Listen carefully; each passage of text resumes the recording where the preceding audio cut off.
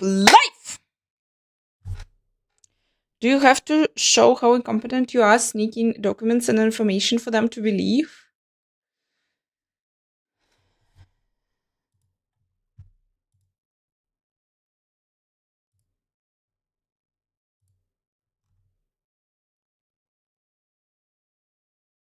Frosty made a clip, made a meme, yeah? Hee hee hee hee hee.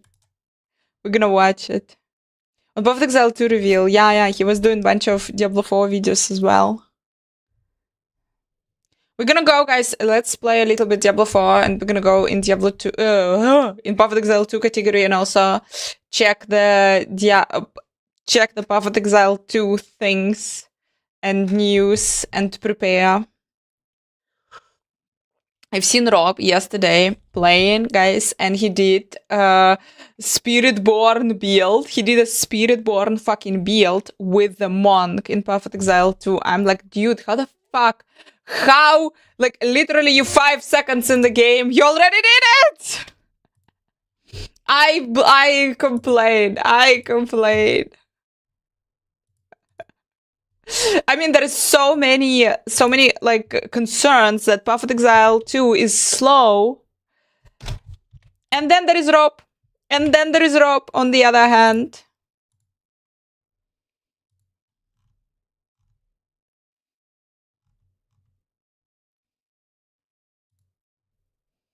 I'm gonna show you. Fuck this, I'm gonna show you guys.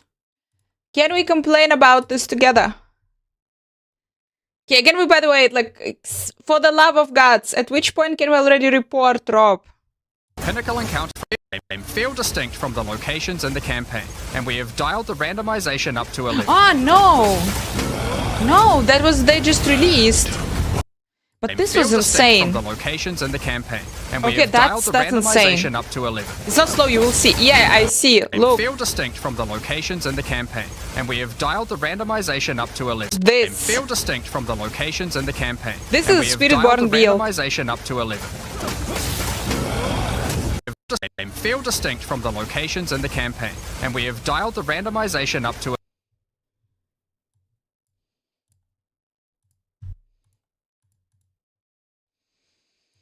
It's like, it feels slow in the beginning, but we didn't have shit. I guess you're supposed to be slow.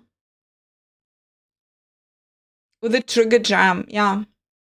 Yeah, like, yeah, I'm saying like I know shit. No, I mean, I'm just fascinated by it's just that, like, the way how it plays. Yeah, it looks Spiritborn-ish, and it feels quite quick, and it is giving the hope that Path of Exile 2 not gonna be super slow. RPGs made like this, yuppie. You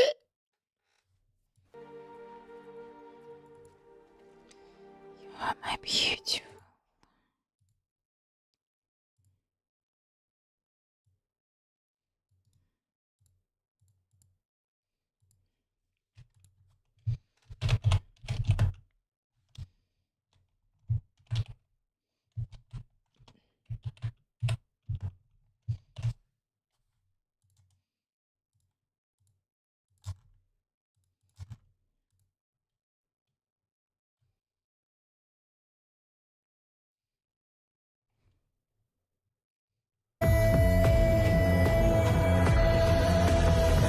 You heard nothing.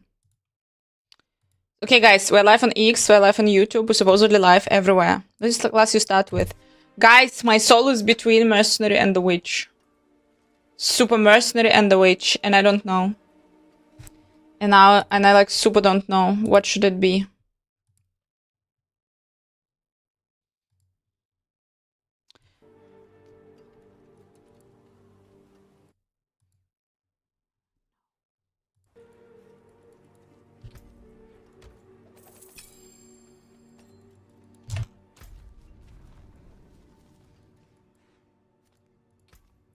It's fascinating. Playing RPG is calming me down. Guys, this is the fucking therapy. By the way, talking about... which character should it be, guys? Which character should I play? Should I play... Which character? Darth Warwick. I don't get it, guys. I did not get it. I don't know. I didn't get the ridiculous parts is that I also didn't get Diablo Soulstone. I didn't get the Valda box. I didn't get shit. That's it. That's it. I'm gonna go cry in the corner because I didn't get shit.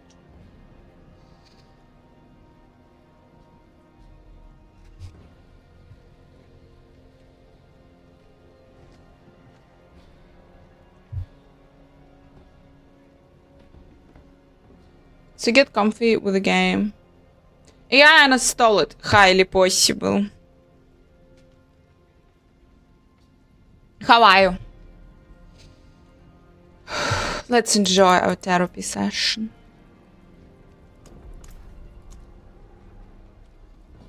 Oxy, hi.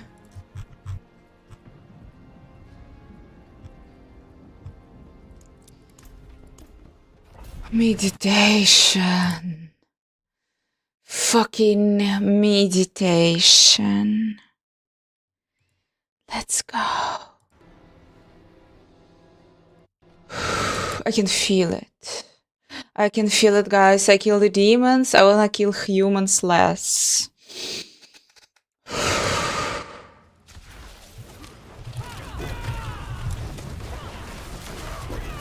Oh yeah.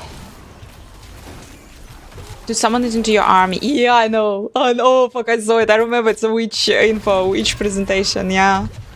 Demon lady. Demon lady. My only thing, it's a demon lady, and you can have the 5 minions with you.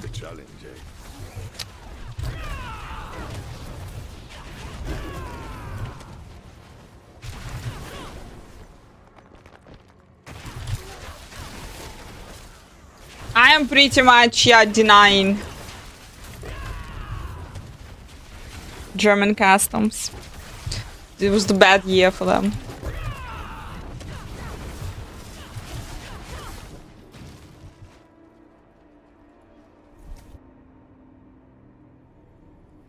Gather Wolf, I personally really approve.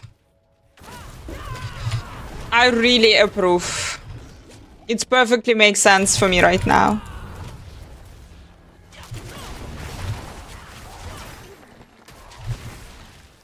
Puvankai, hi, nice to see you on YouTube.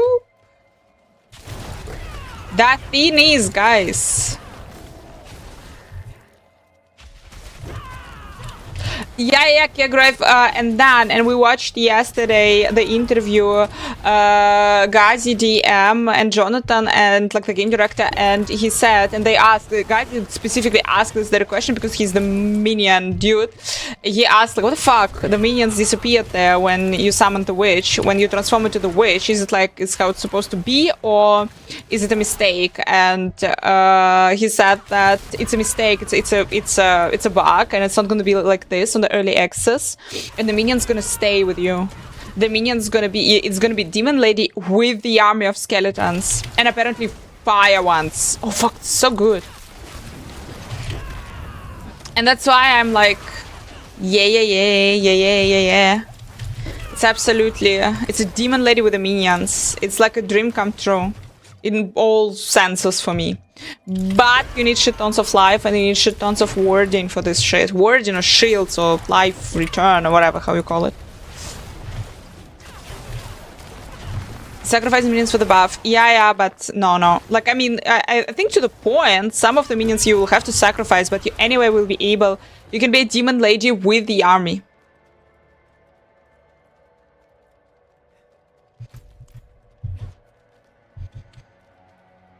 I know, but I know who was the earliest viewers, because it's my real life friends. Because they were like starting this shit.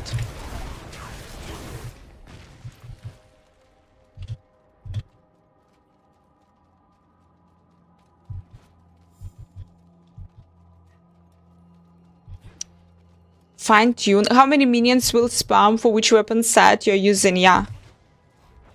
You can do a lot of adjustments.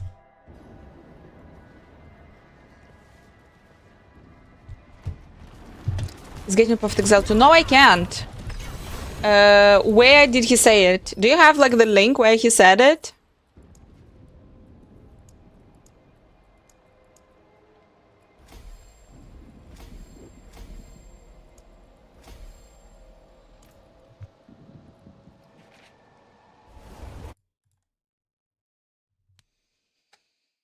Long time ago.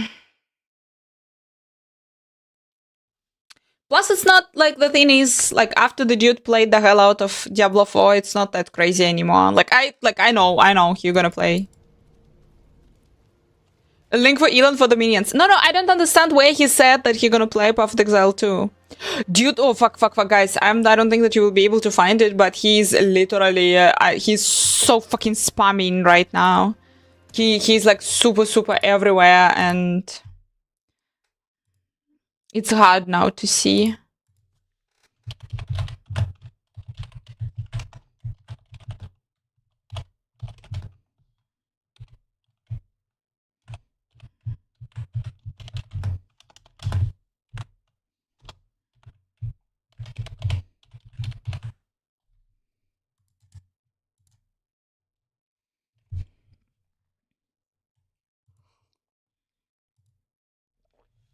Okay, we're super live, guys. We're super live.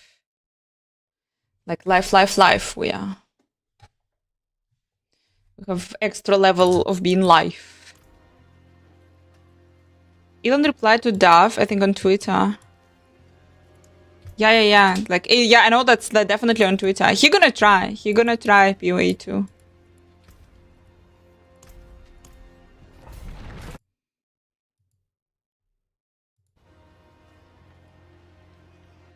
He's recently like saying a lot about the video games also.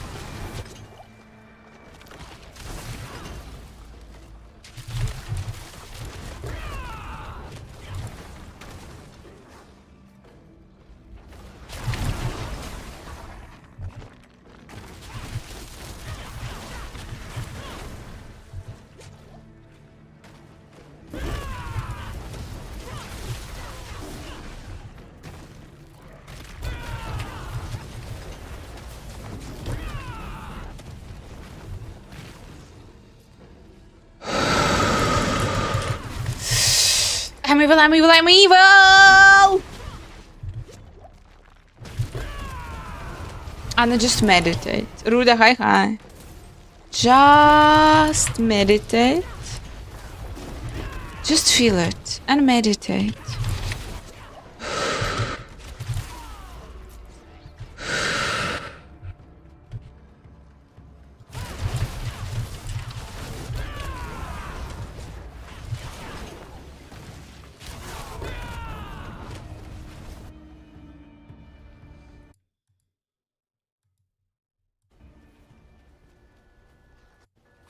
Quite the challenge.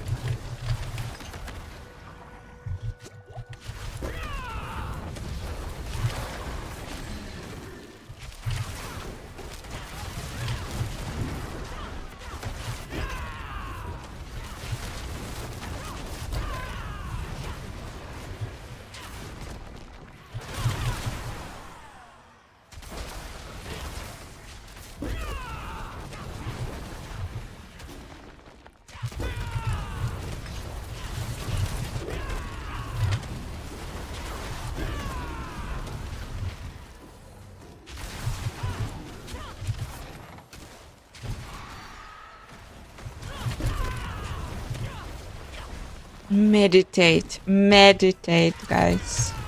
Kill the monsters and meditate.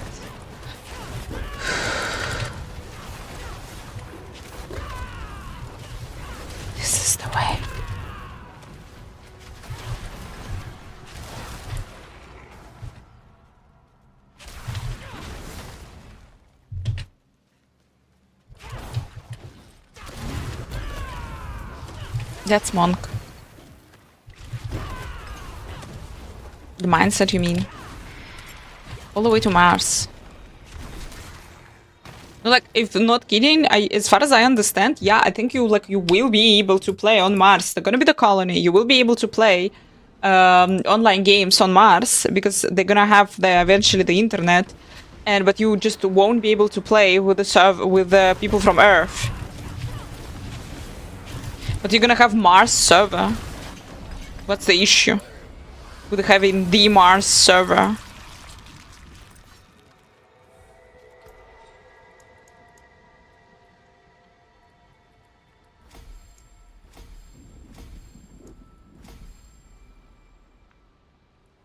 Just saying meditate like the monk. Mars first, let's go.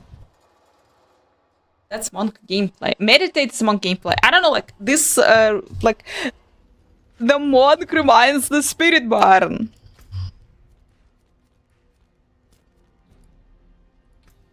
Kinda. Guys, I need the stupid glyphs. I don't have the stupid glyphs. It's annoying.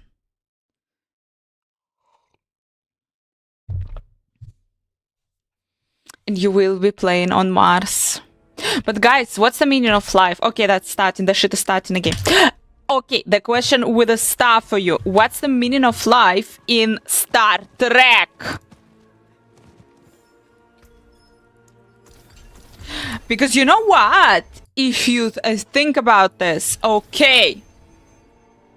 I'm still in post-Arcane depression. Thank God I haven't watched it yet. Imagine you build a society, like a Star Trek society on Earth. They build a paradise. No war, no poetry. But what do you do? Pleasure doing business, traveler. In the society that also doesn't have money. Like, so there is no earning. There is no, like, you need to go to your job. Is the meaning of life in Star Trek. Replicate pineapple pizza is the meaning of life.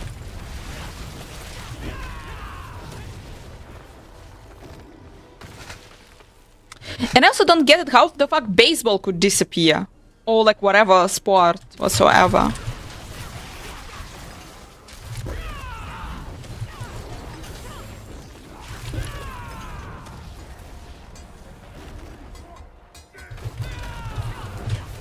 Hello novels about sharks and chicken adventures.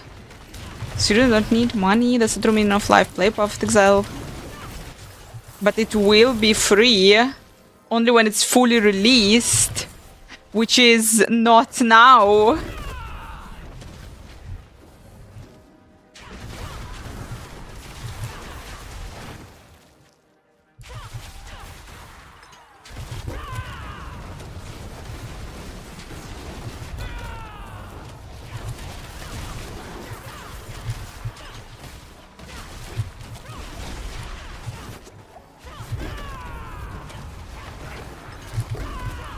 Only when it will be fully released. Yeah, exactly. I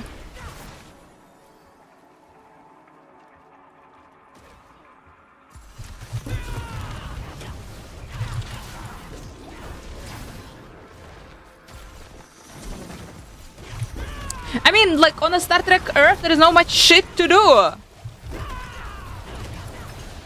Or you go to Starfleet.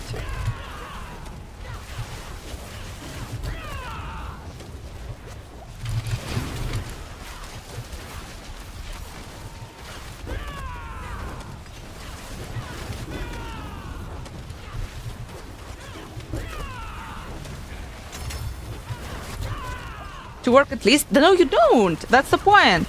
The society, imagine the society without the money. Guys, it's actually super easy to remember. There is a Gamba restaurant. Here we go. What the fuck is working there? Imagine the society without money. Imagine the society where the technology of replication exists. Which means that wherever the fuck you want, just press the button to pierce.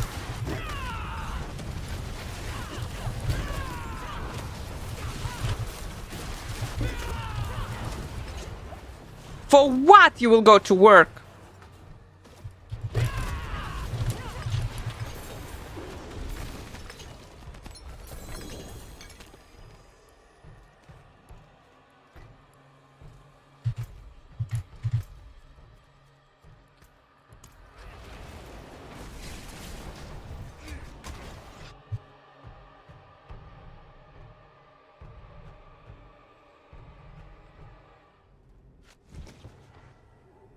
Or make raisins and bombless vineyard. Or vine and Picard's vineyard. Yeah. What is the meaning of life? And Boimless Farms. Just want to hook up with him. Josh, hi. What is the meaning of life in Star Trek?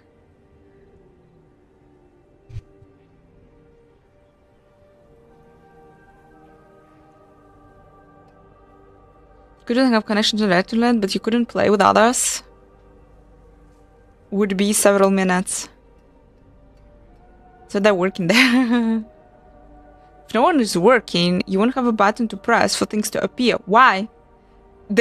First of all, okay, Star Trek has the technology of replication, which means Star Trek has a fucking, like, the technology, the replicator is creating he is pretty much reassembling the molecules into something that you want. Nothing will ever exist. That's highly unlikely. But you know what will exist? Fucking robots who do the work. If you don't what you're saying, if no one is working, you won't have a button to press for things to appear. What if robots are working? What if robots are working on a factories? What robots are making food? What if robots are making clothing? What if robots are building the houses? They are robots, you don't need to pay them.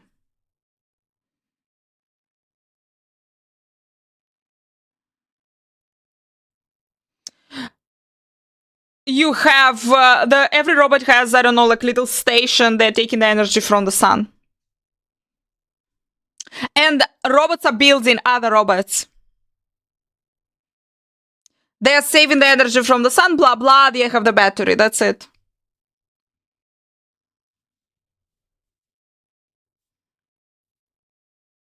Large-sized objects. There are industrial replicators that build large-sized... Oh, amen. To post scarcity. Lots of materials to make. But it's all in the beginning. The thing is, like, eventually... But I think, no, like, guys, we're not talking about tomorrow. We're talking about eventually that shit is possible. In the beginning, it's gonna be hard to first invent the robots that will be, like, that, like, can work and do all kinds of shit. But... as soon as you have self-replicating robots, self-replicating machines, you're pretty much done.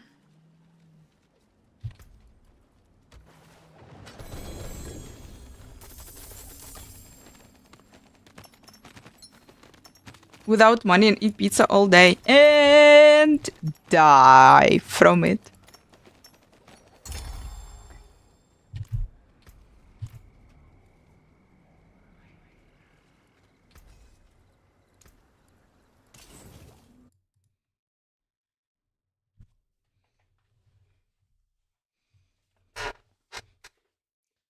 I'm not saying that it will happen over a day, but slowly but surely, like, if this whole shit with Optimus and a bunch of companies right now are working on a humanoid robots. Guys, what if they succeed?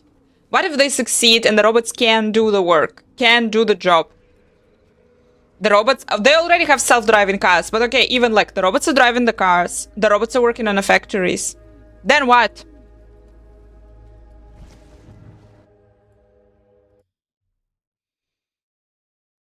What is the meaning of life?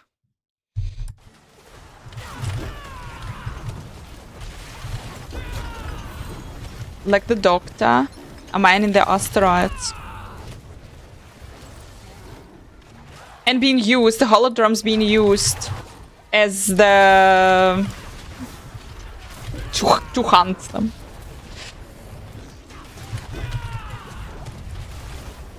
Visual artisan Star Trek type of future.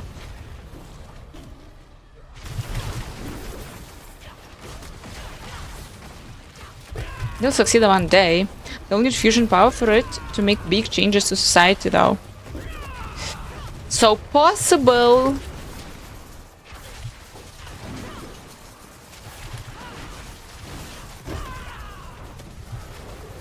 That's a good question to ask ChatGPT. Civica, hi. Holograms will be just a grill doll. I don't know, guys. That's super crazy to think about this. Because, like, for real, you need to find like the meaning, like what to do. Imagine if you don't need to like earn money. You don't have to earn. What would you do?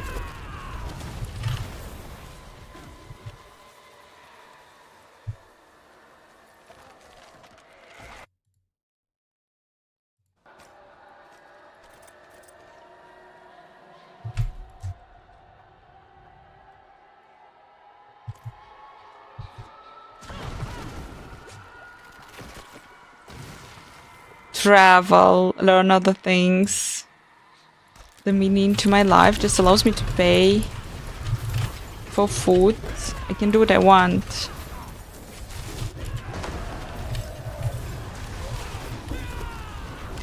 Do you?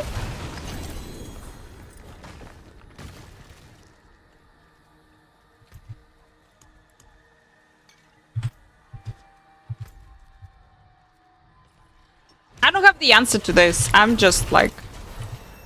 I was just thinking about the Earth, like the Star Trek Earth. That like, what the fuck the people are even doing there in Star Trek Earth?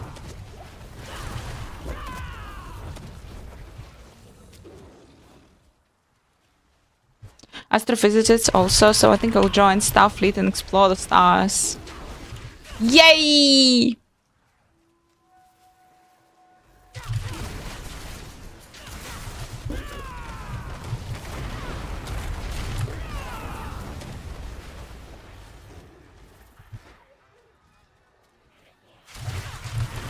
Thank you so much for following.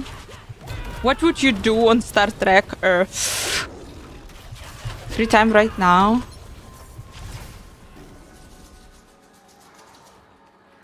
Chatting on stream while playing a game. I enjoy and feel content. Holodeck, Puppet Exile, 15 multiplayer with Anna. Puppet Exile 2 doesn't have like the mercenary, yeah, or something, like a follower.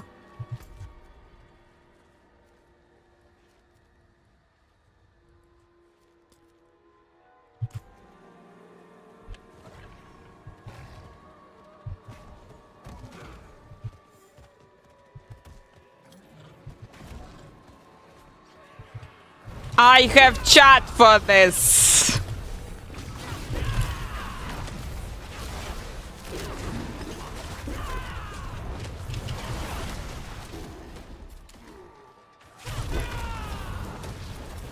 There will be.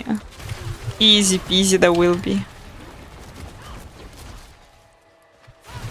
Because I need to meditate somewhere.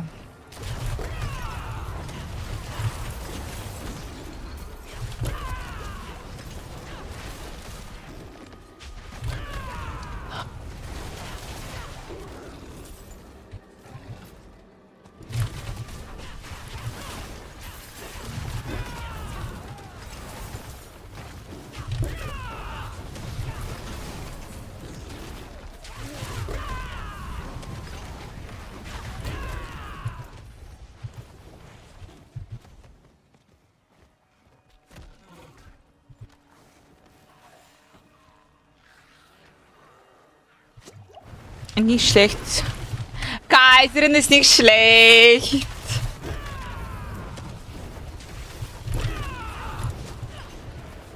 Schönen Tag, bis später. Real Elitist, viel Spaß und ja, es ist gut. The Empress, guys, the TV show The Empress on Netflix, so they right now edit the second season and it's good. And Real Elitist is fucking confirming, it's good. It's somehow really beautiful.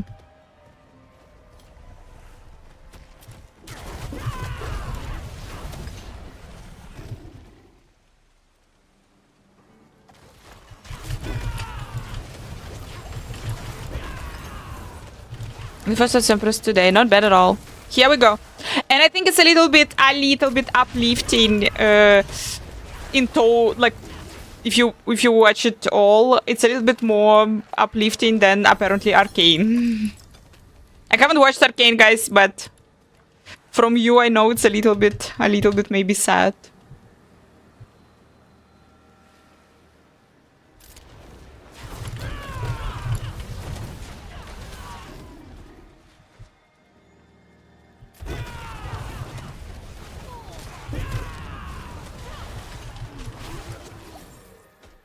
We'll all live on Risa.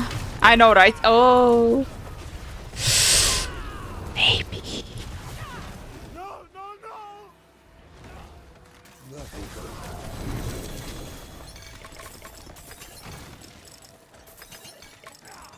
Stupid bug! Ruin!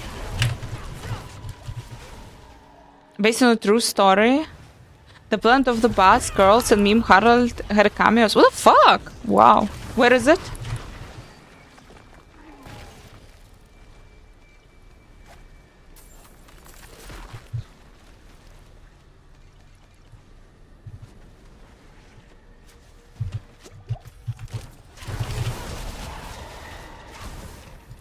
The fact that Star Trek doesn't have internet is annoying me. They don't have like a meme net or anything.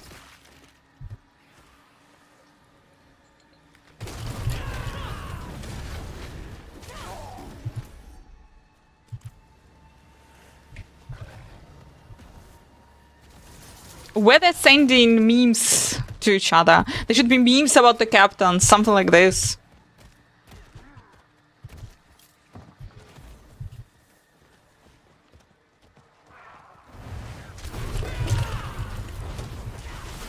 Subspace transmission.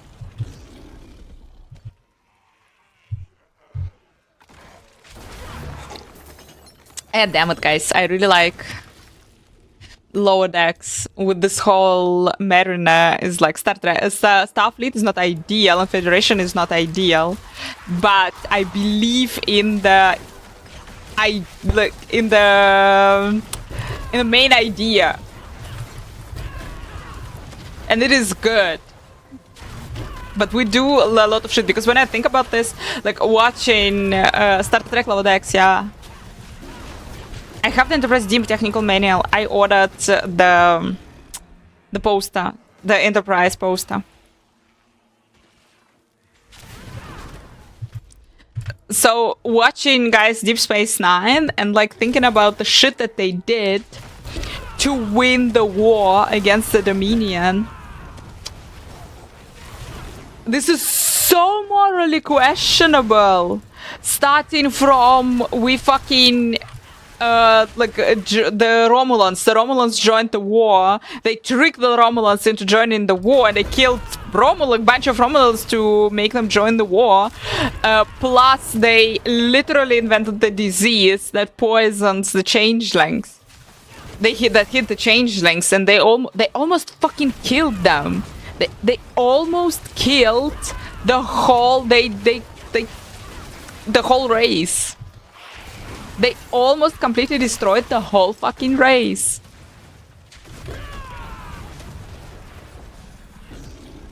And when you think about this, you're like, this is a little bit wrong. Rain Gusta, and we're gonna go. We're gonna let me chill a little bit in Diablo 4. And we're gonna go and check Path of Exile updates and news and new videos. No problema. But this shit is a meditation for me.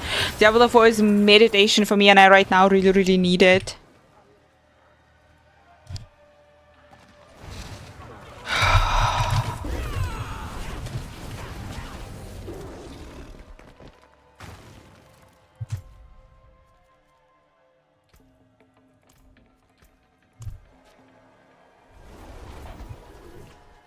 Kira is hot. Always. This is so dirty. Genocide. Genocide is called. They cannot see it! They almost killed all the changelings. Seven of Knife. No, that's not. There should be the different. There should be the different name of the hottest of 7 of 9. So it's not hot. It should be like, you know, 10 level higher from hot. She was really good. Dax is also super hot. Better than 7 of 9? No. No. There is 7 of 9, then there is Dax, then there is Kira. I think this is the correct rating. But Dax was also super, super nice. I hate absolutely. I just hate the fact, how could she die, guys? How? Plus, guys, I just say, like, the whole team, like, absolutely everyone who participated in the Deep Space Nine, they should be they should be kicked out from the Starfleet, actually, and it should be, like, by law, by force, they should be kicked out from the Starfleet, and they should be put under psychological evaluation. And they should be, like, really, people should check on them, because too many people died around them, and this cannot happen without, you just cannot go through this without severe mental trauma. Telephone Steven's on sale. Minyo, welcome. It's nice discount currently. Yay! Jatsia Dax. Wrong. No, Jatsia was good, but the next host was, like, I don't know, I didn't like it. Anina, good luck for everyone. Welcome. Mania, welcome to the world of the sanctuary.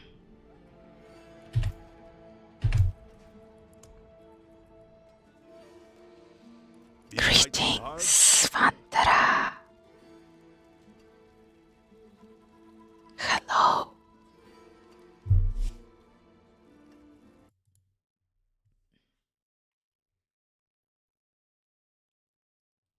I really love Jetsia, me too. The next one. Nay. You take care now. My glory days aren't over yet.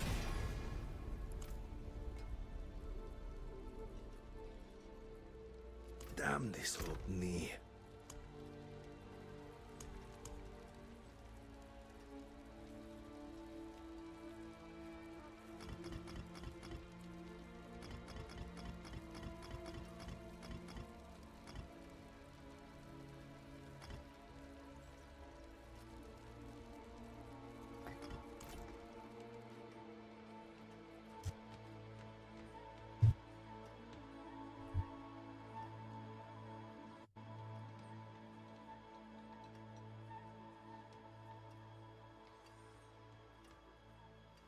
Rub the Valley of your Wolfista, guys, for better magic find. He is a cutie. He is absolutely the cutie, guys, and we have the emote. We have the Wolfisti emote. All our subscribers are getting Wolfisti emote. Orange version of my Murloc. It was Blizzard's fault, I agree. Blame always Blizzard. I want it was on sale. I'm waiting 3 days. Guys, in 3 days, I'm gonna throw away all my money on the new fitness educations. In 3 days, like actually 29th, they will be on a big discount. And I am like, I don't know, like this year I actually enjoy the Black Friday somehow. Rusty, thank you so much for following.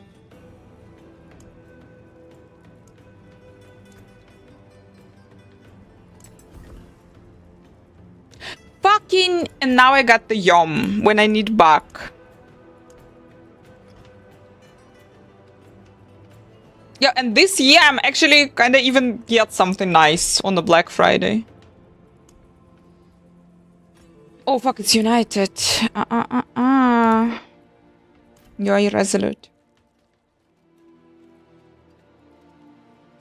I even got already. I got the table, and it's till the end of this week. It's gonna arrive. Also, I also got. Guys, I'm doing some like upgrades for the streamer dungeon. So, super waiting.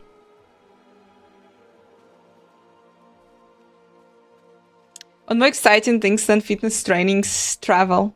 No, if something accidentally. No, I'm super happy. The big one, hi. I'm super happy. I was waiting for those stupid fitness trainings to become available and just in general, like the decision. to finally do it. I'm really, really excited. Exciting. Yes, my streamer dungeon will look nice!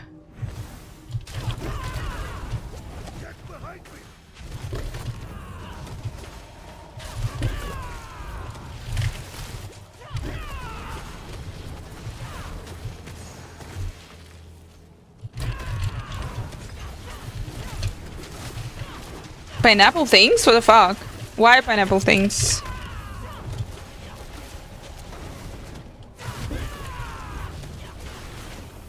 No, he's back.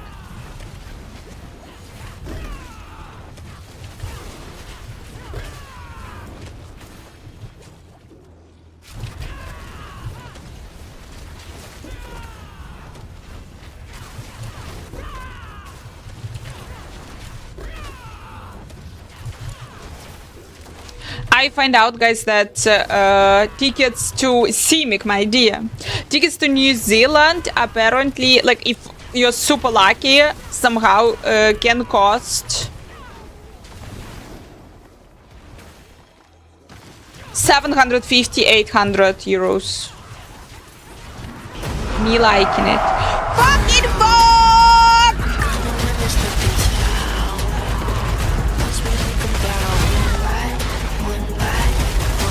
Black Friday sales 3/5. Yeah, I wanted to say something about Black Friday. Civic, thank you so much!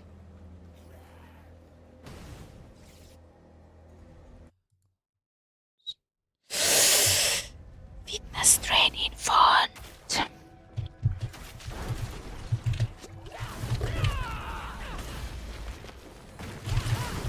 That's a lot of pineapples. Yeah. Guys, we're gonna go this Friday to the Christmas market. I'm gonna show you Christmas market, German Christmas market. I'm gonna show you in Nuremberg, and one of the things that they are selling there is fruits in chocolate. And this means that we can fucking eat even pineapple in chocolate. But fuck this, I don't want. I'm doing the real life stream, guys. Real life stream from Nuremberg. Lilith, relatively your time. So I want it to be still like the daylight, which is now. Plus minus. Maybe a little bit later, like 1 p.m. I'll start.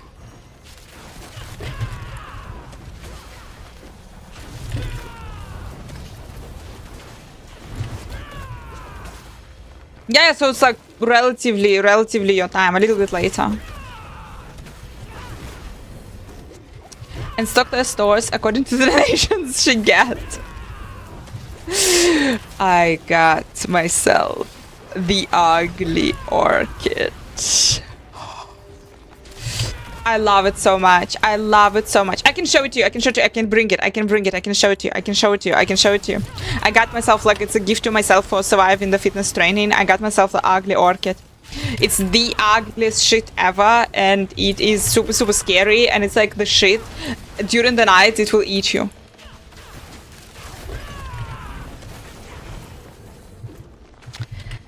So I really, really like it. And apparently it's like the season or something, because multiple florist shops. Fuck! Black Friday sales 3/5. Well, it's Black Friday, and the sales are here. But STF, it'll stop the blues, that's crystal clear. You chip the summer, gonna strike gold. But the sales are just okay, nothing bold.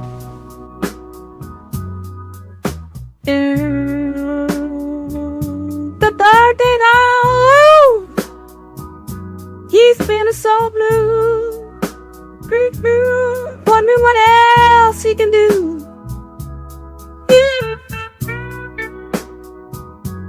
You thought he stole a deal?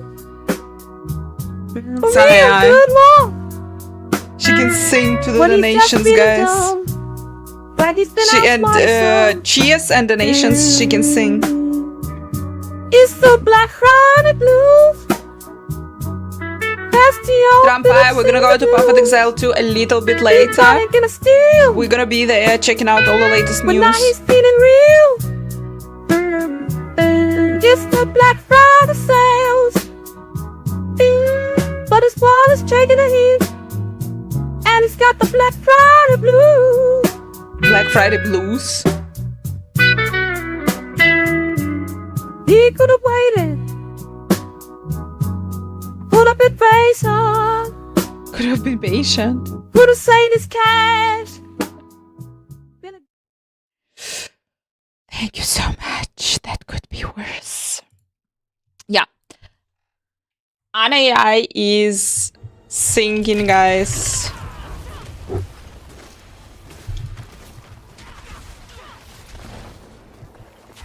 To the bits and the nations. That was scary. That is scary, guys. That's why I'm fucking telling you that the whole robots gonna take over the world. It's absolutely coming and you should be afraid.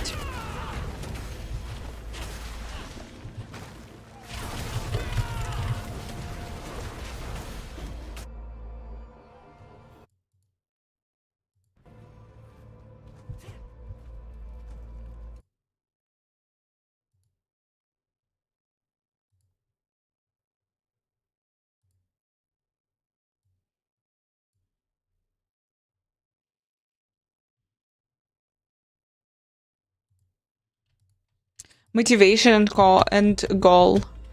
Rule over humans. I think it's a great motivation and goal.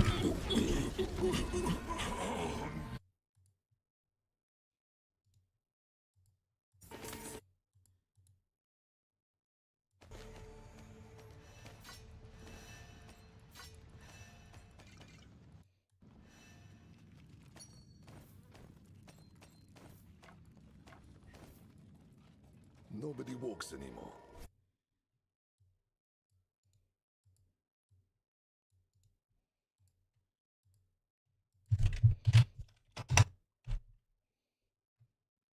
After this one. Just the song. After this one. Am Weltenfänger. Radio. Mein Radio.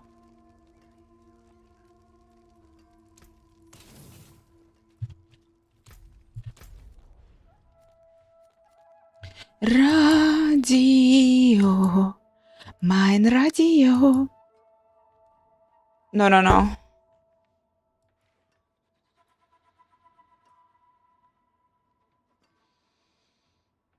Dorn, hi. Morning, for real. Morning.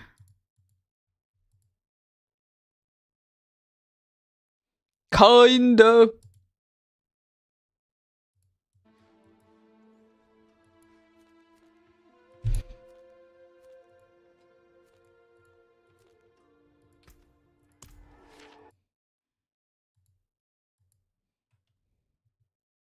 Weltenfänger. Radio. Mein Radio.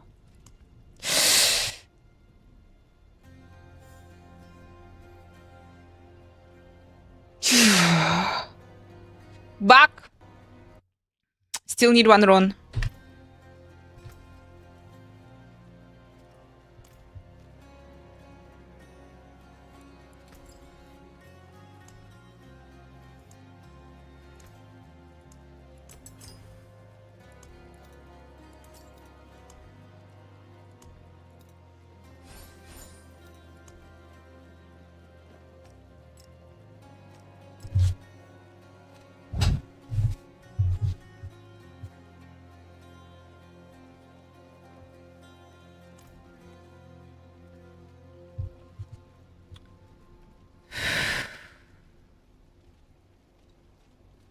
Thank you so much for following.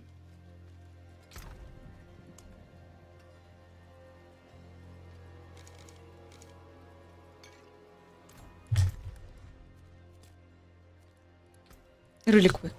Like nothing.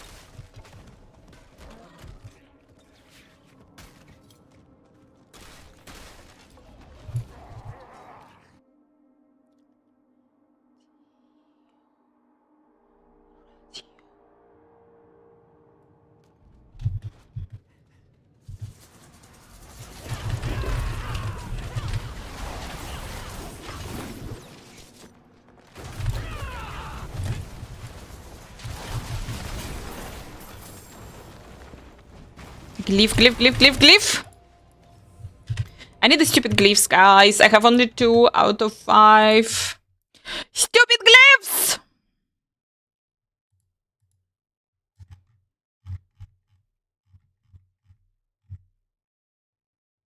Fulminate is actually the one that I actually fucking need.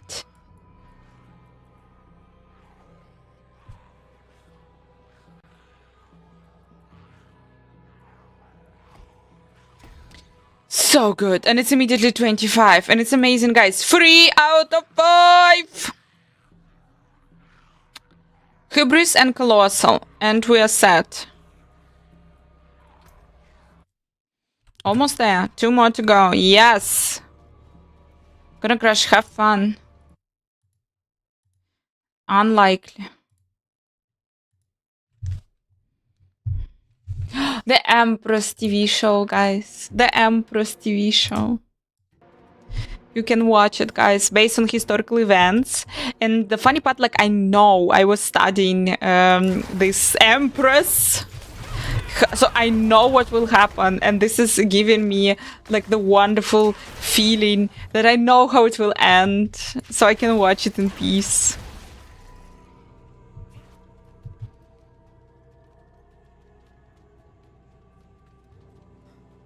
Spoil to the max, the way I liked. I know that it's gonna be good. Relatively.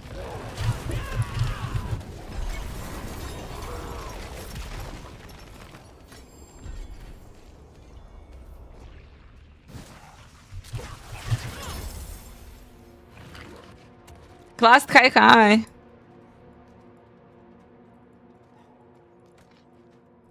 But relatively. Life is so weird. Life is like super weird.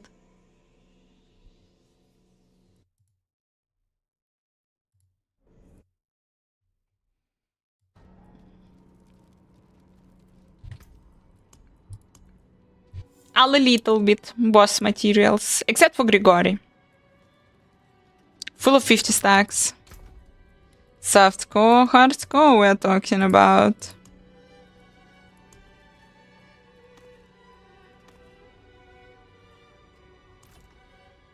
Softcore. Yeah, that's okay. Stupid glyphs! No, the dude is... Stroof up! The dude is top, like, he was top 20, he was something blah blah blah blah blah. And I officially, like, now I also agree that he's an alien. He is absolutely an alien, guys. You can build stupid rockets and be good in Diablo 4.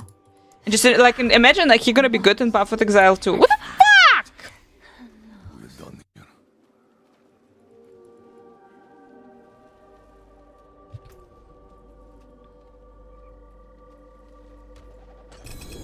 here. No, I think I'm, like, forever fucked. That's it. I resurrected myself today in the morning.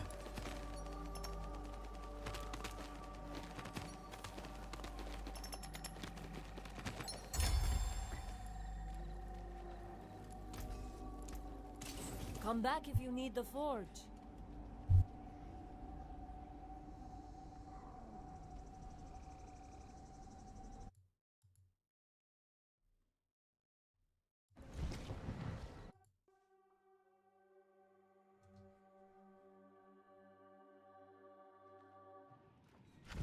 I need one more. I need one more back.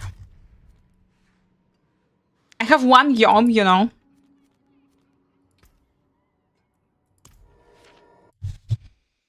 I have one yom.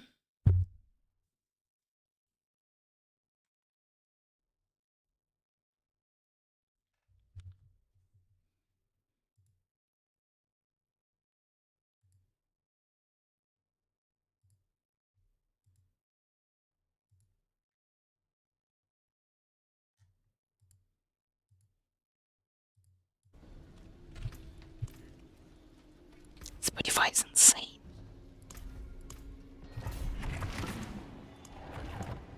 Well, I have one.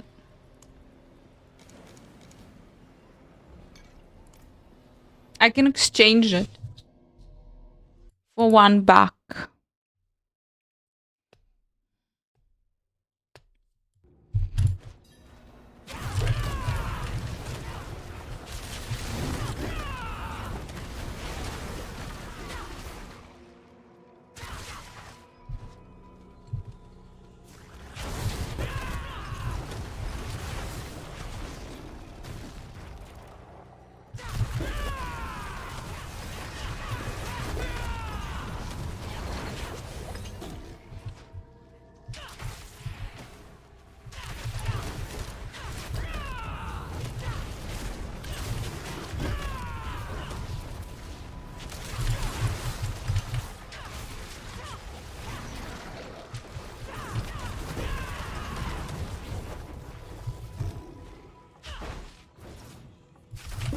I'm gonna check.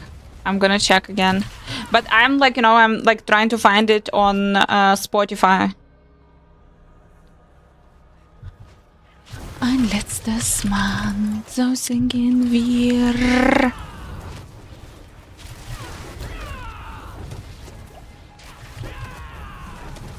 Guys, adieu, goodbye, auf Wiedersehen. It turns out, thank you so much, that one of my relatives in Berlin gonna become my nephew of the nephew of the nephew. He gonna become 18 in a couple of weeks. And you know what does this mean? Based on the old Russian tradition, this means the initiation drinking to the death party.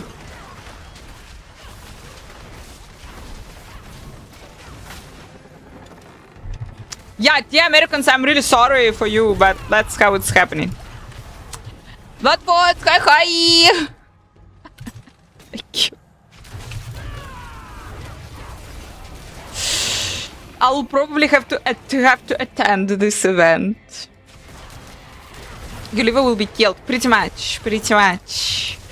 It's like when you're turning 18, based according to the Russian tradition, Gulliver should experience shock. So you like preparing it to the adult life.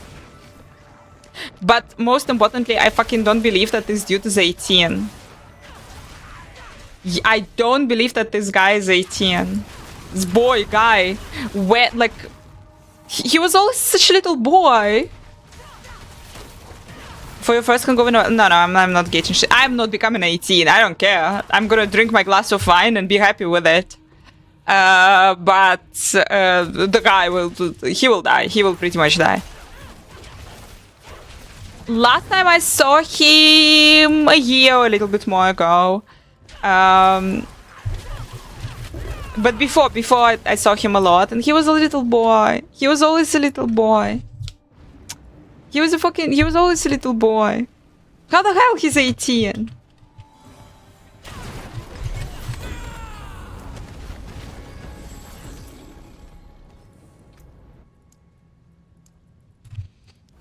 I don't like this. Das geht schnell, ich weiß.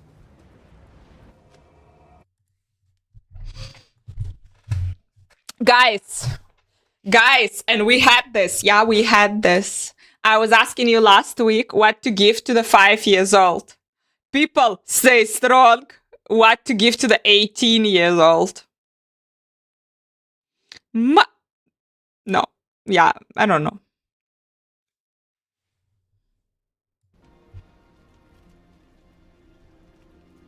Bottle of what? All the Russian relatives gonna do this. Come on. Come on. Budget? I don't know! Use it well.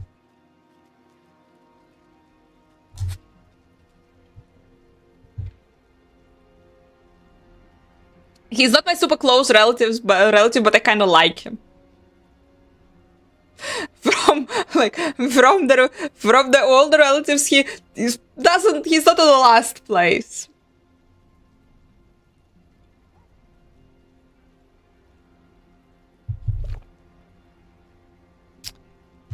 Gadzi, hi. Who the fuck knows what he likes?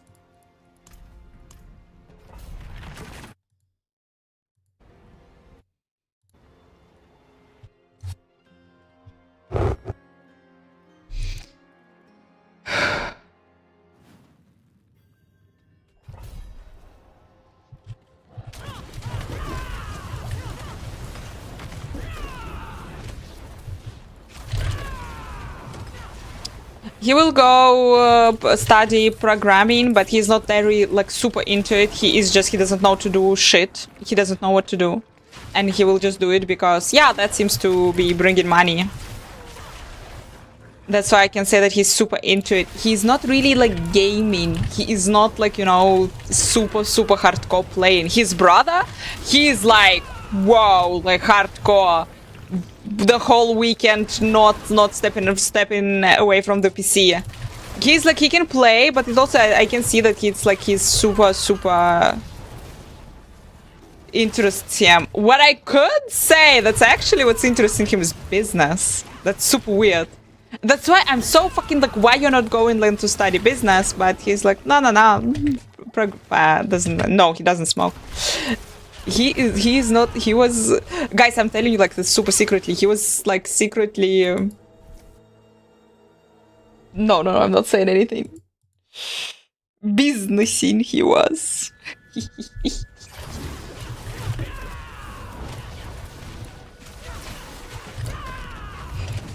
735 in the carry? No, I'm hardcoring.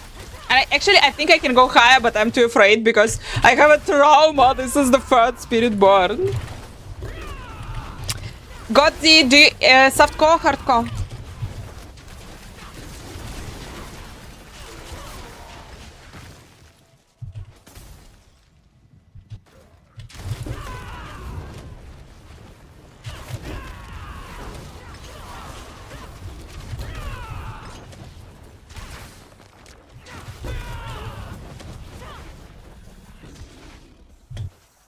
It's not an embarrassing story. Softcore or hardcore?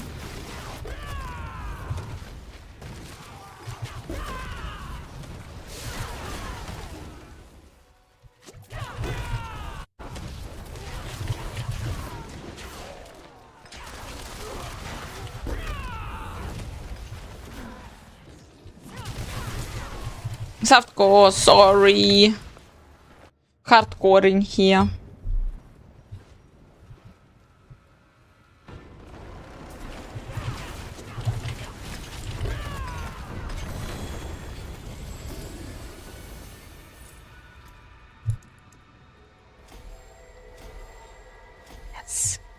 Okay, guys.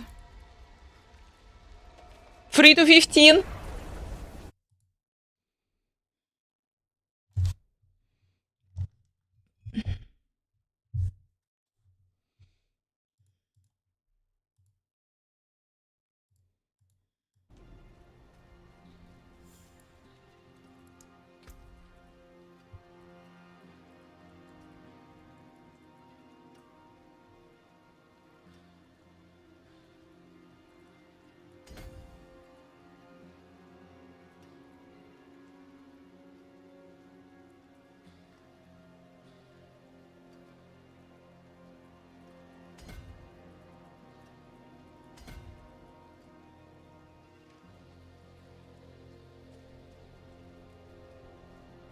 Didn't like someone.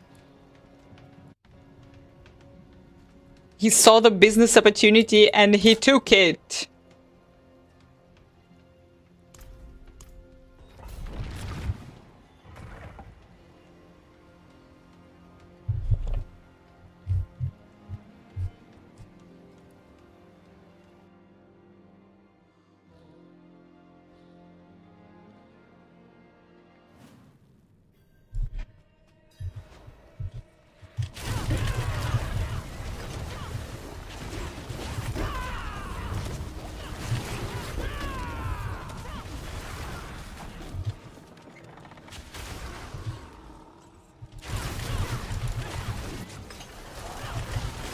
Engraved flask, it's like the one for drink. Flask, it's you mean like drinking. Because I'm actually super against this whole stupidity that my relatives are doing. I know that this will happen and I can't do anything against it, but this is super dumb. This is literally, we have the problem with alcohol. We are drinking too much. So yeah, let's teach our kids how to drink.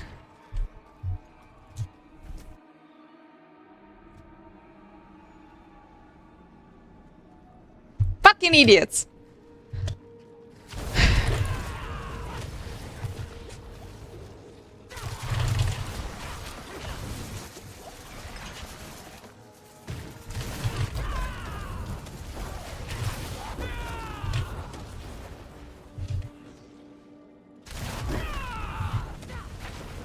No, in Germany, Berlin.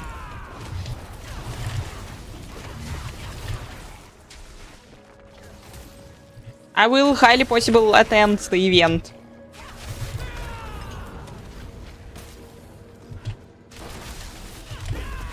Because I don't know, no, like 18. You're not becoming everyday 18. Guys, is 18 a big deal in your country? Like in America, what's bigger, 18 or 21? Like what's an important shit? Because like, no, in Slavic countries, 18 is important. Like 18 is like you are adult motherfucker. Is a big deal for guys. And kids 18, 16 for the girls. You can drink from 16 if you're a female. That's weird.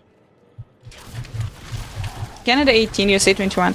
No, I don't mean like drinking. I mean like for the society, for like, you know, for your family, for example, like for you personally. What's more important? When you're becoming 18 or when you're becoming 21?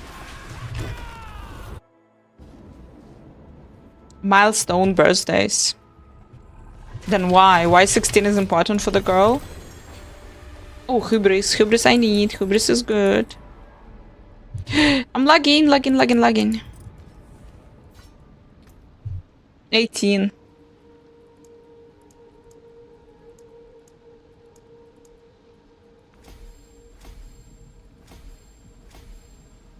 Typically give them a key, which represents the key to the rest of their life. Wow. 16 is driving, you say, right? 18, time to move out and start college. Is a big girl's super sweet 16. No, like... Yeah... No, I've heard something like this, but yeah, we really don't have it. In Slavic countries, we usually don't have it. 16, no. 18 for boys and for the girls, it's the same shit. 18, you are becoming adult. You can vote, but it doesn't mean shit, but well. You can. I personally think 18, you're still a child and you shouldn't be allowed to do shit. For everything, yeah, you're legal for everything, but not drinking.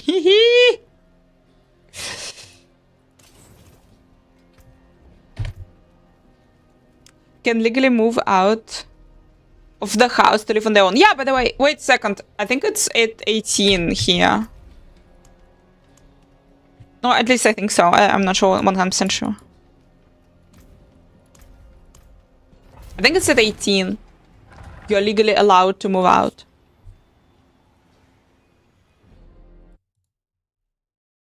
Driving lessons, maybe? No, you lost me. Don't know. Don't know. Never did.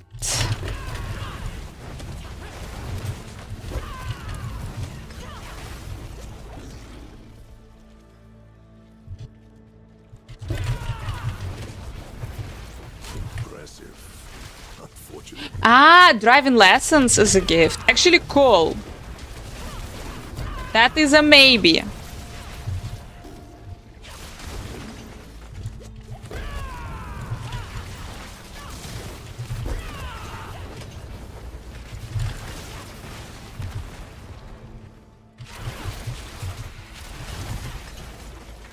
Southern. We could do almost everything age restricted. Teaching someone else to drive. becoming a prime minister. Also, I'm pretty sure there is an age restriction.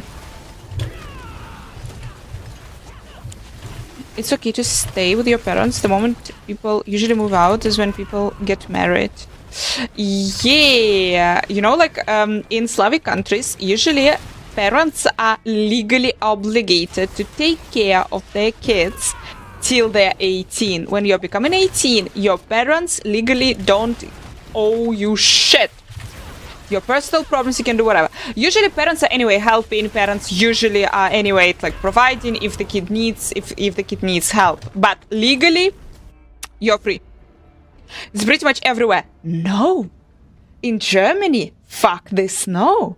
The parents are obligated to provide for their kids till they can't support themselves. But this means that till pretty much whatever, till whatever age you can choose. And like theoretically, you don't want to go to work. You don't. Your parents are anyway legally obligated to provide for you. Not morally, legally.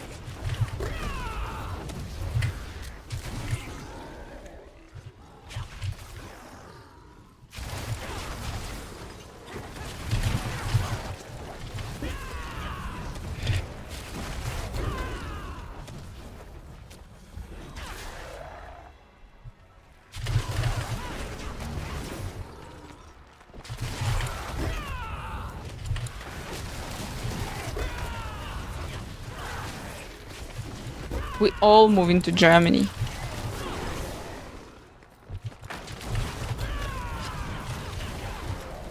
Yeah, you can move. How are you gonna trick your parents to move here? Because you fucking move here, then you're gonna have kids, and then they're gonna do this with you.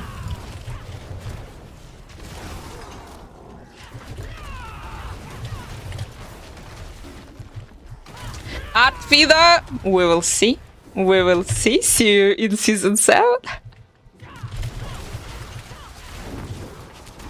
Kidnap them.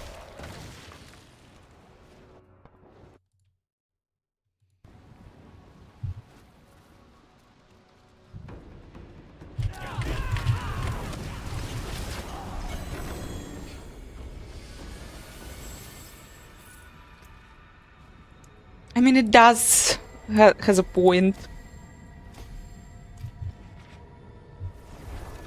Parent nap. Parent nap. That's how it should be.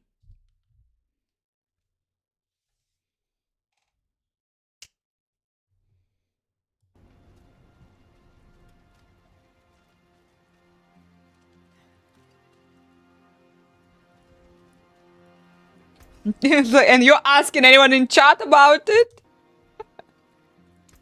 Better than starting from nothing.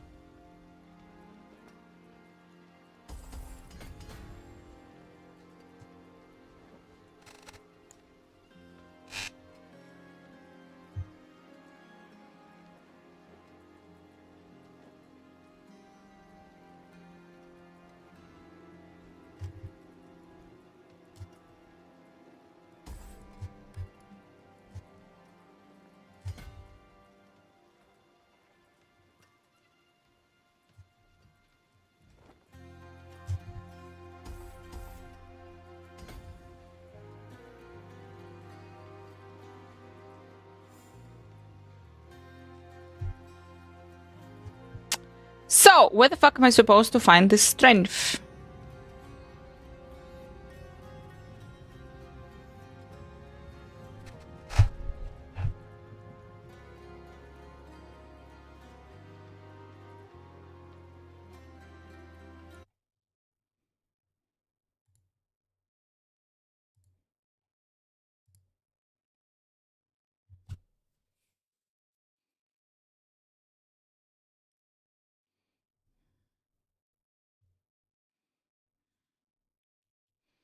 Never Russian.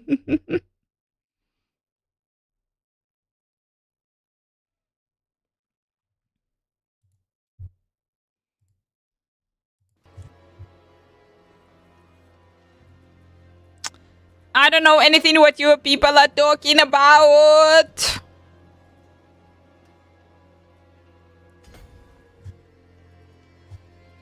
No fucking idea.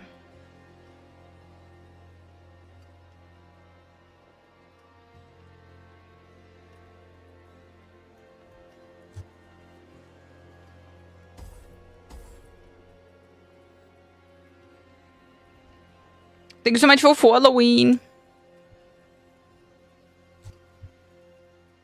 What is the Tetris music? This is the drinking music. Talking fucking about it.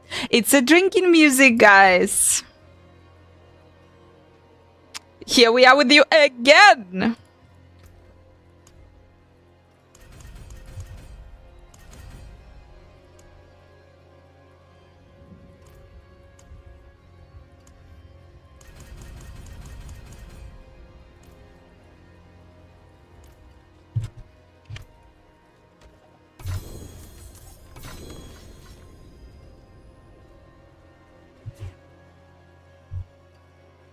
Some nice headphones.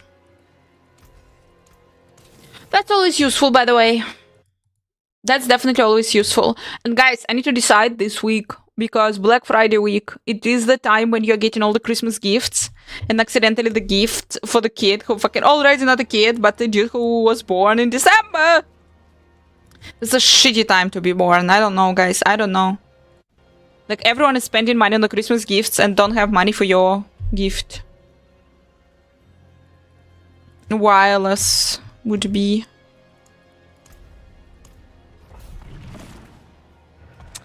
second.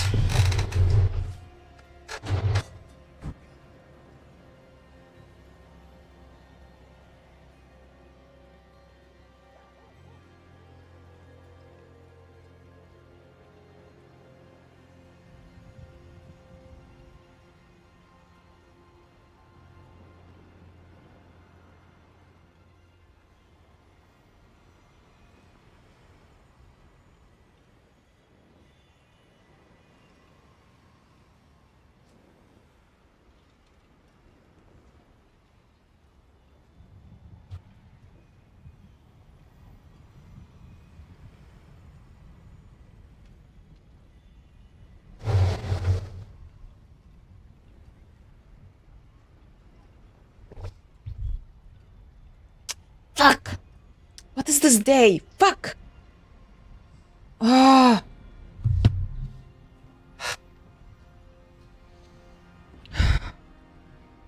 Guys, I'm gonna show you the miracle.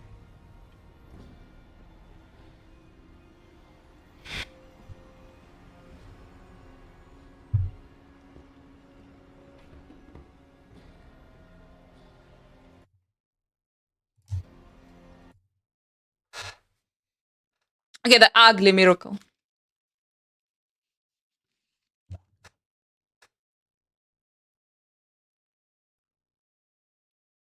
I am playing Path of Exile 2. We're going there. Almost there. Soon. This is super ugly orchid! It's gonna eat you. It's gonna eat. It's gonna come to you in your nightmares, for fuck's sake. It's gonna come to you in your nightmares and it will eat you. Boom. I love it. It has even like a little bit, I don't know, like the fur it has. Oh. Meow. Meow, meow, meow, meow, meow. Look, it has fur. It has a little bit of fur.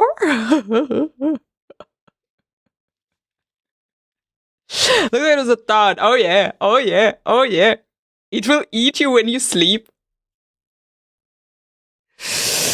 I like it a lot.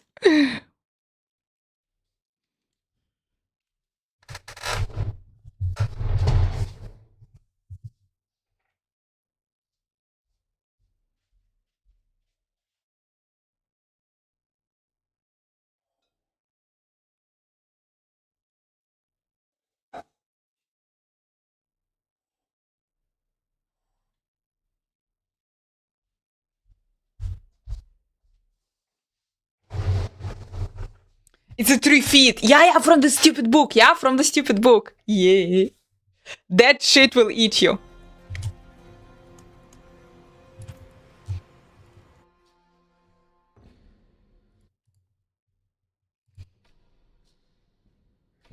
There is a book, Prettiest or whatever. They also have like post-apocalypse scenarios. Tina boys, thank you so much. Me gonna be the demon lady. Oh yes.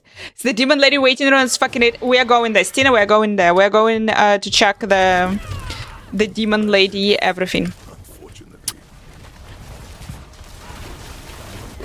So in the Prettiest book, it's like the book with the post-apocalypse scenario, and they had the problem that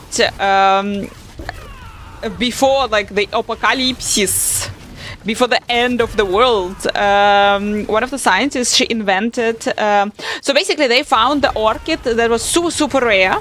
And it was super important orchid because this orchid had the extract that let them cure some disease. Let's say cancer. Doesn't matter. It's in the book. But the problem is that the orchid was super rare and it was super hot. It wasn't growing pretty much anywhere. It needed super special conditions to grow, and yeah, they had the problem. And so what they did, they genetically engineered the stupid orchid so it would be more resilient and that it could grow anywhere. And what they achieved, the orchids are their fucking parasites. It's actually parasite plant. It can grow and it can kill everything around. And what they achieved, and this is the world where there are gigantic fields of those orchids. Really beautiful. But the problem is that absolutely nothing else is growing there, and they're just killing the earth.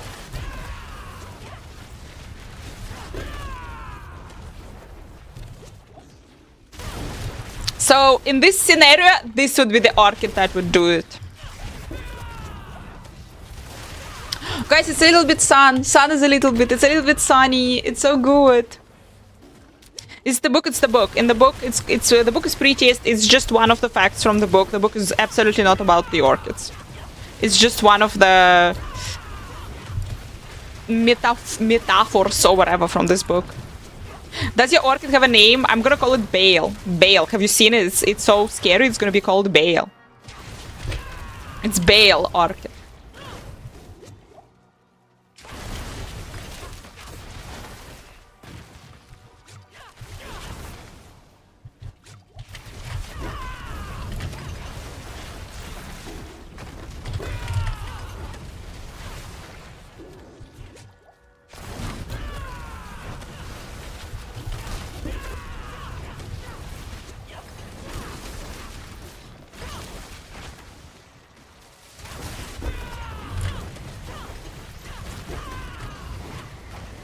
With chicken kai. Orchid!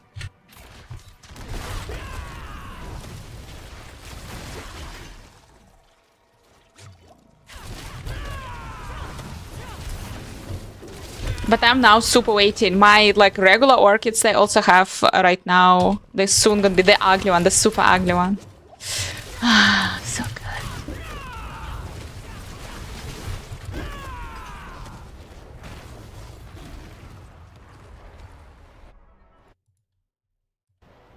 The one. Did you get it? I got it. I just showed it.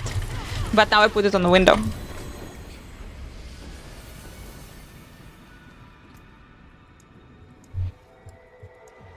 Okay, guys, I just need Colossal.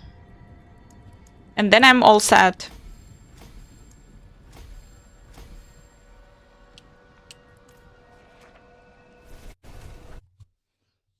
It's my new best friend.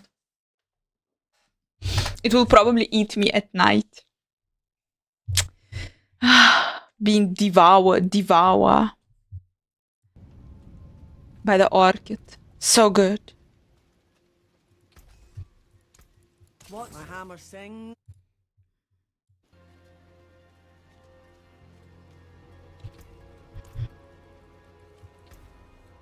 It's actually, like, in this book, it's a nice metaphor that the beauty can be destroying, something like this.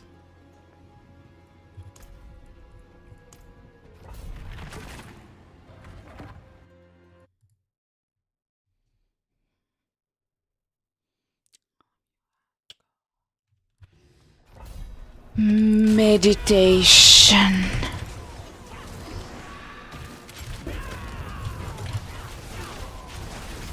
And vitamins. Day of the Triffids. Talking about.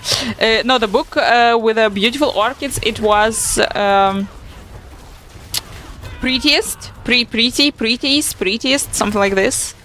And the Day of the Triffids, yeah, it was like, it was also really cool. How we all will die.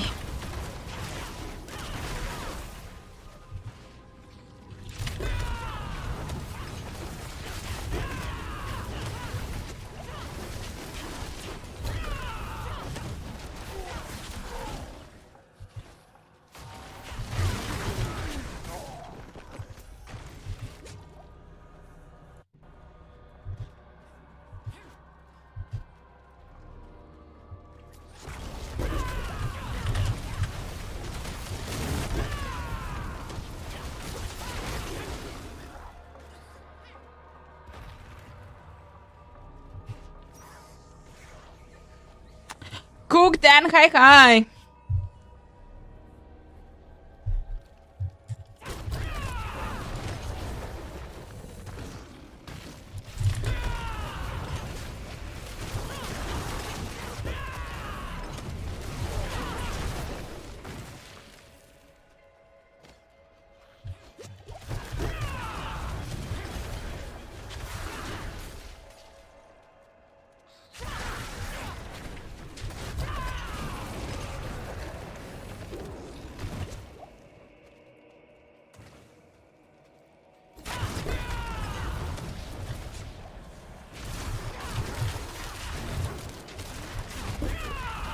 Vitamins! Take the vitamins, guys. And Glühwein. Maxim, hi.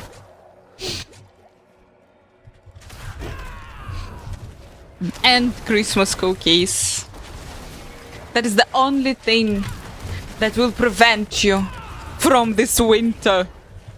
From everything this winter.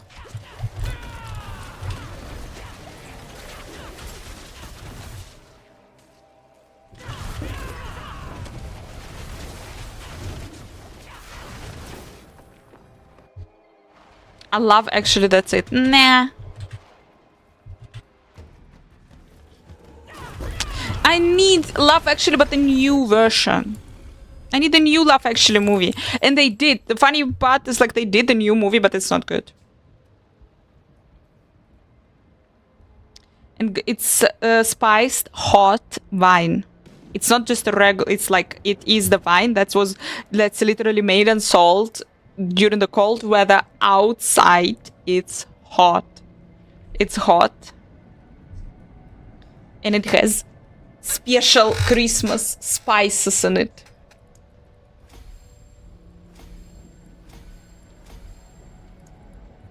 But Germans are calling it Glühwein, and so I also call it Glühwein. In Russian, it's Glintwein, and kind of similar, so I keep it. Stardust, the movie? No, I don't think so. Everyone died there?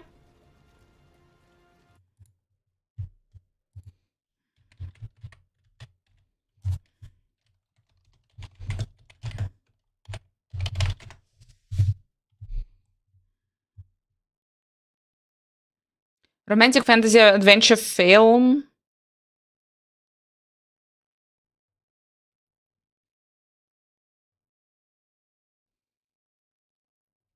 There is a cartoon, isn't it? I only speak English. Cody, we also kinda speak here English, but kinda. Christmas cookies. I should bake some Christmas cookies today. Yes! That is also, there are Christmas happiness vitamins. They are helping.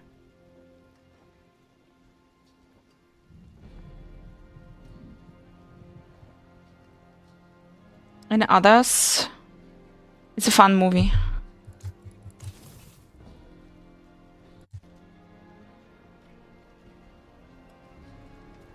First Thanksgiving cup. Bye! Dear Americans, here. pecan pie. Guys, I don't know, like, you know, like, I do not eat any sweets right now. I don't eat any sugar till the Christmas market. So, Aka till this Friday. And it's super, super hot! With all of the Thanksgiving pies and everything conversations.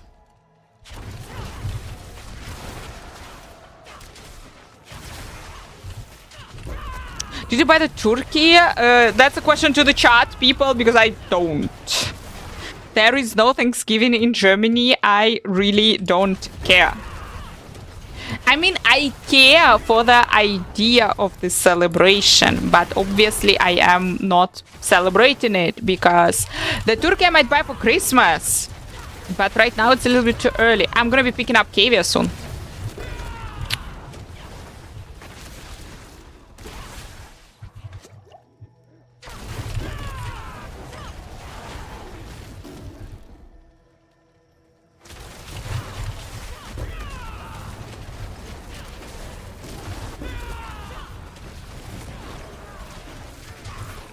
Cody, we can survive this, but I live in Germany, dude. You wanna tell me something about what your government is doing?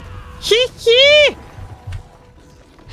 Dude, extra avoiding getting with those holiday seasons. Robert, right now it's super hot period, guys. It's such a hot period right now. I understand. I understand. I will try, but guys, strawberries in white chocolate plus a little bit maybe coconut. They're calling it Rafael strawberries on a Christmas market. Jesus, it should be illegal. It should be like on the same level. It should be put on the same level of danger with, I don't know, cocaine or something like this. Fucking hell, it's impossible. It's just impossible to just walk by. No, Cordin, thank you so much. I do like coconut flavor.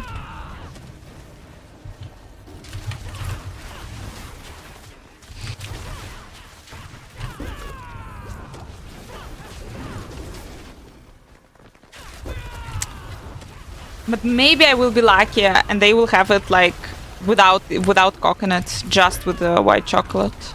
With white chocolate they always have it. With coconut sometimes.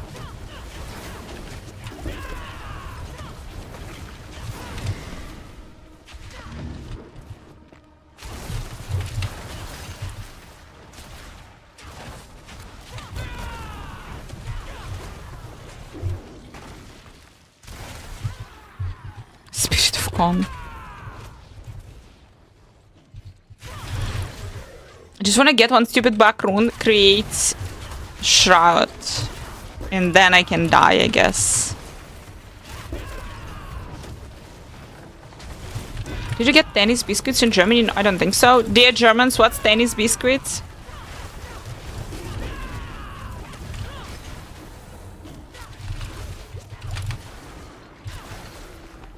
Yeah, they're calling it Rafaela strawberries. Again, guys, it's the strawberry covered in white chocolate with a little bit of coconut this on top.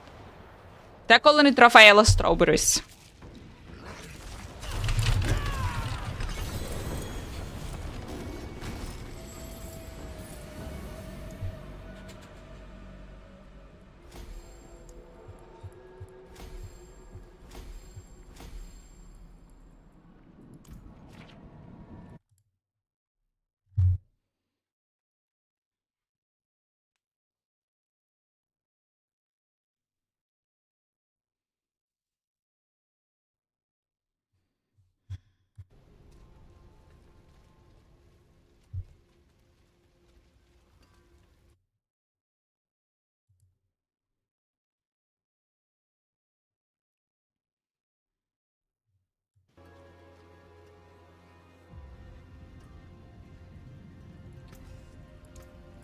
I'll keep my foot.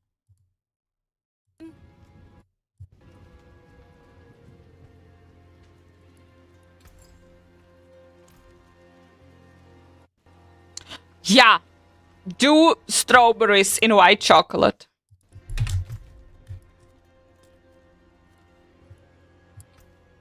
Nobody walks anymore.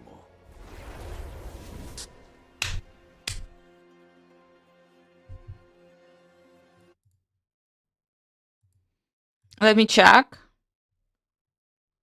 No, we don't have this. Do you have this, guys? In your country? First time I ever see.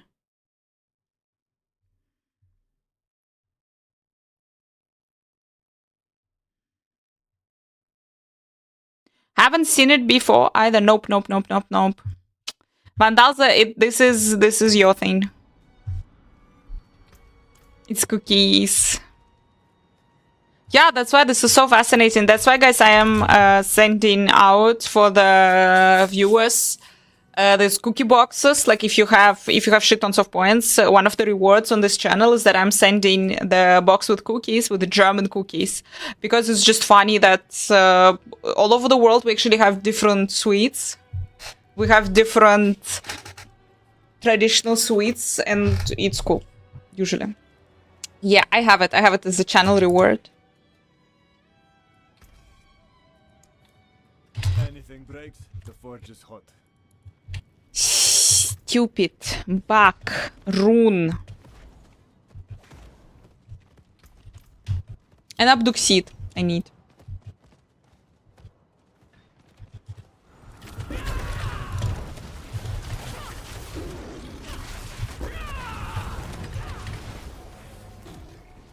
What is this? The wrapping paper in February.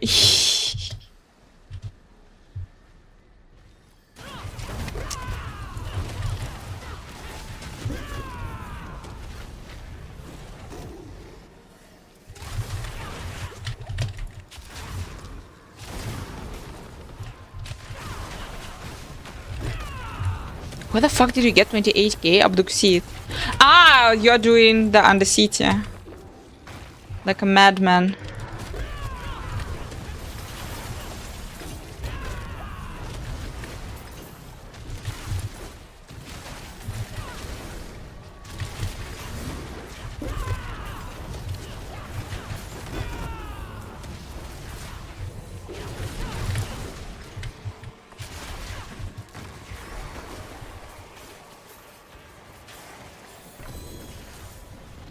Yeah, I go to work today in the evening.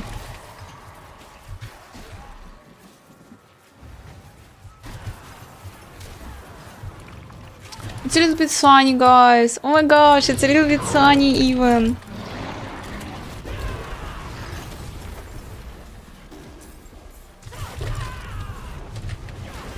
Evenings, evenings, evenings. New fitness education, education. Will I even understand it, guys? Will I be able to learn in German, to study in German? I will, but it's like, it's hard, but I will.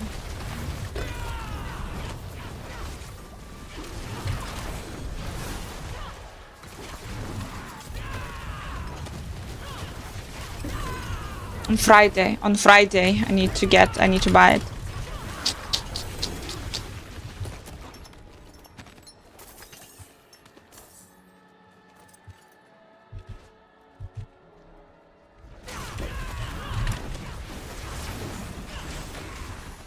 It is done.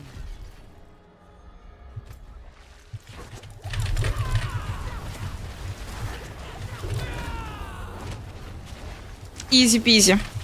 But I need a moment, so I wouldn't die. Kinda.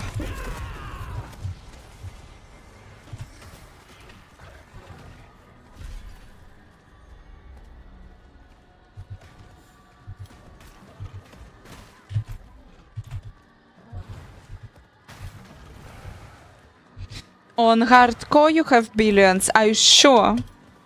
I fucking did. Exclamation mark reap, guys. Exclamation mark reap. That's how I died. Showcasing the gear.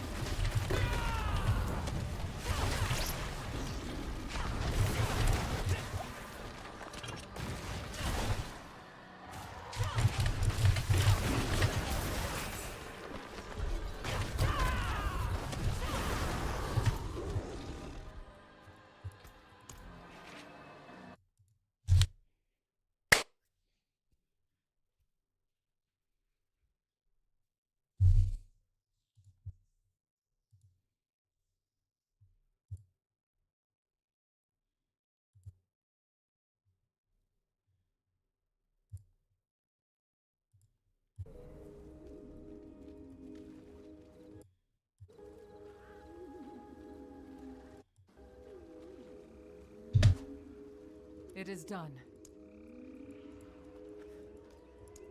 They're always back for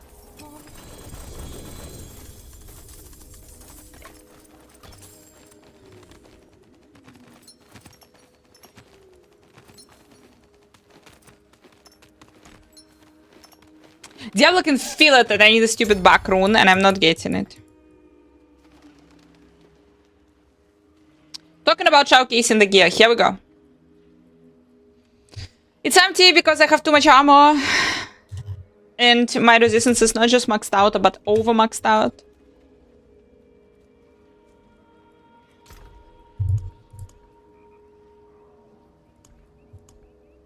But I'll put there something.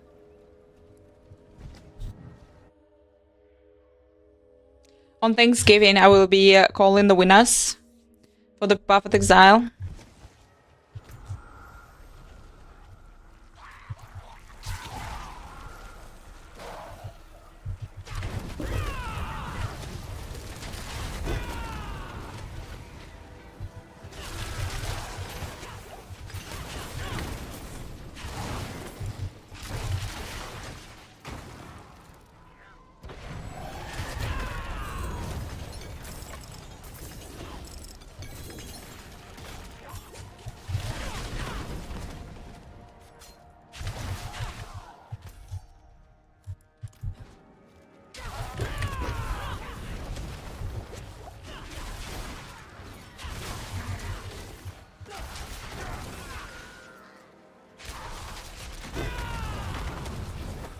Quite the challenge, eh?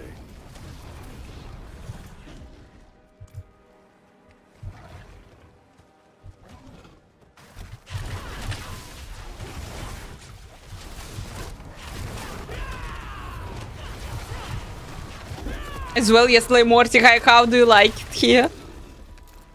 In the hardcore realm.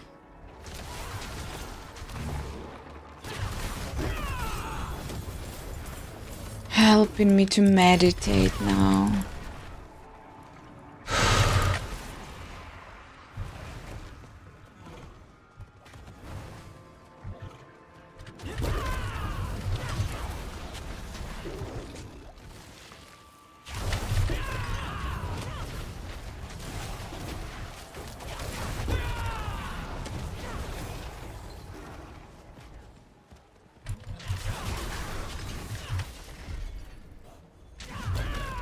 Touch your skills tonight? No. I don't.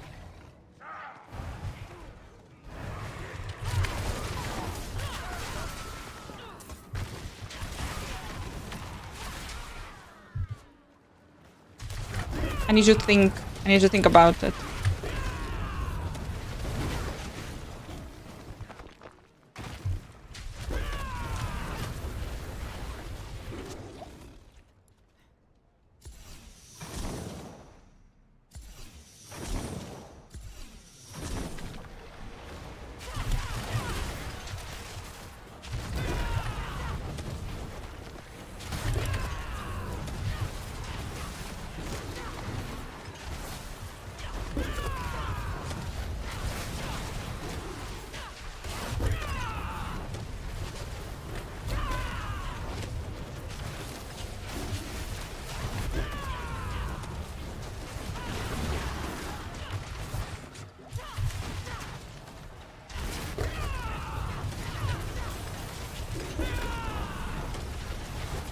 I lost only 2 shrouds, please. Only 2.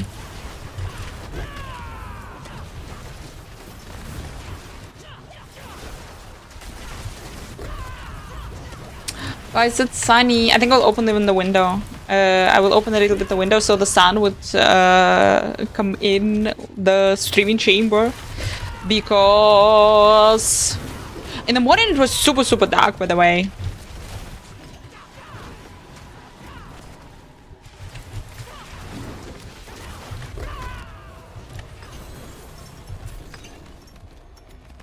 Yeah, sucks for you.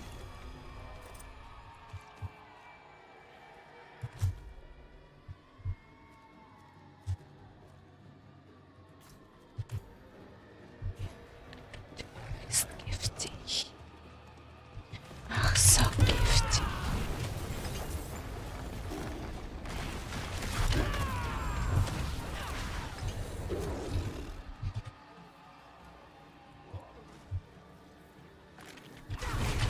Now I need one back rune to create, guys, one more shroud. And then lose it.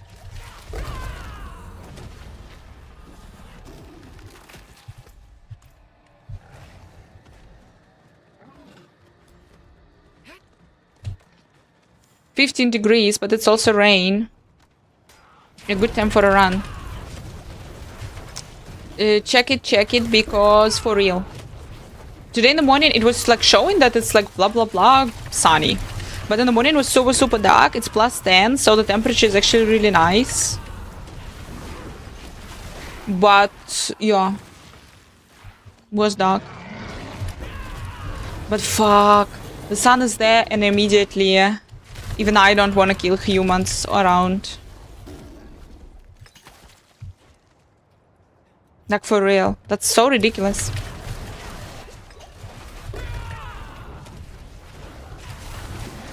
I can give you one yom for one back.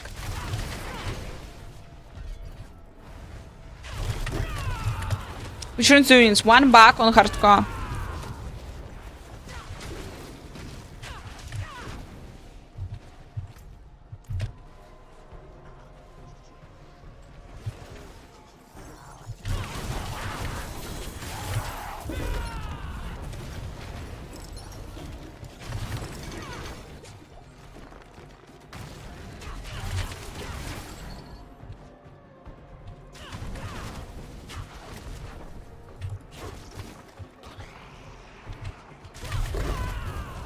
In a couple of hours.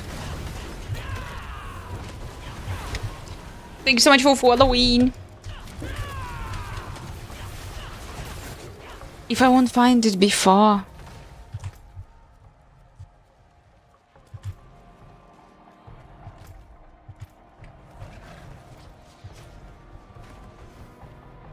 So your chances are low.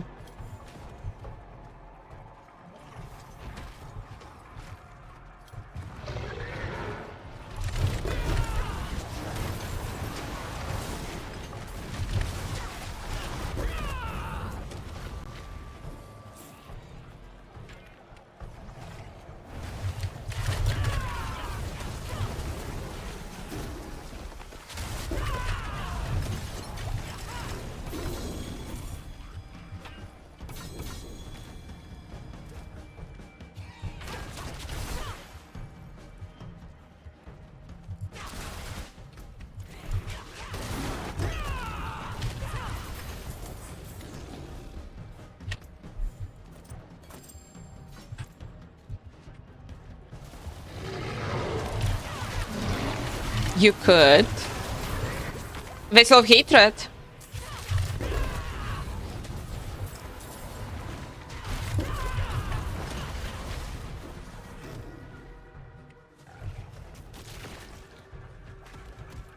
I think both, right? I know, like, depends on your trial, what's there.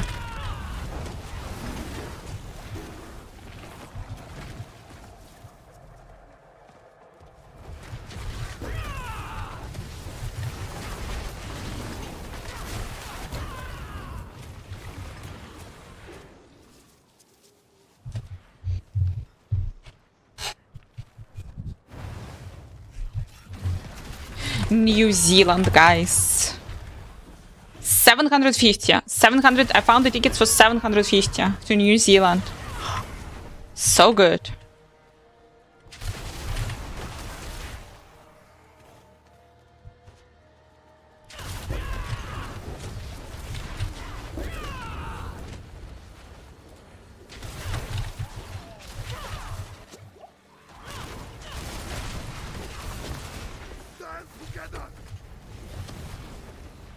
The fucking both.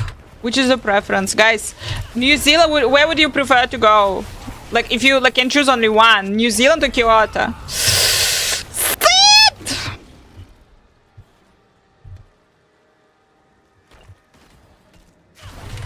There's a lot of shit that I need to do and I want to do in Kyoto. There is a lot of like really a lot of shit that I want to do in New Zealand.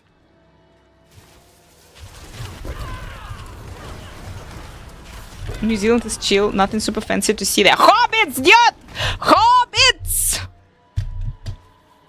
Hobbits!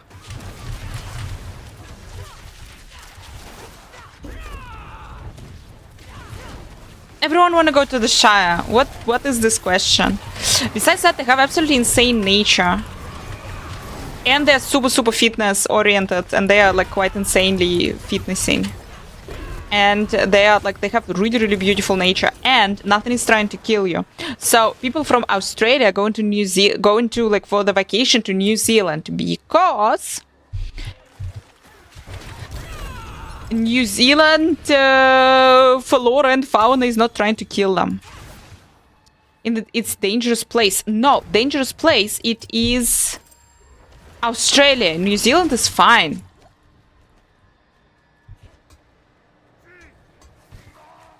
It's a lot of trying to kill you. Don't know. The dude who literally from New Zealand told me that Australia is way worse.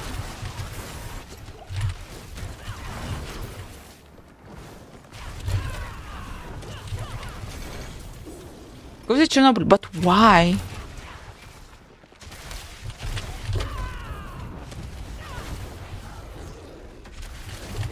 To the Shire, but if I was going to New Zealand, I would visit anyway. Kind of expected.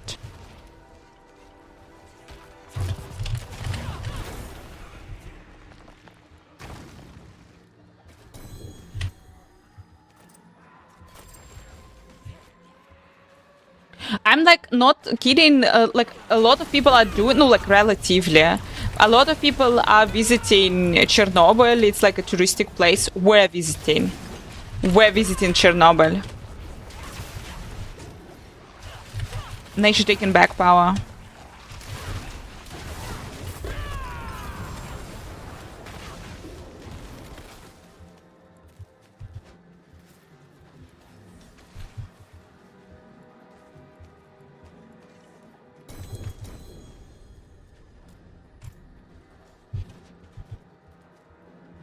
Australia, New Zealand. 2 hours flying, something. 3 hours apparently. I mean, it's dangerous places just 20 years ago, for example. No, with the time. The thing is,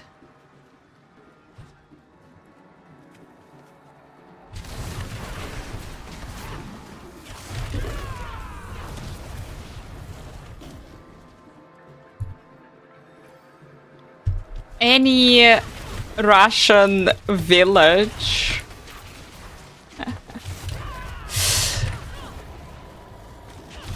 looks kind of like Chernobyl, really similar to Chernobyl during the winter.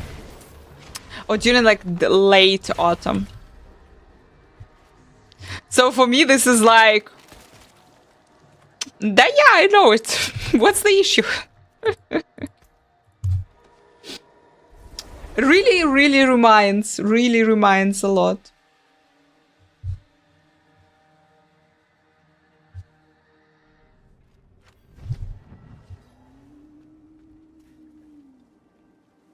Come to Canada. I would freaking love to. They do not allow me.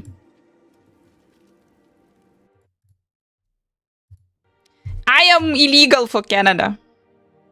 Maybe German citizenship. Unlikely. They're super rarely. Canadians are super rarely approving visas for people with Russian passport.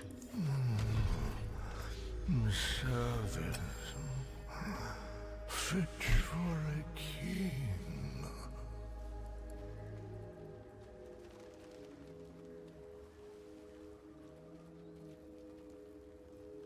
Not even Moldova. Still complicated. Say you're my friend, I'm Canadian. I'm pretty sure there are other ways, but...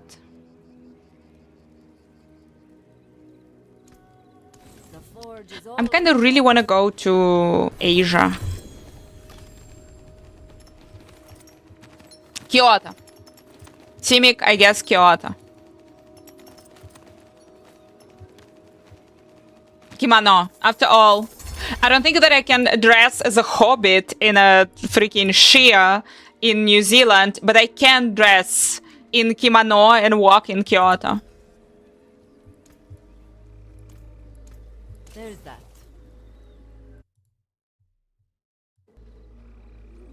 Almost the right height. Oh, please. No, I'm not.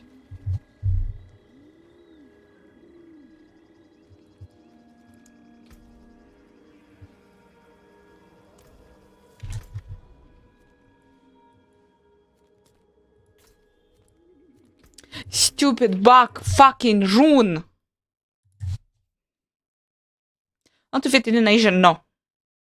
I'm higher. No, I'm taller than the higher, tall, I don't know, than the Asian woman. I have a couple of Asian over the years in Germany. I have a couple of Asian friends, and I hate those bitches. I hate those bitches. And like I am always bigger than they are, and I'm like, and it's a really weird feeling.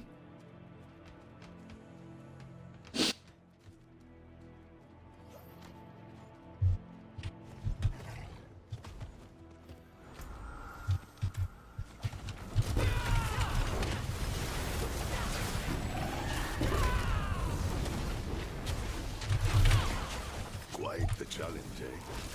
168. I am like a head taller than everyone else. Oops.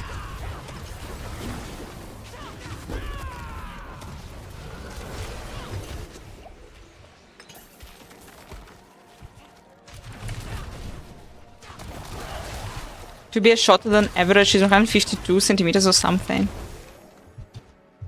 Yo, she's super small. Fuck, she's super small.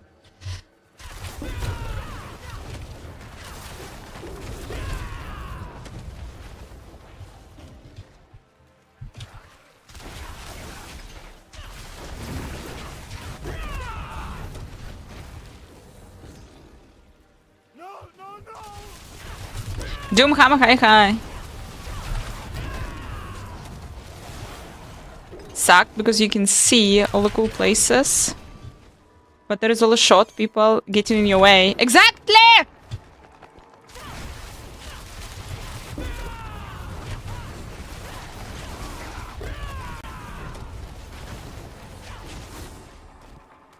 Fuck, I saw a couple of weeks ago, guys, I saw a really, really tall man. Like, really tall man. Yeah, like, I am, like, just normal height here.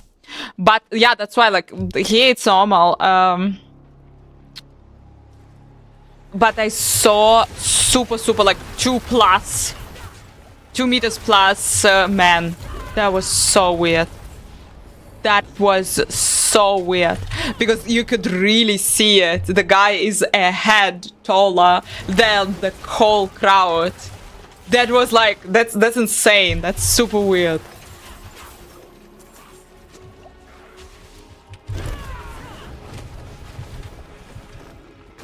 And I was like, for some... That's like, dude, that's super OP.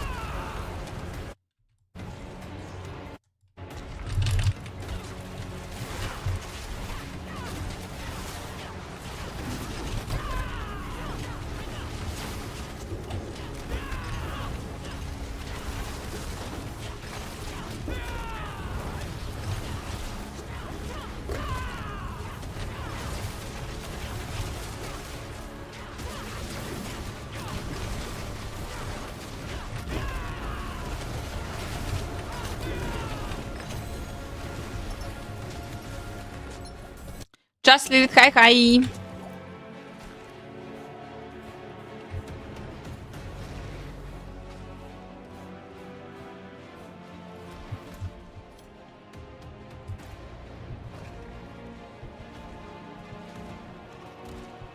3 minutes to open everything.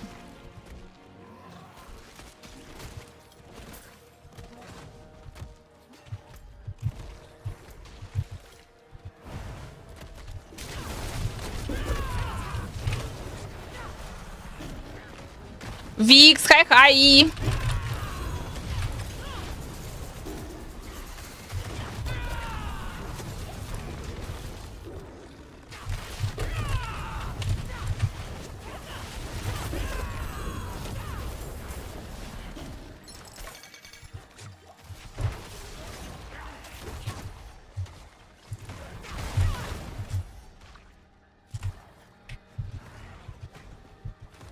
Fuck, guys, 2 minutes, 2 minutos! So stupid. I know. We have too many. We have absolutely too many. 2 minutos!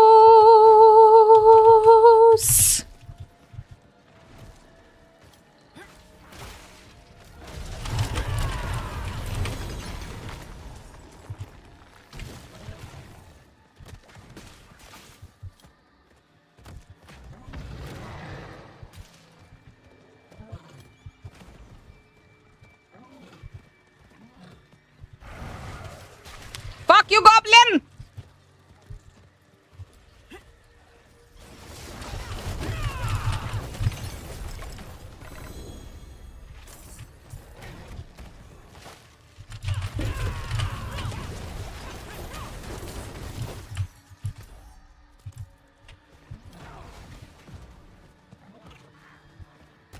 Still fuck you, goblin!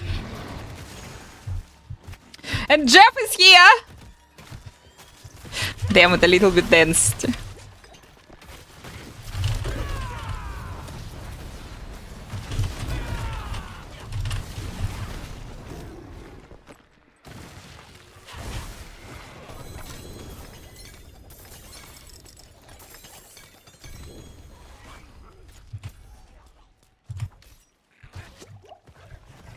Uno minutos!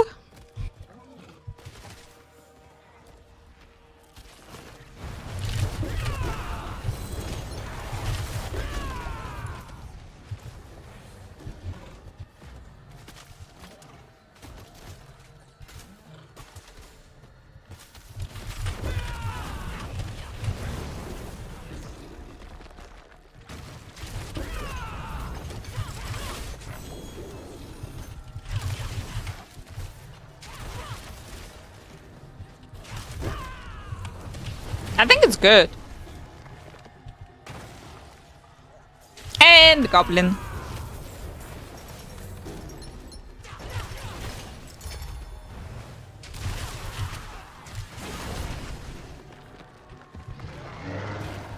Impressive. Unfortunately.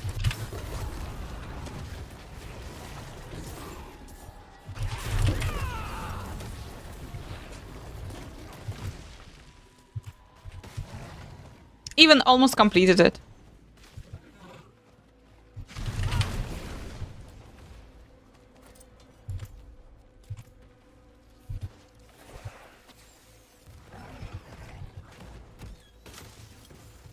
Let's gamble then. By the way, I do have the mats for it.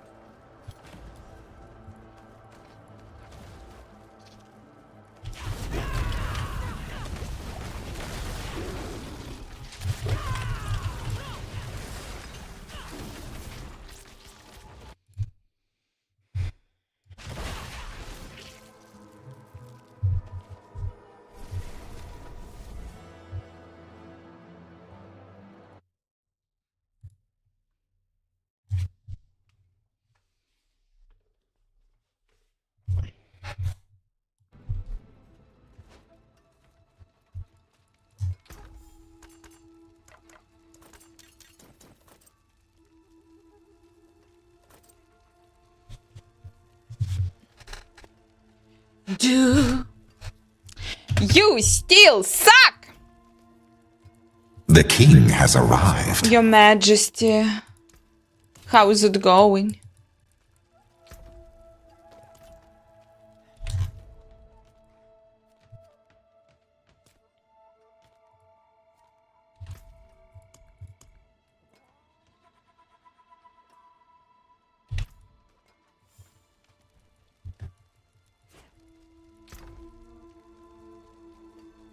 I'm pissed. I'm super pissed.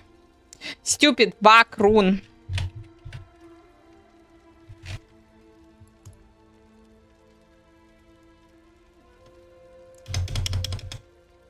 -6 this morning, +10 today. We have. But it's gonna be also colder.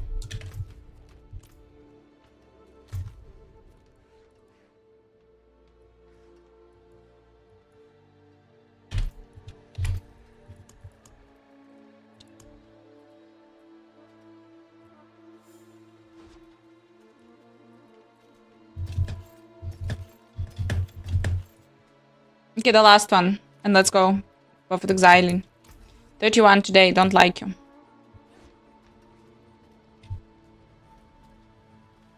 I know that glint in your eye.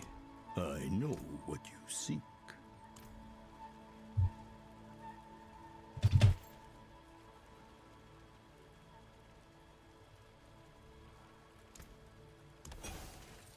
As they come, so they go.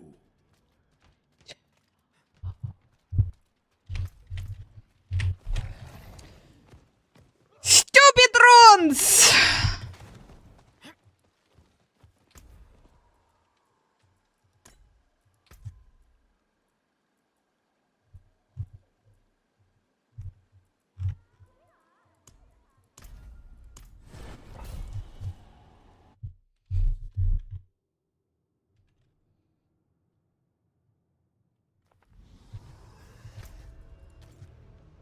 Fuck guys, I missed the world boss. That sucks. I missed the world boss. You didn't remind me! The world boss could give me the rune.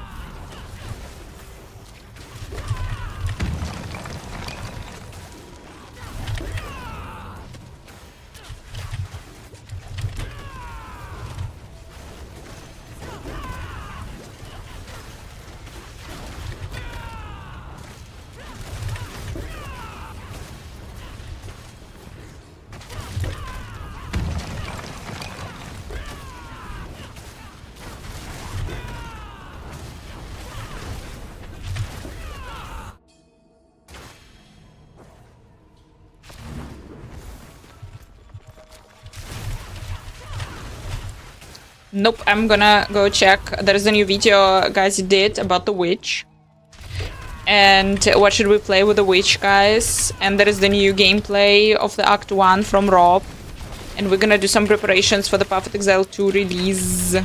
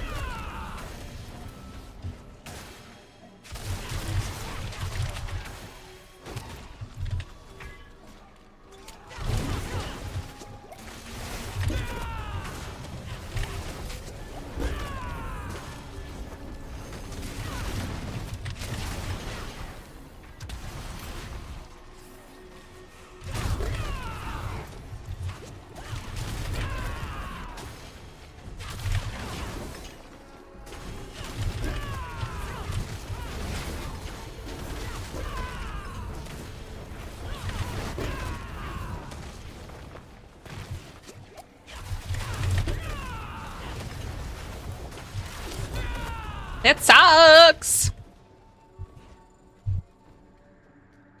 I slow pushed the first level completely.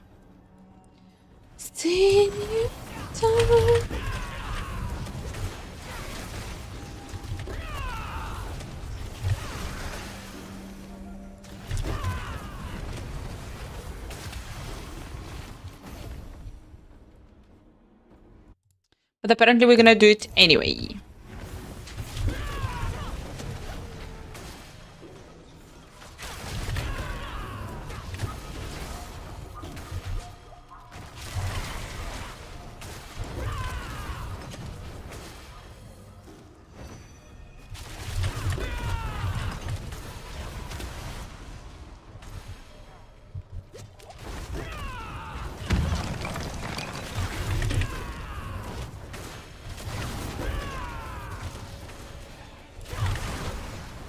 Impressive.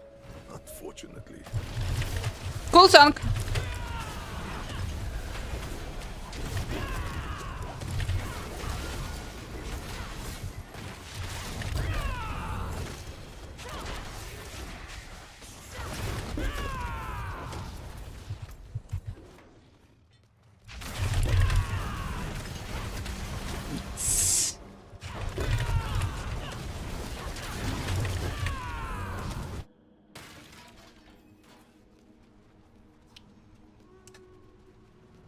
Not this high.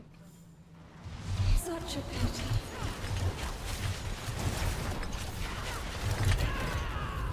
So much good I would have done. So much good.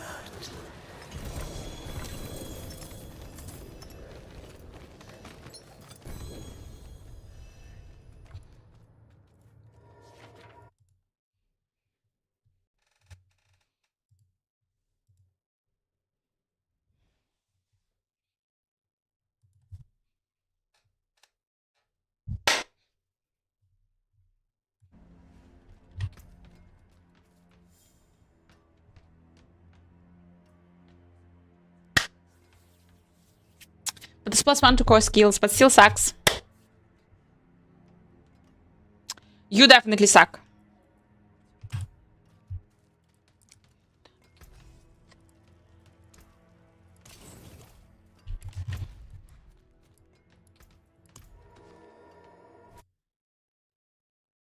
Ba-dum, bum, bum, bum. You got it.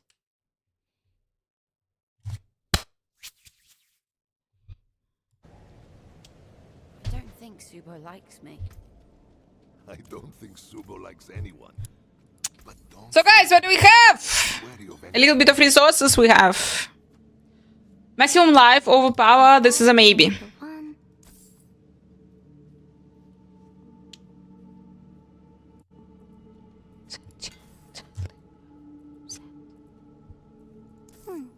I like seeing what Papa's friends collect.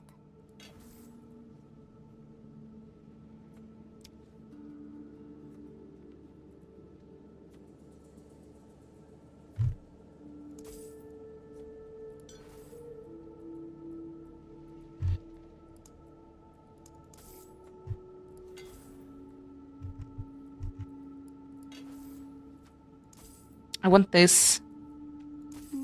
Did I count it out right?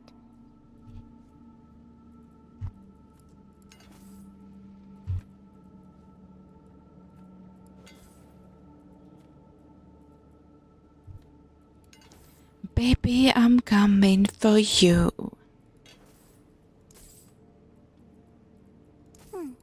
I like seeing what Papa's friends collect.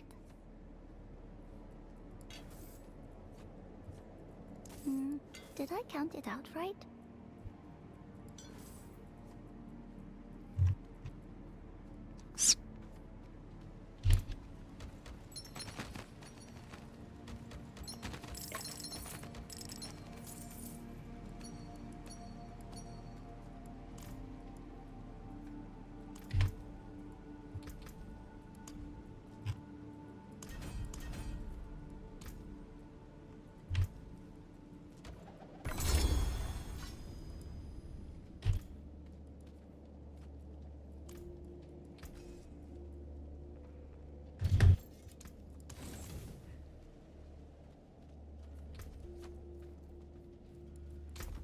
Baby, I'm coming for you.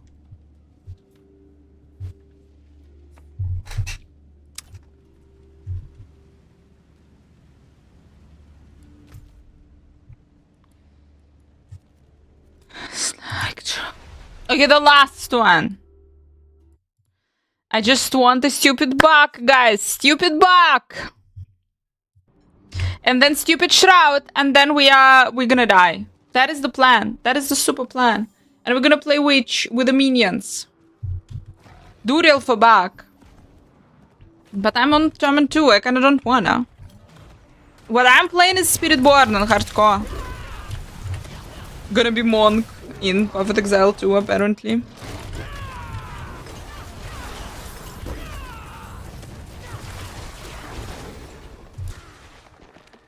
Don't tell anyone. But it will be.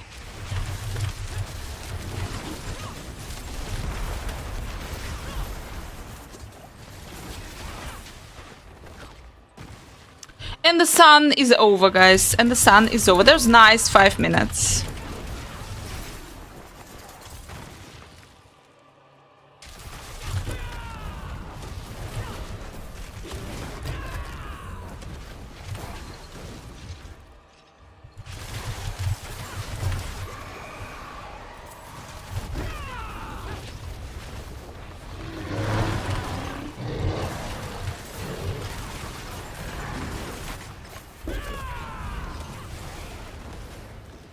Perfect Exile 2, hardcore. Let's go.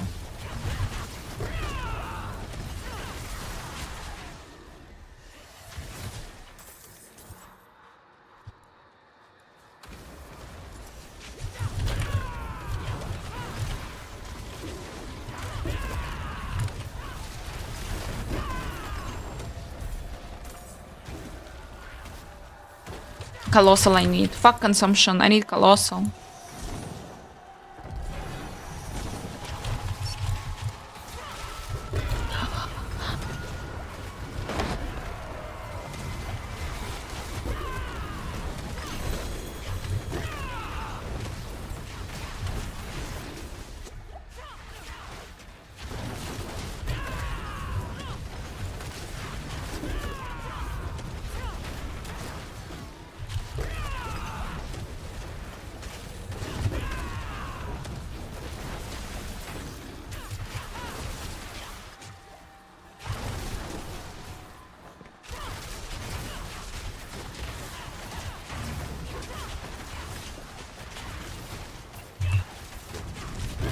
Чернобыль. Киото.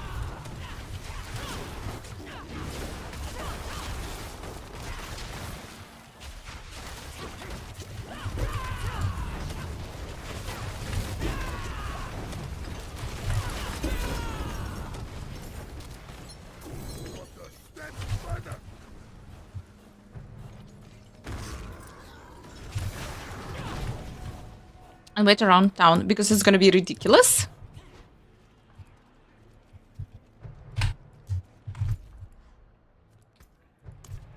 What I can do, and what a lot of people are doing here, and everything is fine with them, and this is like really popular here. I could order Dirndl, traditional German dress, and wear it around town. But I don't wanna.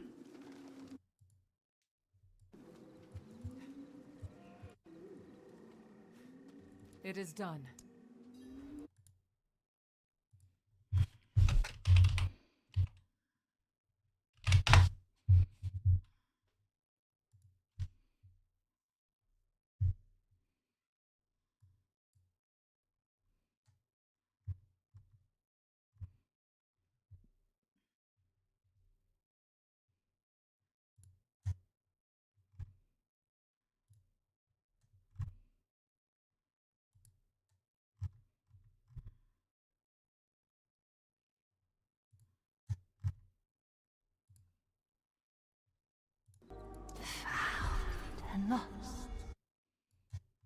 Pretty much. Dirndl.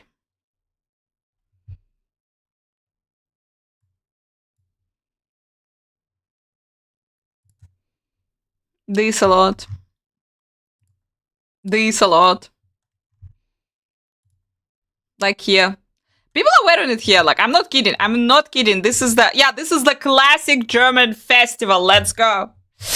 German summer festival. Fucking everyone is wearing it.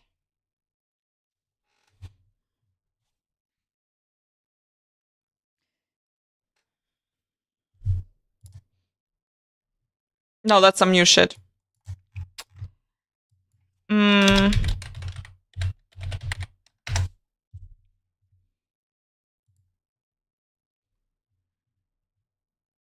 But guys, if girls are wearing Dintel, men are wearing Lederhosen.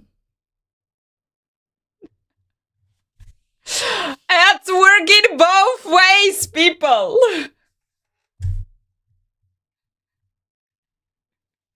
This is the male traditional outfit.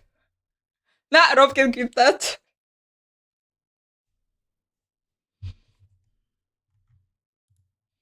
Poor dog. But yeah, that's how you go. Our alerts, bunch of alerts. Anna also in Lederhosen, like strong independent girl.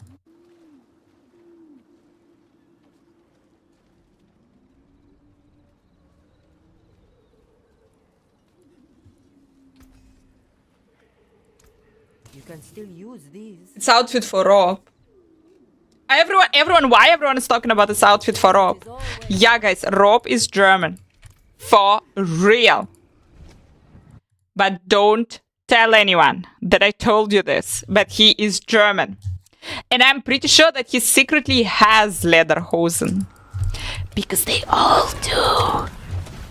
They all do. From which part of Germany Rob is? I don't remember. But the more Bayern he is, the higher chances that he has the pair of Lederhosen and not just one.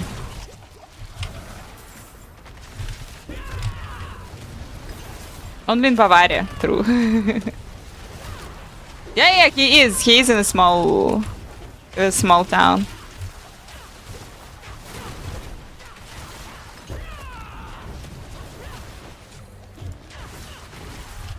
Dave, hi.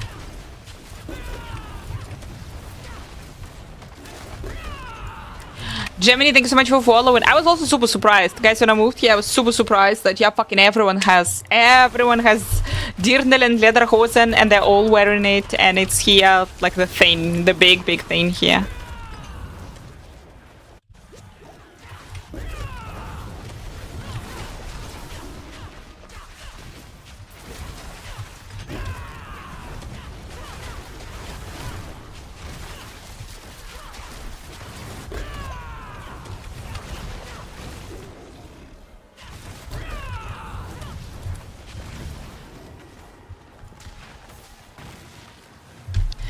The smart ones for the festivals.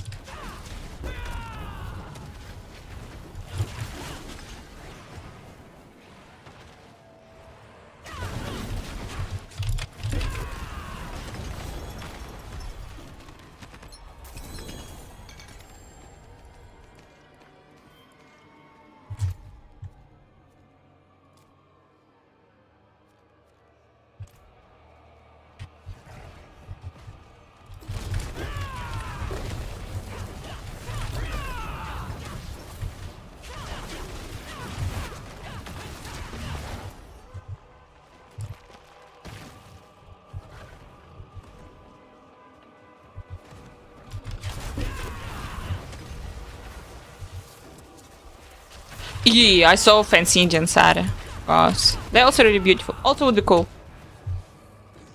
I have my truck. Just not many places or times to wear it here. Yeah. This is sad. German music, here we go.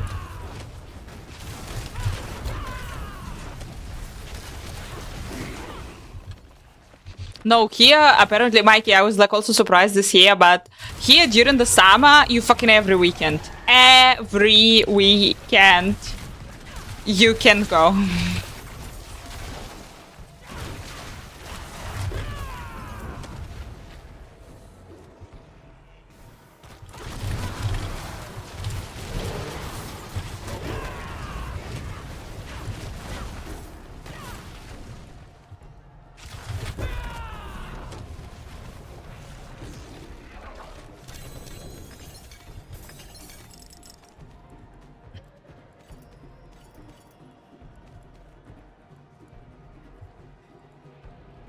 It's day-to-day dress saris. Epic!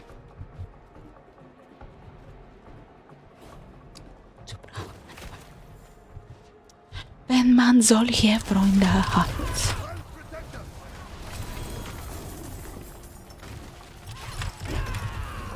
It's more like about the family members.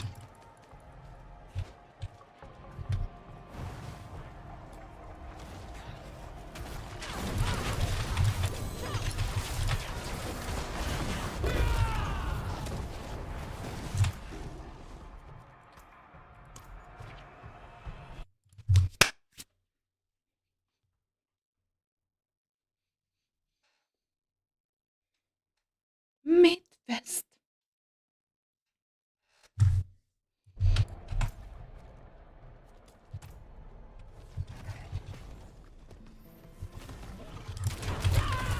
The last one! Man solche Freunde hat.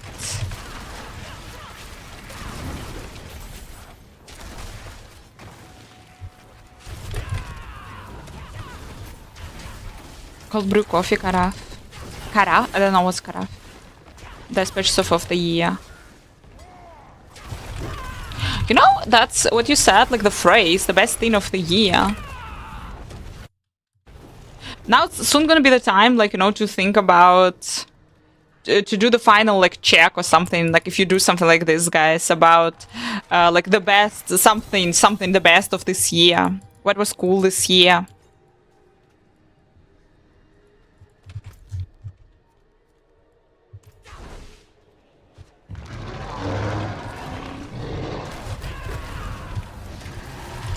Had this reflection, yeah. Container to brew it.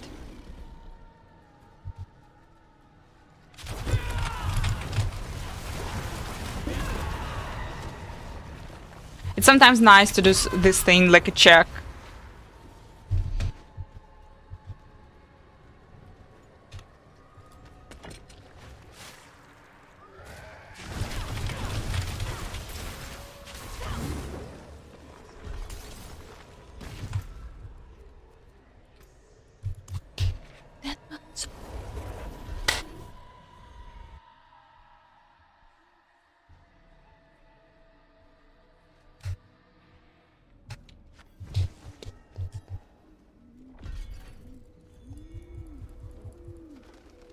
I'm maybe about to get myself like the best purchase of the year with those like fitness educations.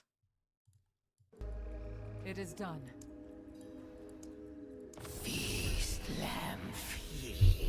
Happy Tuesday! Happy!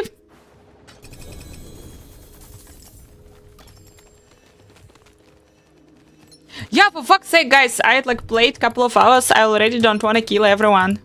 Just only like, you know, particular specific people. Yeah, that's why, you know, playing video games, playing RPGs, it's helping. It's mentally helping you.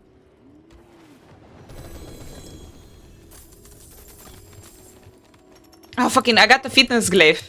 I need colossal.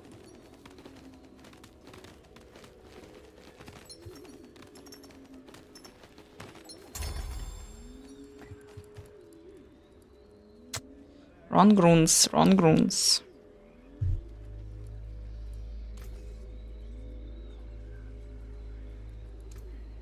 So far, Ryan, you are saying it absolutely wrong. So far, I haven't killed it.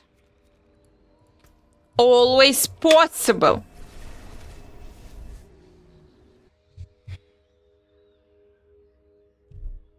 To go to 300 before the season ends. It's okay. Next season then. There is always hope. Stupid bug rune. Stupid bug rune.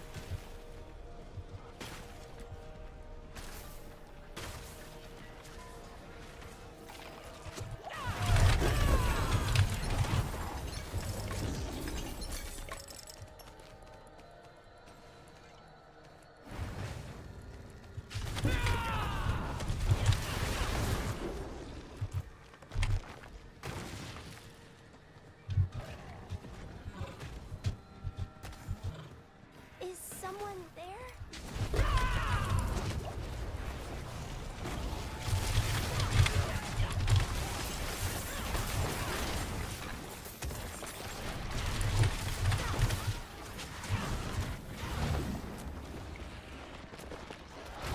We all will be there. Herbert, we all will be there. But guys, like, I'm totally fine, but I think us playing, we're gonna be playing Path of Exile for month and a half, like, or maybe 2 months, and then when the Diablo 4 new season will be released, I think it will be a good change.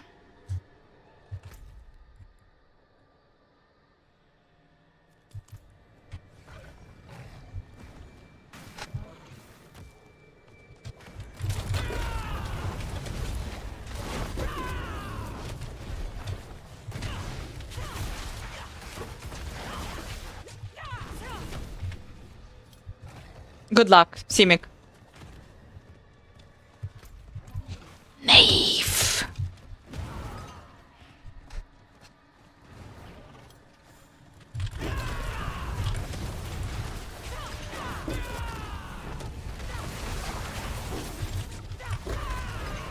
I want that mount. 50 city. Jimny, it's 50 and the city of Kurast. And then it's all yours.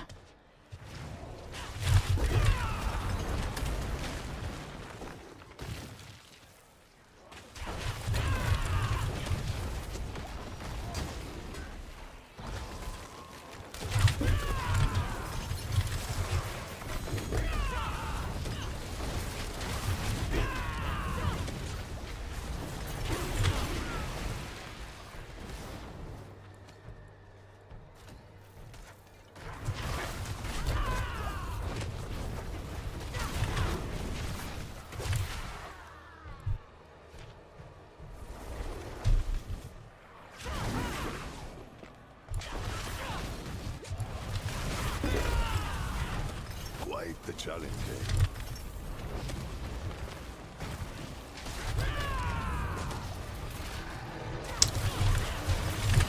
Jeff, what is your timing, for fuck's sake?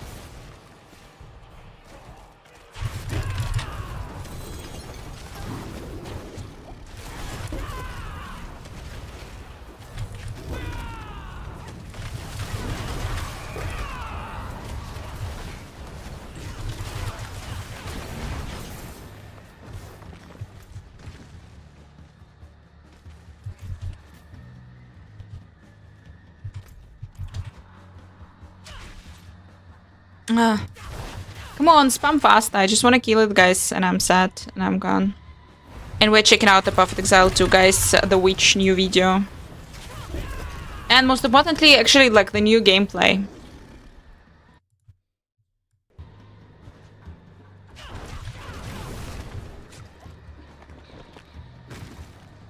Slowly dying.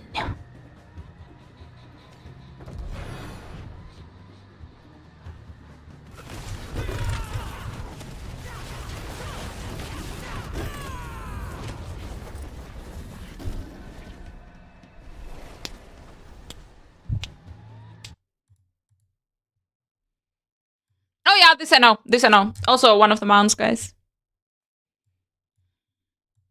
I also have it.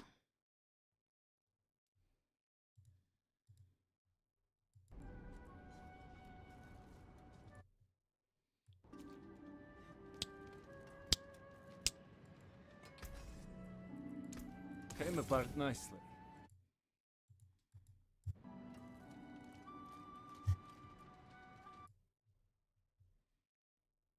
The stone you don't have. The stone I don't have. The stone I don't have. I also don't have the physical one! Fuck!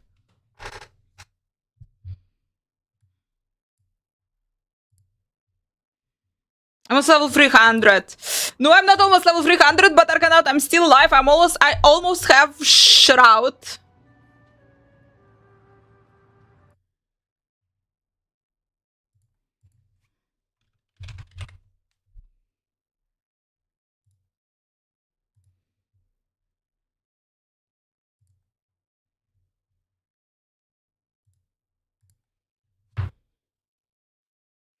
Gonna be back in a millisecond with Dvorak!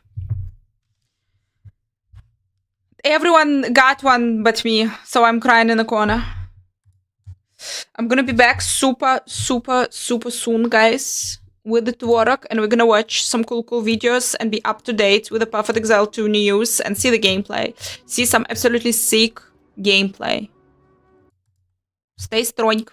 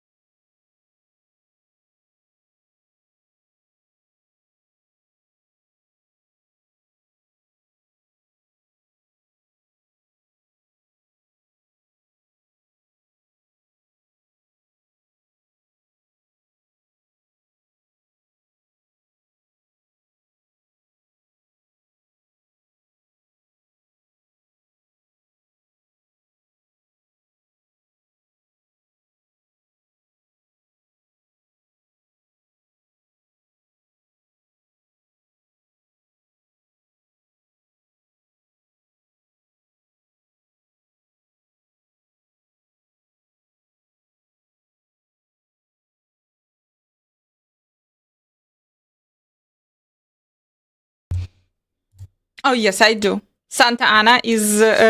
Santa... Sounds bad. But anyway. Anna Santa is giving the keys away on Twitter. In case... Guys! Look at this fanciness. Look at this fanciness. This is so OP. This is so incredibly OP. Here we are. Here we are. Path of Exiling. Path of Exiling big! Guys. Why does it sound bad? Santa Ana is the it's like from medical history, it's the general who killed, who was it's the evil dude who kicked out in Texas, how it's called? Alamo? Not Alamo. He killed bunch of people.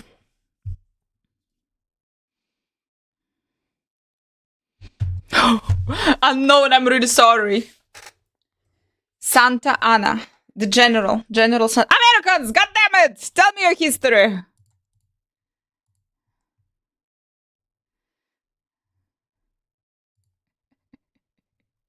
Yeah, that's a helping. I believe that's a helping. So, guys, I wanted to show you something. That I forgot. We don't pay attention in history. You know how I know? That's whole Santa Ana and Alamo. I don't know. They all died there. I know it because there was in a bunch of American TV shows, and that's why I know. I don't know shit about American history. They don't teach us American history, guys. But it's just like because we all watch American TV shows, we know.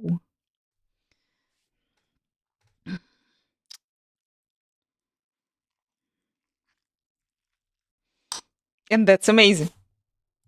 And we are watching.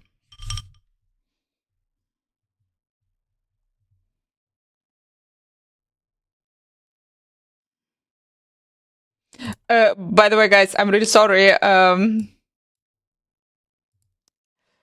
We are watching Path of Exile 2, but I just saw that there was Carbot Animation new video released about Diablo 4. So let us really quick.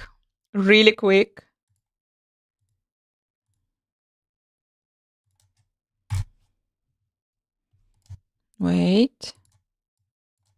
This video is sponsored by World Anvil. More about them at the end of the video.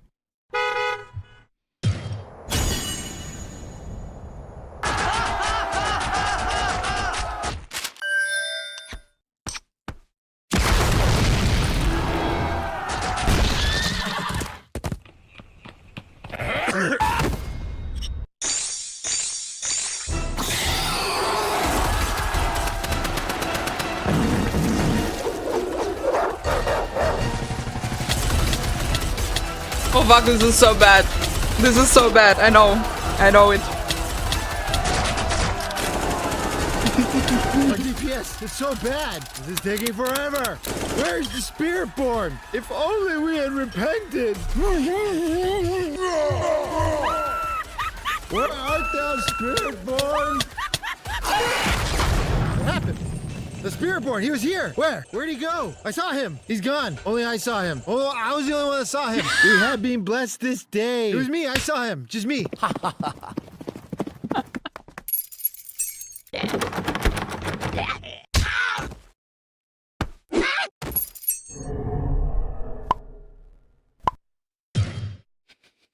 Excuse me, Mr. Spiritborn? Can I join your party?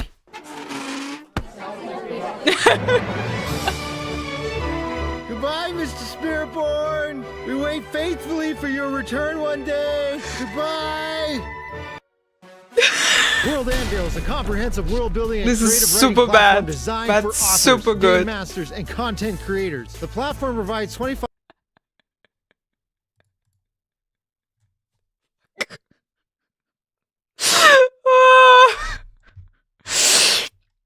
Yeah, Path of Exile 2. Wait, we have Path of Exile 2. So bad. Hey guys, Gaza TV here with another Path of Exile 2 video, and in this one I'll be covering each and every single one of the classes that they revealed in the PoE2 reveal stream, and today we'll be focusing on the Witch. The Witch. This is Gazi, he's godly, guys. He's absolutely godly. and I'm pretty sure that you know it, that you know him. And we're watching this video because he's covering the witch. He is the witch. He's the necromancer. He's like the minion god, and he's talking like about everything about this class. And I'm thinking about playing this class, so I'm thinking about it. Which will not, no pun intended, have a necromancer ascendancy class. However, there's some other cool things in there. So I'm gonna watch the video here, or the segment of the. But isn't this dumb, Gazi? Can't you tell us? Isn't it dumb? Follow the guy! Which from the reveal with you guys, and then I'll talk about my takes on this and go through the details of how I feel about this. And yeah, let's just let the video speak for itself. Seat and let your minions do the work, then the witch should be your choice. She can call forth hordes of undead monsters to fight for her, while casting powerful chaos spells that debilitate her enemies.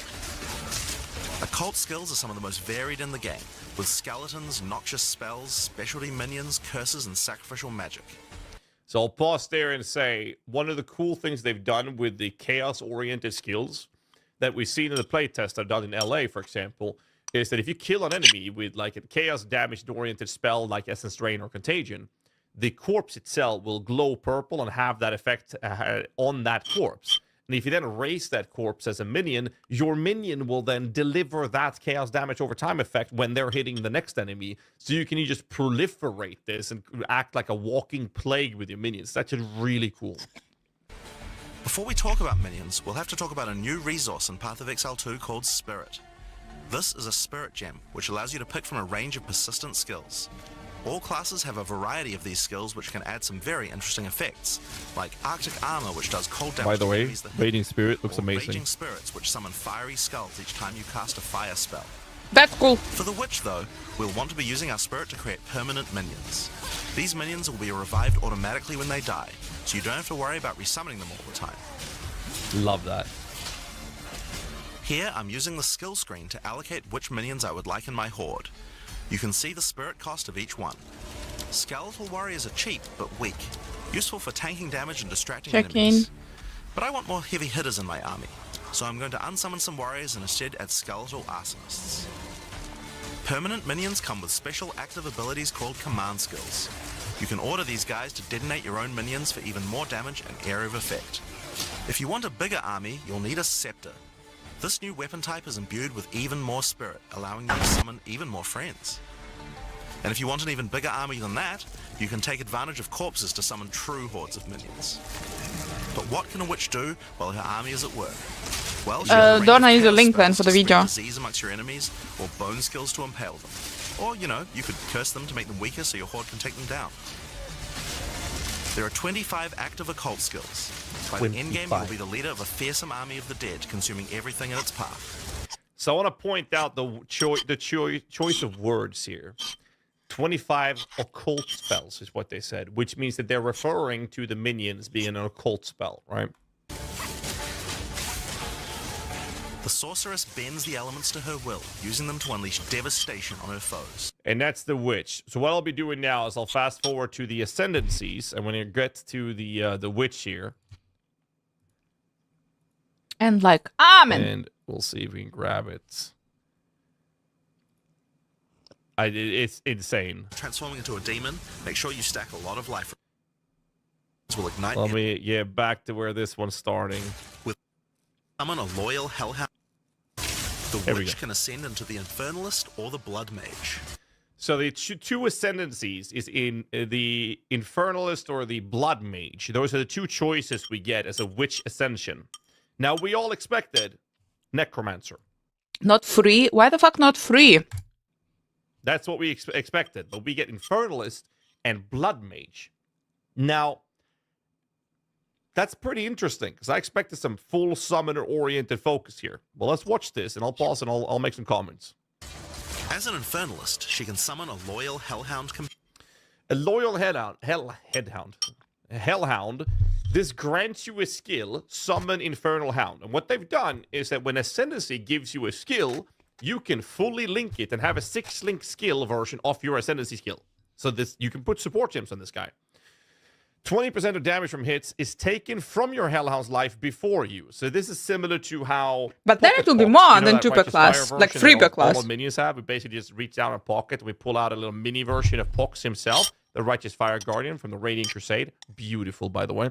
Now we're going to get an actual fire version, but he doesn't have the Righteous Fire, so kind of a scuffed pocket Pox, I guess, that actually hits enemies. I can live with this. 20% of our damage from hits is going to the Hellhounds instead of ours. Companion. The Hellhound see it sets here. enemies on fire, as well as taking a percentage of the damage if the Infernalist gets hit. With Pyromantic Pact, you can turn your mana into Infernal Flame. So this is really cool, and it's going to be a little hard to explain, but I'll try. So what it says, so you can see it, it says that maximum mana is replaced by maximum Infernal Flame. And then it says that gain Infernal Flame instead of spending mana for your skill cost. So when you're casting spells, your Infernal Flame is going to go up instead of you spending mana. So you fill the bar instead of depleting it. Taking maximum life and energy shield as fire damage when the Infernal Flame reaches maximum. So you take max life and energy shield as fire damage. So whatever numbers, you have 1,000 life and 1,000 energy shield, you'll take 2,000 fire damage when that reaches full. So it's a big chunk of damage you take. Sorry. However, you also lose all of the Infernal Flame on once you reach the maximum Infernal Flame. So 10% of the Infernal Flame is lost per second if none was gained in the past 2 seconds. So you can ramp it up to almost full, and then if you haven't done anything in 2 seconds, you will now lose 10% of this every second. That's how this works. Flame. As you cast more spells, the flame builds up, and if it overflows, you'll Seems take damage. suspicious. Using Bringer of Flame, you'll want to make sure you keep the flames topped up. While your Infernal Flame is above 30%, all damage from you and your minions will ignite enemies. Seems but So what suspicious. this does is Bringer Flame is the next node. Is when you're not on low life Infernal Flame. Or sorry, low Infernal Flame. That is when you're basically above, what, 55 or 50%, right? All damage from you and your minions contributes to ignite chance and magnitude. That's the magnitude of how strong that ignition is.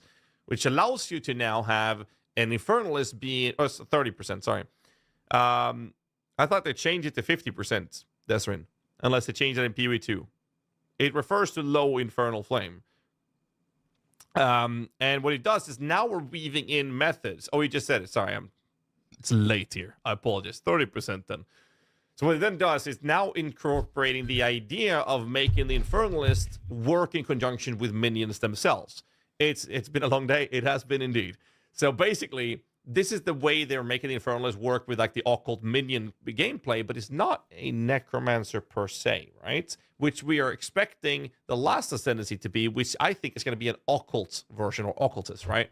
And I think that's going to be split between chaos damage stuff as well as minion related stuff in a similar fashion to what they've done here. So what this just does for you is you're creating a fire minion mancer or summoner in which you're basically expected to have this Infernal Flame approach. And as long as you're above 30% then on Infernal Flame, that all your minions and all your damage is contributing to ignition's chance or ignite chance as well as ignition damage magnitude.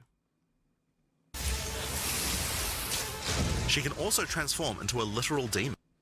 So this is how Lilith looks when it's really well made. Sorry, I mean demonic possession looks. So this is a grand scale demon form. And the demon form is, again, a skill from the Ascendancy, which you can 6-link and socket in support gems into. And this looks fucking insane. I love the way this looks. Like, look at it. In demon form, she takes an increasing amount of damage. So you But her take cast increased speed and damage. Increase rapidly as well. And you deal more Planning damage. on transforming into a demon, make sure you stack a lot of life recovery. It's I beautiful. can do this. Also become We are so cosplaying, guys. And we don't know the other nodes on the Infernalists. But it looks fantastic. Like, insane. But it will be like some sort of hybrid minion, fire, mage kind of approach. I like which it. to me felt a I bit like it. awkward. But I'm hoping that the other Ascendancy nodes will be something like related more towards minions, is what I'm expecting. Because the whole thematic approach of the witch base class, especially when you're looking at the playthroughs, I have videos on that on the channel as well, that's talking about the witch playthroughs. Doom because we didn't High. have Ascendancies. In those, the witch class skill gems, they are all about minions. And then there's like a couple of small other things you can do, but it's 95% freaking minions. So I'm assuming that they will have more minion-related stuffs. So this is the Blood Mage version, which the artwork, fantastic, insanely cool. So this is the Blood Mage, which we will have access to in early access. Master of life and energy. Anna. All blood mages must pay the price of making skills cost. Noxy, thank you, hey, up. Hype is real. It's fucking real. It's super, super real. I will be the demon, guys. I'll be the demon. You know, I'm ready. I was born ready. So this grants you the skill Life Remnant, which he'll talk about here in a moment. So grant the skill. Again, we'll point it out again and emphasize. Skills granted by Senazis becomes a skill that you can 6-link and put support gems in. And that means that all your skills gains a base life cost equal to their mana cost. Does not replace the mana cost. Giveaway on but Thursday. It'll now cost life as well as.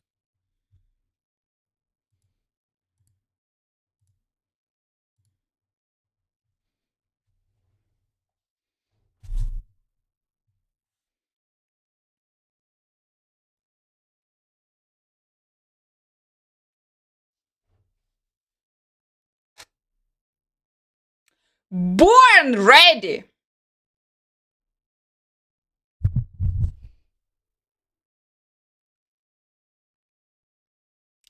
Infernalist. Horns. I'm a demon. I have the minions. Born fucking ready. And guys.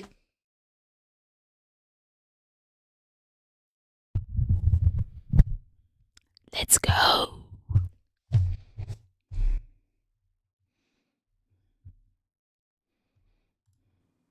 In demon form, she takes an increasing amount of damage. As soon as he knows, Screenshot, will be something like related more towards minions is what I'm expecting, because the whole thematic approach of the witch base class, especially when you're looking at the playthroughs, I have videos on that on the channel as well. That's talking about the X or Instagram exclamation mark. In those, the witch class skill gems, they are all about minions. And then there's like a couple of small other things you can do. But it's 95% freaking minions. So I'm assuming that they will have more minion-related stuffs. So this is the Blood Mage version, which the artwork, fantastic. Insanely cool. So this is the Blood Mage, which we will have access to in early access. Master of life and energy. All blood mages must pay the price of making skills cost life as well as mana. So this grants you the skill Life Remnant, which he'll talk about here in a moment. So grant the skill. Again, we'll point it out again and emphasize. Skills granted by Senazis becomes a skill that you can 6-link and put support gems in. And that means that all your skills gains a base life cost equal to their mana cost. Does not replace the mana cost, but it'll now cost life as well as mana. But in exchange, every monster they kill will drop life remnants, which allow them to... And that's a perfect display right there. Let's see if I can back here a little bit. See that little blood that got sucked up by him? That healed him. I just want to do a nice, beautiful screenshot once.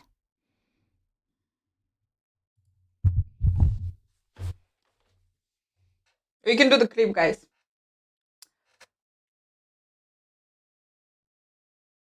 Demon lady, minions, we're ready. And guys.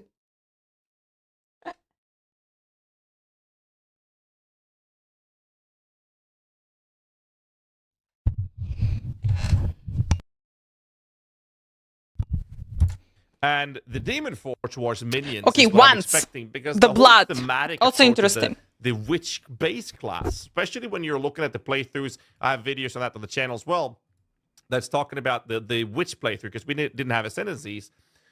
In those, the witch class skill gems, they are all about minions. And then there's like a couple of small other things you can do, but it's 95% freaking minions. So I'm assuming that they will have more minion-related stuffs. So this is the Blood Mage version, which the artwork, fantastic, insanely cool. So this is the Blood Mage, which we will have access to in early access.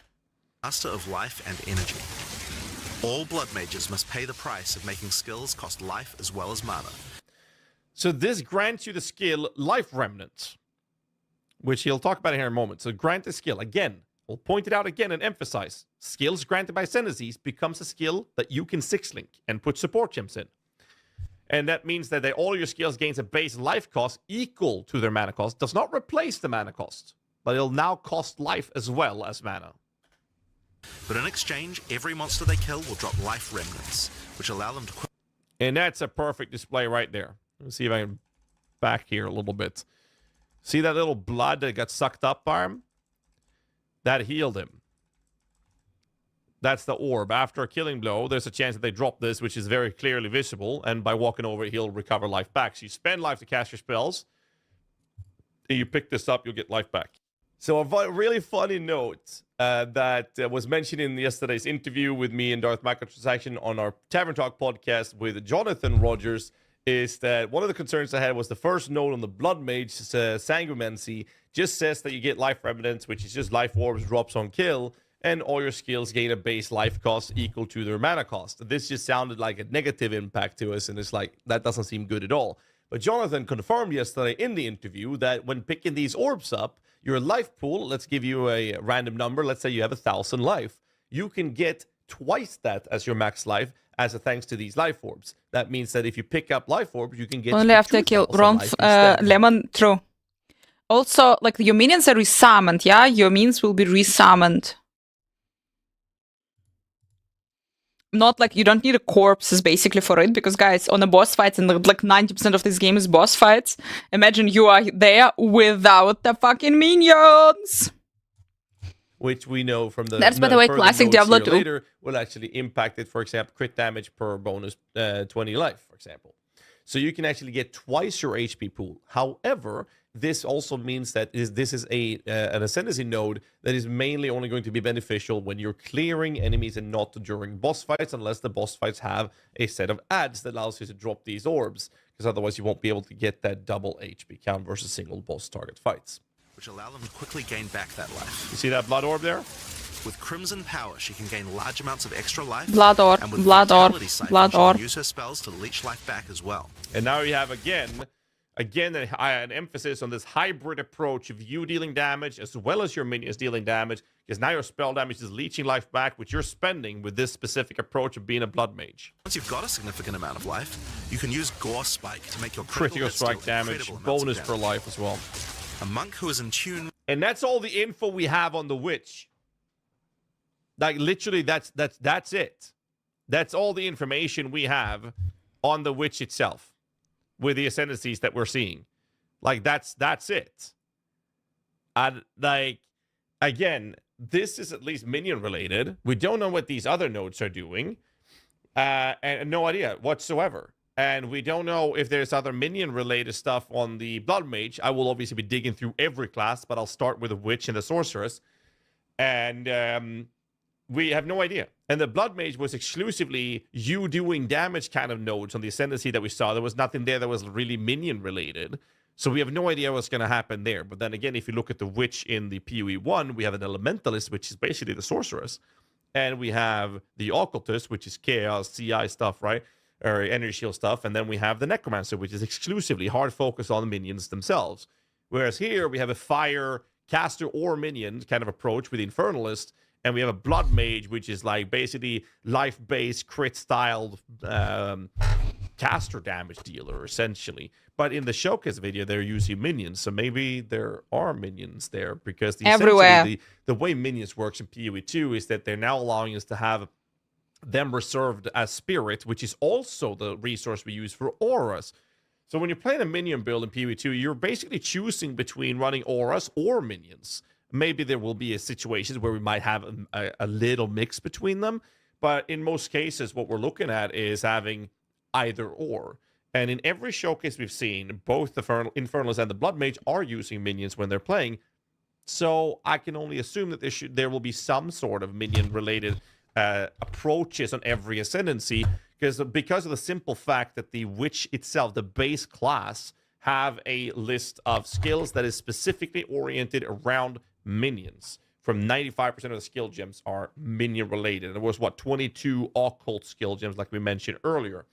And that's all the information we have. Now, is this good or bad? I have no idea, because we need to see the other ascendancy nodes. but it was very surprising to see that they did not have a Necromancer Ascendancy that is specifically focused, time focused on minions themselves. So maybe it will be a good thing because it will create more diversity, obviously, if there are minion-related stuffs around the other stuff. But I do really like the idea of the Blood Mage. But let's be real, the Infernalist, I mean, yeah, what can I say? 30% all damage from you and your minions will ignite enemies. Look at this form. She can also transform into a literal demon. I mean, and look at the dodge rolls.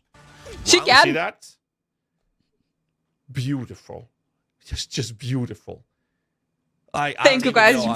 I don't know how to express my hype. This is just absolutely insane. I can't stress how cool this is. So I'm very excited for PoE2 early access coming 6th of December. We will be running an uncapped subathon for that, by the way, so make sure you tune in for that. We're going to have some our early access beta keys. We're going to be giving away a bunch of my sponsors, providing some cool items, PC-related hardware to be given away during the subathon as well, so you don't want to miss that out. But again, I don't want to take too much of your time. So if you find yourself enjoying this video, make sure you hit the like button, subscribe for more content, and I will catch you guys in the next one, or I'll see you on the Twitch stream. I'll stream 6 days a week, so check out that in the links below, and I'll see you guys in. I'm gonna drop you the link, guys, also. Check out, guys, the minion god. All information about the minions gonna be there. Boys and girls, how are you?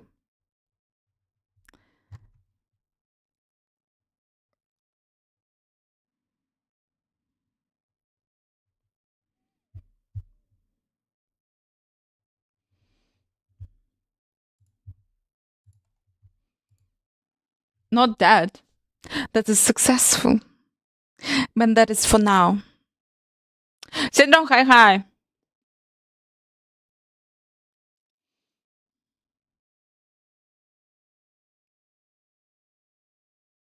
Do you like Perfect Exile 1? I can enjoy it. That's for sure.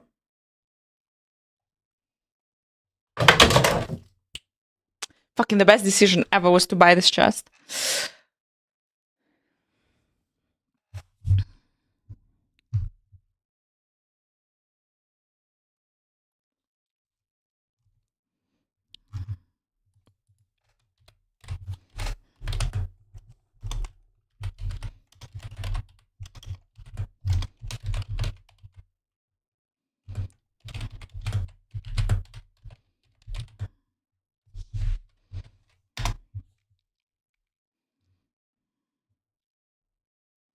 Mahila is taking away any Perfect Exile 2 info to not get spoiled.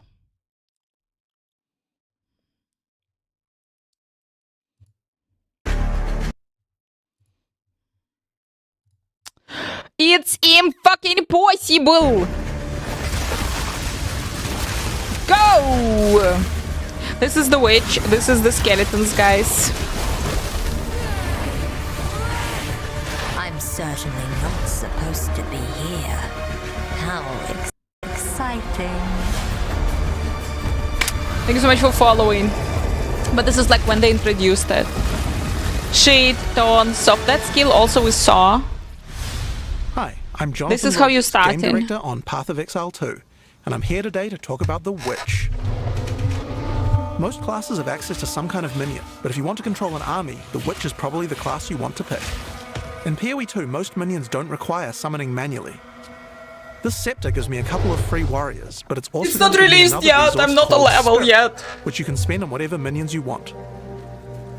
You can see the spirit bar above the mana here. On the skill screen, you can pick the composition of your army. This is a level 2 area, so I can only afford one other minion. I'll pick a sniper. You can focus target them, yeah. Stay in the back with me. When minions die, they'll be revived automatically so long as no other minions died recently. So before your next battle, all your minions will come back to life. It will be free to play, guys, but to play now on the 6th of December for the early access, you need to get yourself the... specific location, attack a specific enemy. You need to get the early access pack, basically $30. But when the game will be fully released, then yeah, it is. We also have temporary minions. This spell is called Unearth. If it kills a monster or if it hits the corpse of a monster, it creates these bone constructs. They can't take many hits and have a limited lifetime, but you can build up a real army with these. While my minions are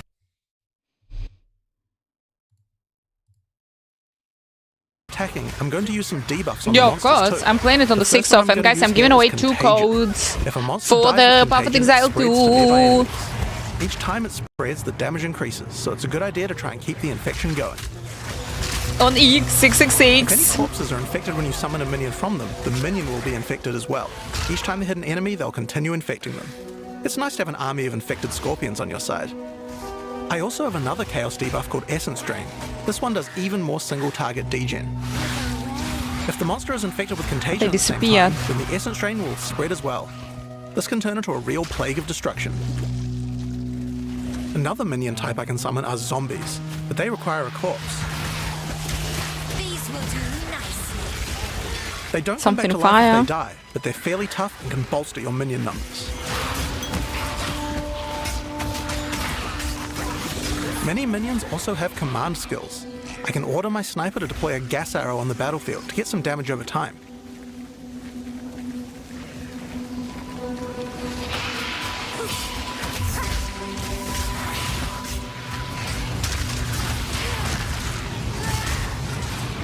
Now I'm going to summon a skeletal arsonist. They can throw little fire grenades, but they also have a command skill that can detonate your own minions that are low on life.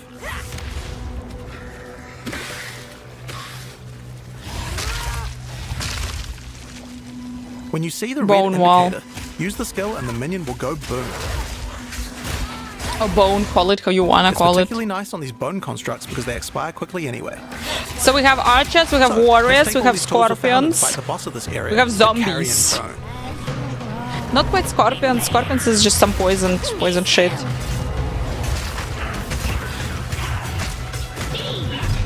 And we have shit tons of bone skills, which is kinda logical. Fuck, what else can we find about the witch? Nothing.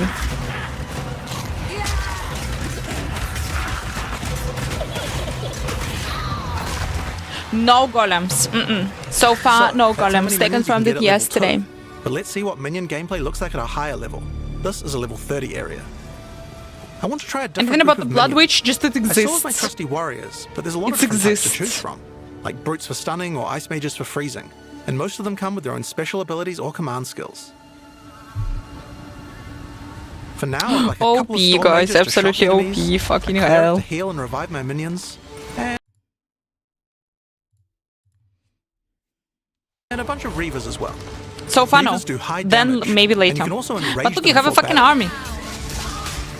This slowly kills them, but my cleric should be able The, to the, keep the, them the alive. whole, guys, with the witch, While my the minions are whole, the attacking, fact I that can they use do channel not skills like have the bone necromancy sword. Creates a ascendancy devastating volley of sharp spikes. in the game so far in early access. It's super suspicious and highly possible that together with the golem Storm and Mage has a useful necromancy ability if lots of your ascendancy minions would also die. come just You can later. summon a lightning storm Because to without strike the it just location of feels every dead skeleton in your wrong. army.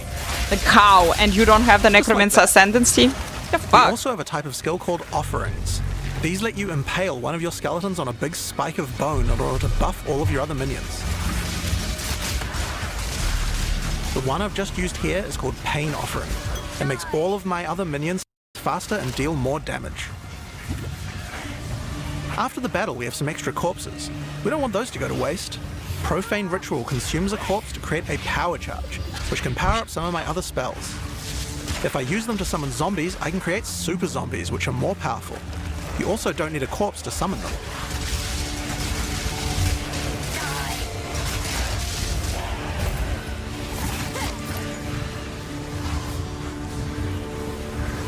I like the amount. also I use like power that there is charges to channel shit bone tons of storm. them, If I do guys. that, that's a devastating 18. AoE. 18. He just had 18 minions.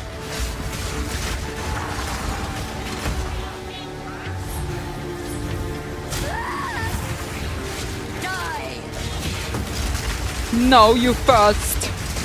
That's a cool skill. It's not our skills, it's the monster skill, but then we can use it. Non-boss monsters can be pretty devastating, like this Faradin Impaler. There's a wide variety of abilities and is pretty tough to defeat. Not necessarily it's the maybe I can put maximum. the body Highly to a possible better it's use. just... This is a Bind Spectre gem. Using it, I can take the body of any enemy and capture its spirit so that I can keep it as a minion. Any monster can be captured, but the spirit cost depends on how powerful the monster is. But definitely not the boss. Such a powerful enemy, so I'll have to unsummon a lot of my other minions. But it certainly seems like it might be worth it. If the Spectre dies, just like any other minion, it will respawn after a short time. Yeah, you see guys, so on the bosses you don't have the problem. Motherfucker. Yeah, you see he's using now the skills. His skills for you. So, I think it's time to fight the boss of this area, Tor Gull the Defiler. You are relentless, and that makes you predictable. The end of Marraketh tyranny is nearly at hand.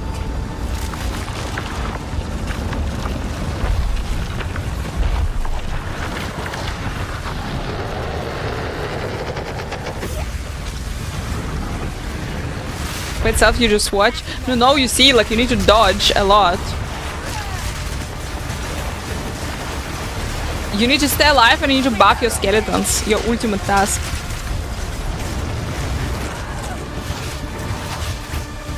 Staying alive!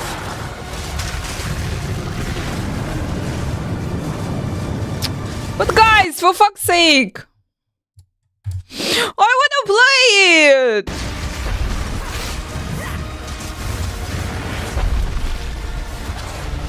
And what are we supposed to do now? What are we supposed to do?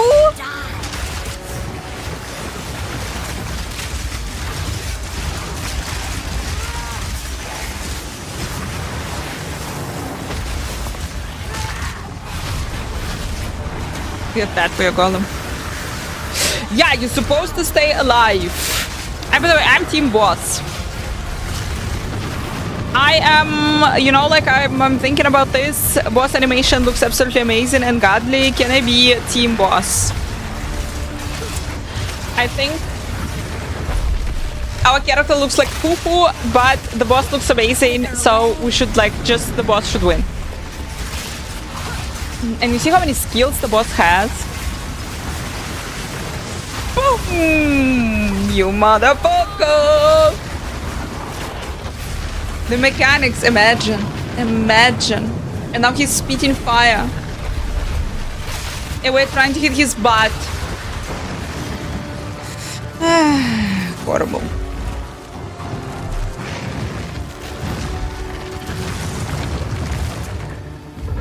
I do. We should be always, guys. Always.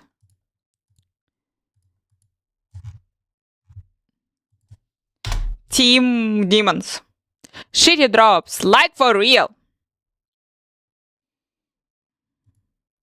The Witch in PoE2 is the most interesting minion class I've ever...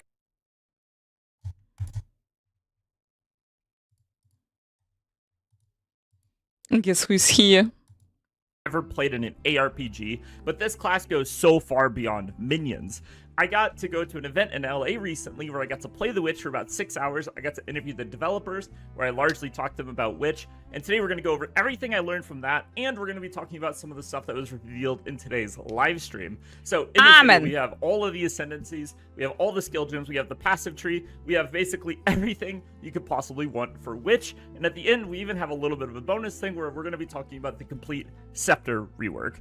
So starting with the Ascendancies, we're first going to talk about the Infernalist. This is a fire and demon focused specialization that can shapeshift your character into a demon, which gives you crazy mobility and lots of extra damage, or you can focus more on something like the Hellhound summon, which is more minion focused. And the Hellhound is going to do AoE fire damage, it's going to absorb incoming damage that you take from hits, and overall this is like, you can kind of get the theme of this, right? But what's interesting is when I spoke to developers, they did say that this is going to be the main minion specialization specialization for the Witch. Now, we'll see, how that ends up playing out, but that is what they told me.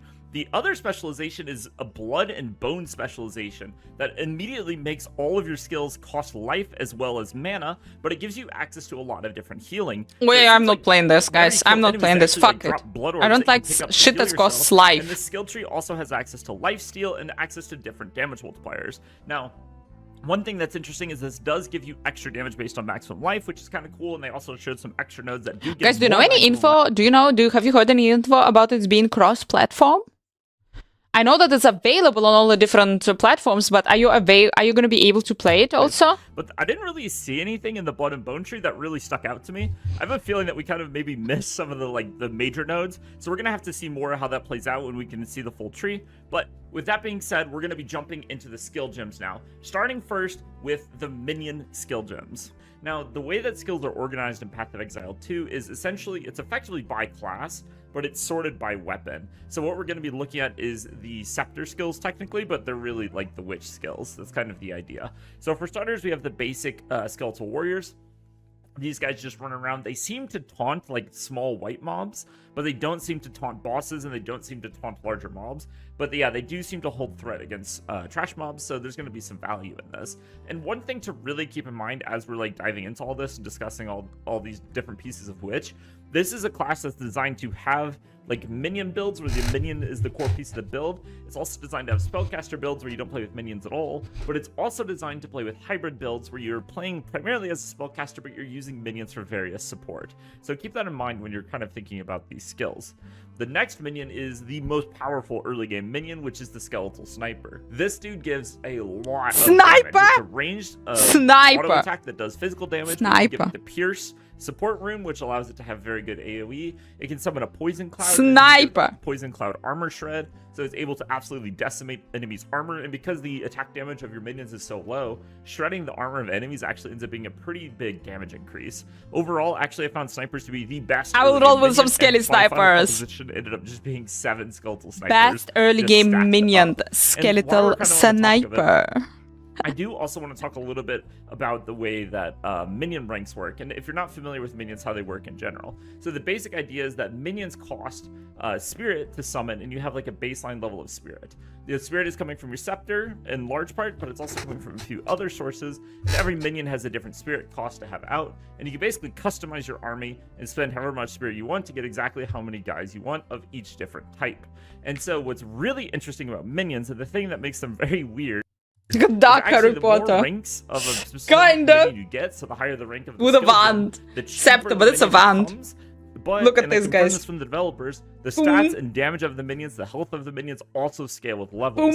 So you have a double factor scaling with minion ranks where they're getting more health and they're cheaper to summon, which means you can have more of them. So minion ranks end up being really important. But if you're looking at the stats, you're seeing this reservation. That's what this is in reference to. It's in reference to the spirit cost to actually summon the minion. The next spell is Unearth. This is a really cool minion spell. Basically, you're going to do a frontal of physical damage, like in a cone in front of you, and any corpses in that cone will get turned into like little bone scorpions. Those dudes do loads of damage. This skill is ridiculously powerful for mapping and for general AoE clearing, but it feels really weak on bosses because you don't have enough corpses to be able to cast spells. Now, I did get confirmation that there will be an aura that you can toggle that costs spirit to reserve and will spawn corpses regularly that will be better against bosses. I don't know if it'll actually be worth it to run it, but Unearth in general, especially in the early game, fantastic for farming, not so good for bossing. Now, the Skeletal Arsonist is really interesting.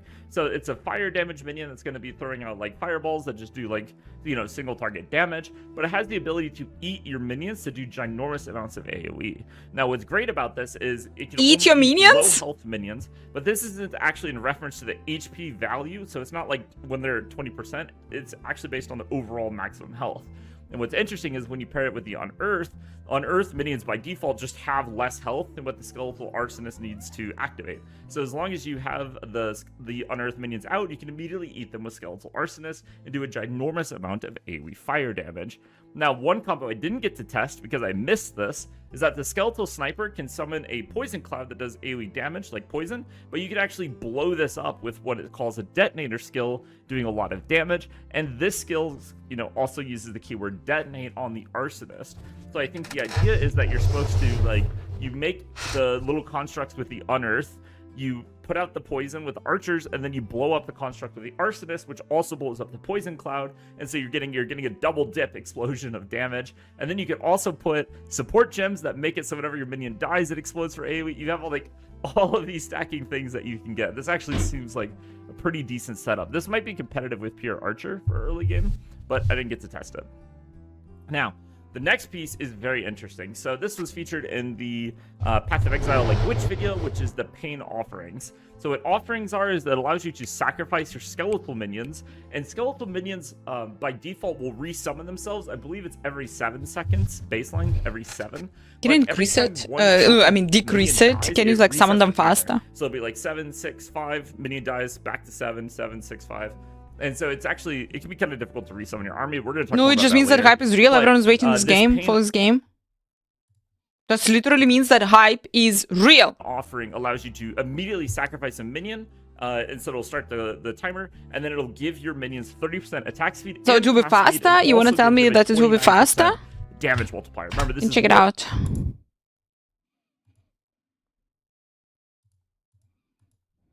Woo! More damage, so it's a multiplier. It's got a 6 meter AoE, which is pretty big, but it's not ginormous. So you do have to kind of reset this as you clear through the dungeon, and you are limited to 1 pain offering. But it's a 30% or 29% damage multiplier with a 30% attack speed buff. So this is extremely powerful. Raise Zombie allows you to turn corpses into zombies, and this is pretty okay. The thing is, I just find it to be too slow for farming when you compare it to Unearth, because Raise Zombie is only 1 target at a time, whereas the Unearth you can hit multiple corpses at once, so it feels a lot better for speed farming. The zombies are technically stronger though, so I guess if you were doing slower content that'd be better, but the problem is that zombies also don't really work on the boss, so you're in a situation where I feel like it feels like Unearth is always better than Raise Zombie, but there is one cool thing about Raise Zombie, which is that you can accidentally do the build without having. Guys, no, anyway, starting with the witch is super chill. It's ultra chill. And it would be nice, I guess. But no, because I do understand this. I do understand all of this interaction. You just summon the minions, you're just running around with the minions. Corpse. So, if you aren't familiar, in PoE2, power charges are completely reworked. So power charges are now, you gain them, you store them, and they don't do anything. But if you cast a spell that can consume power charges, it will consume them and empower the skill. So with the zombie, they take 30% less damage when you cast it while you have a power charge. He does 100% more damage with his hits, and he's got 25% more movement speed. The other thing that's really interesting is that you don't. So basically the aura or something. Power charge. So in theory, against boss fights, right, you should be able to raise zombies and resummon them without. Is that automated skill? And one other thing I want to mention, by the way, these zombies and the Unearthed minions do not cost so Diablo 2-ish, the corridors, guys. That cost spirit because they resummon the dungeon and the corridors, super Diablo 2-ish. The next minion is very interesting. This guy felt very powerful, but he has a ginormous drawback that I think takes it from being one of the best minions to being kind of mid. So let me explain what's going on here. So the skeletal mages are really cool. So they're frost mages, they do frost attacks, they chill enemies. Fuck, but if we have, guys, the specialization for the minions in fire, but you have also the frost mages, and then they will be transformed into the fire mages, so what? You stack up enough chill, they get frozen, and then they have a ginormous AoE active that they just drop like an ice bolt on the ground and it explodes. And you need 2 ice bolts to stun enemies. So as long as you can I fucking summon them all? You can go. But they cost spirit. Reservation 49 spirit. It depends how much spirit you have, how much spirit you can increase, and then how big your army will be. When you kill frozen enemies, they don't drop corpses, which means you don't have fuel for Unearth. The other problem is CCing bosses takes forever. To freeze a boss with frost mages takes ages. So against boss fights, they feel kind of weak. And in AoE, they deny your corpse generation, which means you can't make use of Unearth, which feels like one of the best mapping spells. So frost mages, great AoE, great CC. They just have that really rough drawback of not generating corpses. Guys, it's a bot.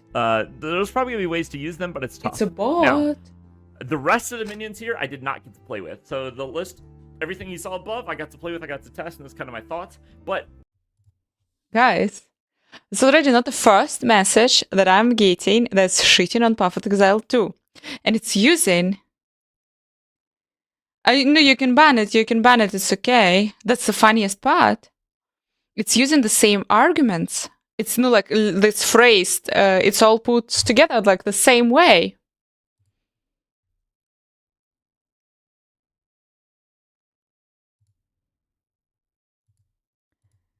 Which means it's the bot. Someone is like bot shitting Path of Exile 2. I'm impressed. I'm quite impressed.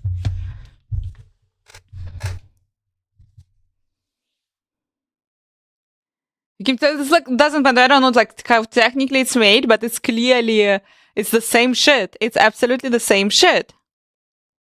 AI is bored. Let's turn on AI. AI gonna shit in Path of Exile 2.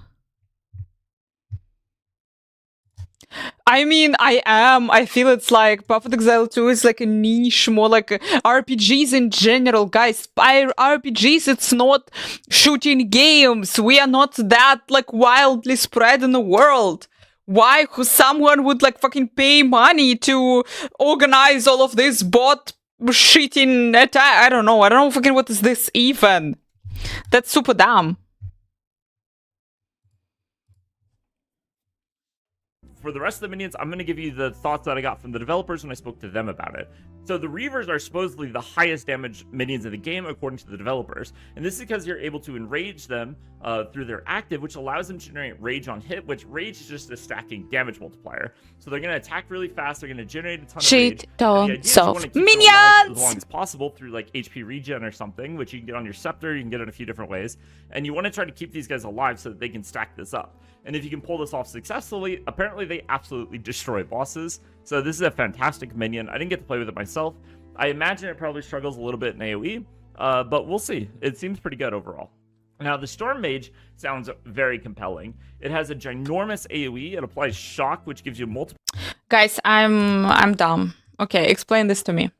So, we have bunch of minions. We are starting the character in Path of Exile 2. Here you go. You have shit tons of minions. You have the Storm Mages, Cold Mages, Frozen Mages, whatever mages you have.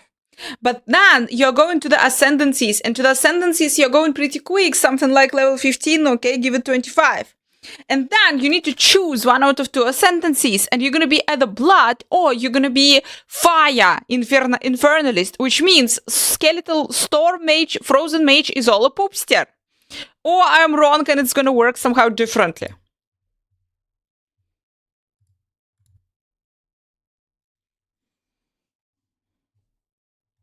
It doesn't have the same drawback as the Frost Mages, where, you know, enemies are frozen so they don't summon corpses. And overall, I'm kind of optimistic to try out Storm Mages for mapping, because, you know, they have a giant AoE, they don't cause, you know, they allow enemies to generate corpses so you can still use Unearth. Pretty excited to try them out. Bone Offering is like the next offering that we're going to talk about.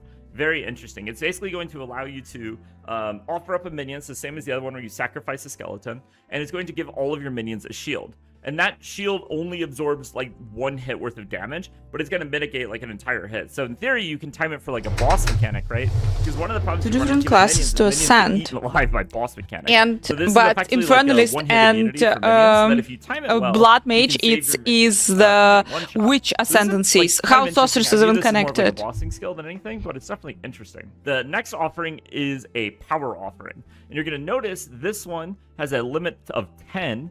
And the other ones all have a limit of 1. So with the power offerings, you can eat as many minions as you want, which, you know, when we're talking about minions as a support for other types of builds, power offering could be really strong, right? Because basically... If I can play it, I'm becoming sleepy. You can just eat all of your minions to turn them all into power charges, resummon the minions by default, and then eat them all again, and cast tons of empowered spells. Very interesting. So the Skeletal Brute, I didn't get a ton of information about from the developers. What I do understand is just what's on this page, which is that he hits enemies and he stuns them, basically. So basically, I will go on Fern list. he can only stun I'm just primed wondering how enemies, this whole so shit primed gonna be enemies working is with those basically every enemy ascendancies. in the game has, like, a stagger Like, bar oh, you that's fully don't filled. choose So the ascendancies at Skeletal Brute all, can but finish isn't the this like filling super and dumb? immediately proc the stun, right? And that's kind of the idea behind these guys. I'm not You really can sure how imagine strong you these guys play are. I it. didn't No, no, custom, like I said, exactly I didn't get playing them it would be developers, fun. but anyway, But that's going the like idea. super deep in those, Now, like the that's why clerics, I like guys did having get a a lot of guide is actually information not about. The bad in clerics Path to sounded Exile, Path to Exile 2. super You have a guide, you don't So, need to like so deeply remember go into earlier the we were details talking about minions every take single. Oh my 7 gosh, seconds skeletal to fuck you revive, cleric. and every single time Into one of your like every skeletons single dies, it skill, you resets that have the timer, skills right? This is already, and you really just blast the brutal, monsters and and you really feel this in a you lot of boss fights. meditate. And one of the solutions to that problem is to play with skeletal clerics. These guys have an active that only has about a 4-second cooldown currently that resummons all of your killed minions. Now, it's just skeletons, right? It's not going to resummon your zombies or your unearthed minions, but it's going to resummon all of your skeletons every 4 seconds, which is pretty crazy. Obviously, if the cleric dies, you can't use the active, which is kind of the downside of it. But I'm really curious to try this guy out. It sounds really strong. And he's also got the heal, which, you know, obviously with the Reavers, the idea behind them is, you know, the longer that they're enraging, the more damage that they do, but also the faster they're bleeding out. So, you know, pairing them with some clerics to keep them alive, pretty interesting idea, right? Be very curious to see how this plays. But these are all of the minions that we have just from skill gems. You know, there's a lot of interesting support gems and stuff. I didn't really want to get into the support gems here because it gets like too deep into it, but I do want to mention one or two. So one that's really interesting is you have a support gem that makes it so after your minion dies, it still survives and can still act for 4 seconds, but it does allow the timer to start ticking. This is really strong for bossing and stuff, a really strong early game gem. But like I said, I don't want to dive too deep into it. I just kind of want to give you guys kind of an overview of what the minions look like. Now, the next category of skills that we're going to talk about is kind of like the second archetype of Witch. So Witch really seems to have like 3 different main archetypes. You know, the first is Minion, the second is Chaos Dot, and then the third is like physical damage. So let's start talking about like Chaos Dot and what the idea here is. So Contagion is back from PoE1 with some changes. So Contagion in this game is a pure single target spell, and it bounces whenever that enemy dies. And when it dies, and when it bounces, it's going to multiply the damage of it up to 300%. So it's going to do double damage every time it bounces, up to doing triple damage, which is pretty interesting, right? It's a great mapping spell. This is actually the fastest early game farming ability. It's way faster than minions or anything else you can play, is to invest heavily into Contagion. And so the idea is you put Contagion on one mob, and then you burst the mob down, spread the Contagion, everything dies. So how do you burst down the mob? The answer is Essence Drain. So Essence Drain is a very powerful skill. It has a strong on-hit effect, and then it'll also apply a very powerful damage over time. So the idea is you walk up to a mob pack, you press Contagion, you press Essence Drain. Essence Drain kills the mob, Contagion blows up, spreads all over the mob pack, and kills everything, right? And this becomes really powerful when you pair it with one of the support gems. Give it to me! Every time you cast a spell, it uses 100% of your life. Freaking! No, like I for real brought myself some tea. The spell a 40% damage multiplier. But because this is ridiculous! Support doesn't work. It only works if there's a minion with enough health to eat.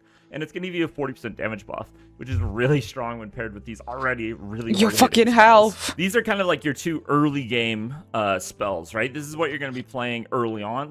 And the next group of spells you unlock much later. So I got to play with those first 2, really powerful. But this next one, Dark Effigy, is super interesting. So you're going to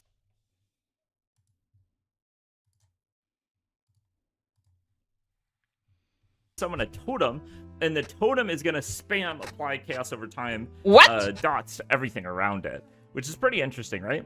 And then you also have Despair, which is an AoE curse that gives enemies negative chaos resistance. And remember, all of these dots are all chaos damage. And so you have this curse where you no, I'm just impressed by the boss having such a beautiful attacks. PoE1, negative resistance is ridiculously strong, because at worst, I want to know, guys, like, you know, like general idea which skills it has. But at best, this is a ridiculous damage. Doesn't die in 2 seconds. I don't know what to do. I'll probably panic and die.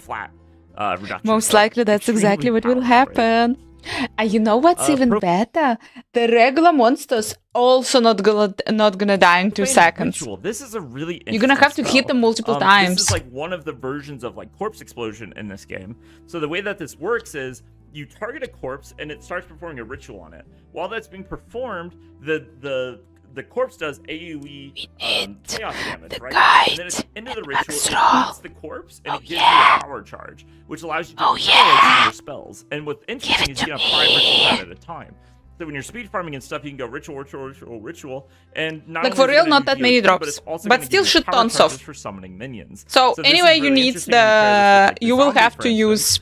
So in theory, the loot filter, guys, to like stack up and store a bunch of power charges like before a boss fight, so that when you go into the boss fight, you can summon all your zombies.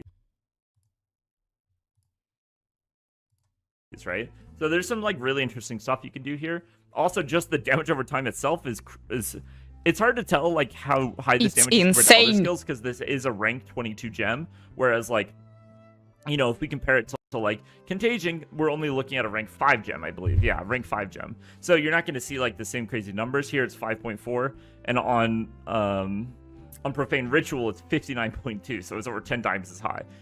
We'll see how high the damage actually is, but this is a really compelling spell, right? This is really interesting. Hex Blast is also super interesting. I'm very excited to try this out. But basically, you detonate all of your curses on all of the enemies, and each one explodes and does AoE damage. And you can explode up to 9 corpses per cast. So the idea is you pull in all the mobs, you ramp your curses on them, and then you just Hex Blast, Hex Blast, Hex Blast, and just do crazy AoE damage. This sounds really fun to play. Yeah, it just sounds like a cool spell, honestly. And with regards to curses, by the way, there's more curses we're going to talk about later. You know, obviously we saw the chaos damage, chaos resistance one, but there's also a lot of curses on like the occultist spell gem tree, where they have like, you know, negative resistance to a bunch of different stuff. So there's plenty of curses to work with. There's like negative movement speed curses in some trees. There's all kinds of interesting stuff that we can play with curses. There's more than just what I'm going to show you here. But, you know, like I said, I just want to focus on like what is like which stuff. Okay. So next, we're moving into the bone skills. And the bone skills are really interesting. They're not really like build enabling skills necessarily. There's probably ways you can make them work, but what makes the bone skills really good is that they're very powerful at utility. And the best example of that is through Bone Cage. So Bone Cage is going to summon an AoE circle around you, and it's only going to last a couple of seconds. Bone Prison, guys. Into it, they're going to get pinned for like 5 seconds, which means Bone Prison. Move. Here we go. It's like 4 or 5 seconds. It is a very, very long CC. It's the longest CC I saw in this whole game, the whole time I was playing. And it does that in an AoE, so when mobs run in, boom, like they're all CC'd. It's super powerful. And yeah, really interesting skill. And this next skill is also super interesting. So, bone skill, so shit tons of minions, like shit tons of minions, curses, bone skills. I played the crap out of this one. I Chaos skills, really but curses. like this skill, which is Bone Storm. So Bone Storm, you charge it up. The longer you charge it, you summon this like row of bones behind you that keeps getting bigger and bigger and bigger. Like it's called Bone Storm somehow. Even though it's more like Bone Spears or something. And they do physical damage as like a spell cast. But then they stick into the enemies that they hit, and the next you are like super always you're ranged, you're super ranged, and you're staying behind your army, and shit tons of monsters, a lot of monsters, a lot, like the big army you have, shit tons of skeletons. Which means when a minion hits an enemy with Bone Storm in it, it's actually going to scale its own damage, which means it scales with all of your minion multipliers. So this is really interesting. Especially when you think about something like Reapers, right? Where Reapers have this huge damage multiplier built into them, and then they're scaling this Bone Storm into a big number. It's also really good in party play. It's, you know, just a good freaking spell, man. The next couple of spells we're going to look at are the kind of like utility spells that don't really fit in anywhere else, but have like really high value. So Enfeeble is an AoE curse that is going to make enemies do reduced damage. Quite a bit of reduced damage, right? At 30%. This is a huge damage. And on bosses, it's still going to give you 16%. It's quite a bit. We've also got Vulnerability, which is going to make enemies lose armor, which is also really strong because how the fuck is a bone skill damage that we have. So reducing the armor can actually end up being but that's the other question. Finally, we also have Detonate Dead. And Detonate Dead is a fantastic ability because it does % corpse explosion. Life. It does have its own base value of damage, but the fact that it does % damage of the maximum life means that you can basically slot this into like any build, and it'll be pretty decent, right? Next, I just want to quickly go over the some of the more interesting passives. I'm not going to go into every passive on the tree. I just kind of want to talk to you guys about the passives that really kind of, I think, define the playstyle of what they're going for. For which, I want to give you guys an example of like some of the minion multipliers and stuff, and kind of what you can expect to be playing. So for starters, one thing that's very different than other games is that your starting spell nodes and a lot of your minion nodes all throughout the tree are going to read like this one, where it says 8% increased spell damage and minions do 8% more damage. This allows you to spec into minions while still being able Mostly, to do like, damage the to boss your is funny. spells. The boss now, is cool. You know, as an example, Power of the Dead here, giving them attack speed and damage. This is only hitting minions, right? Why It's there not are every single node that's baby gonna be hitting both minions and you, but a good volcanoes? So the boss is doing mini volcanoes, even though that's a druid skill, guys. You're also Okay. able to get this stat here, which is minions revive 15% faster. This is a very strong stat. because Increasing the it's speed of 7 seconds, reviving. It's gonna cut that down to like 6 seconds. And you can stack this to the point where you can get that cooldown down to like 3 seconds, right? And get it to the point where your minions are coming back pretty quick. Also, your minions are inherently really squishy, so these maximum life nodes are very strong. You've also got like standard like movement speed, attack speed nodes, right? Like some pretty normal stuff. And then we have this really interesting one. 40% increased minion damage while you have at least 2 different active offerings. This is a really interesting node because it's basically trying to push you into the offering playstyle where you might And sacrifice progression, 2 no minions source, so that, side style, you it's can okay. buff up your whole army. We believe it's highly possible right now with the modern technologies. But not every minion build is going to want to play 2 sacrifices, right? Like almost Guys, every minion build in is a gonna wanna play world, 1 for the attack speed in and flat Star Trek damage, world, but by the not way, every where single they minion build is have gonna be playing, no like, 2, money sacrifices. and like they Or, don't sorry, need to 2 work, offerings. they are playing So, video games some not decisions enough, you I make must there. say. You also have this node here, Fear of Death, which is going to give your minions accuracy. I think this is mostly for your archers because remember. But I guess if you can play in a holodeck, you kinda melee skills hit don't care basically all the anymore. time. I think this extends to minions, but I don't know for sure. So I believe this accuracy node is more targeted towards if you're playing rangers.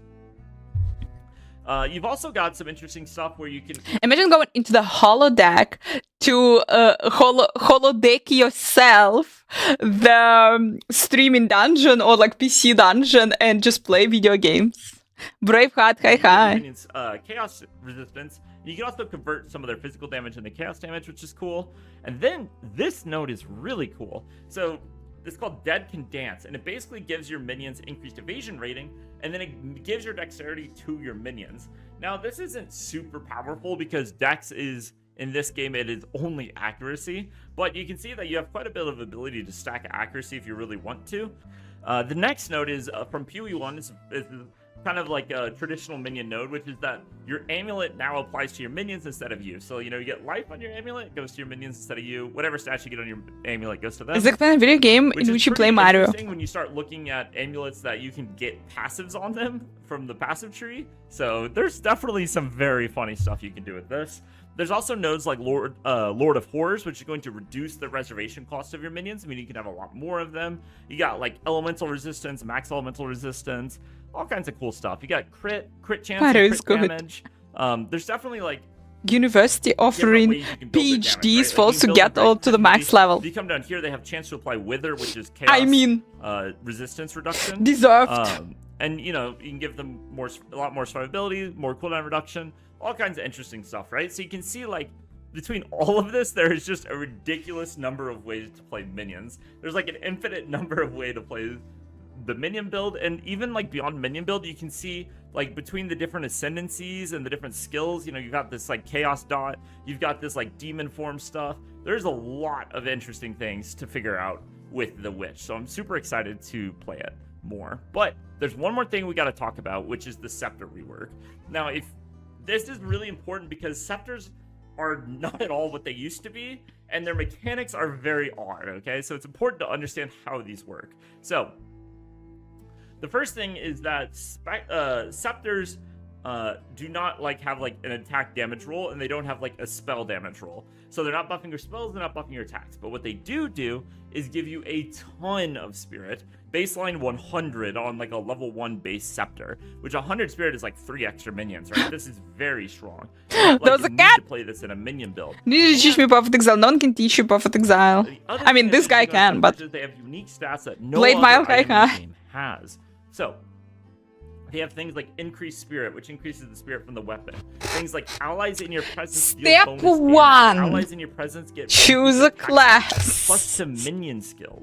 Allies in your presence Step gain 1 to 2. 4 additional physical Find a damage. guide These for are this stats you can't class. find anywhere else. And from my testing, these Step stats do not 3. they only Go apply play. to allies around you.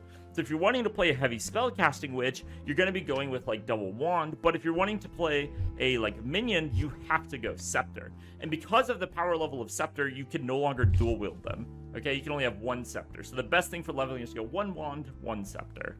But yeah, scepter's super interesting. And overall, this class is just super interesting. I hope you guys find it as interesting as I do. And yeah, thank you guys for watching. I'll see you in the next video. Peace out. Gonna give you the link, guys. It's important to know the guys, the gods who gonna give you like all the information that you need, like who gonna be writing the goddammit guides. It's important to know them. But now let's fucking chill. This is one of the strongest announcements I've ever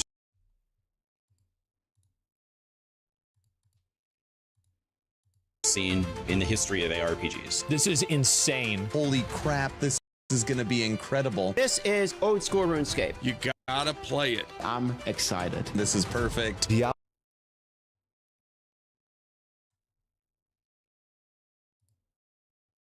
Wait, sorry.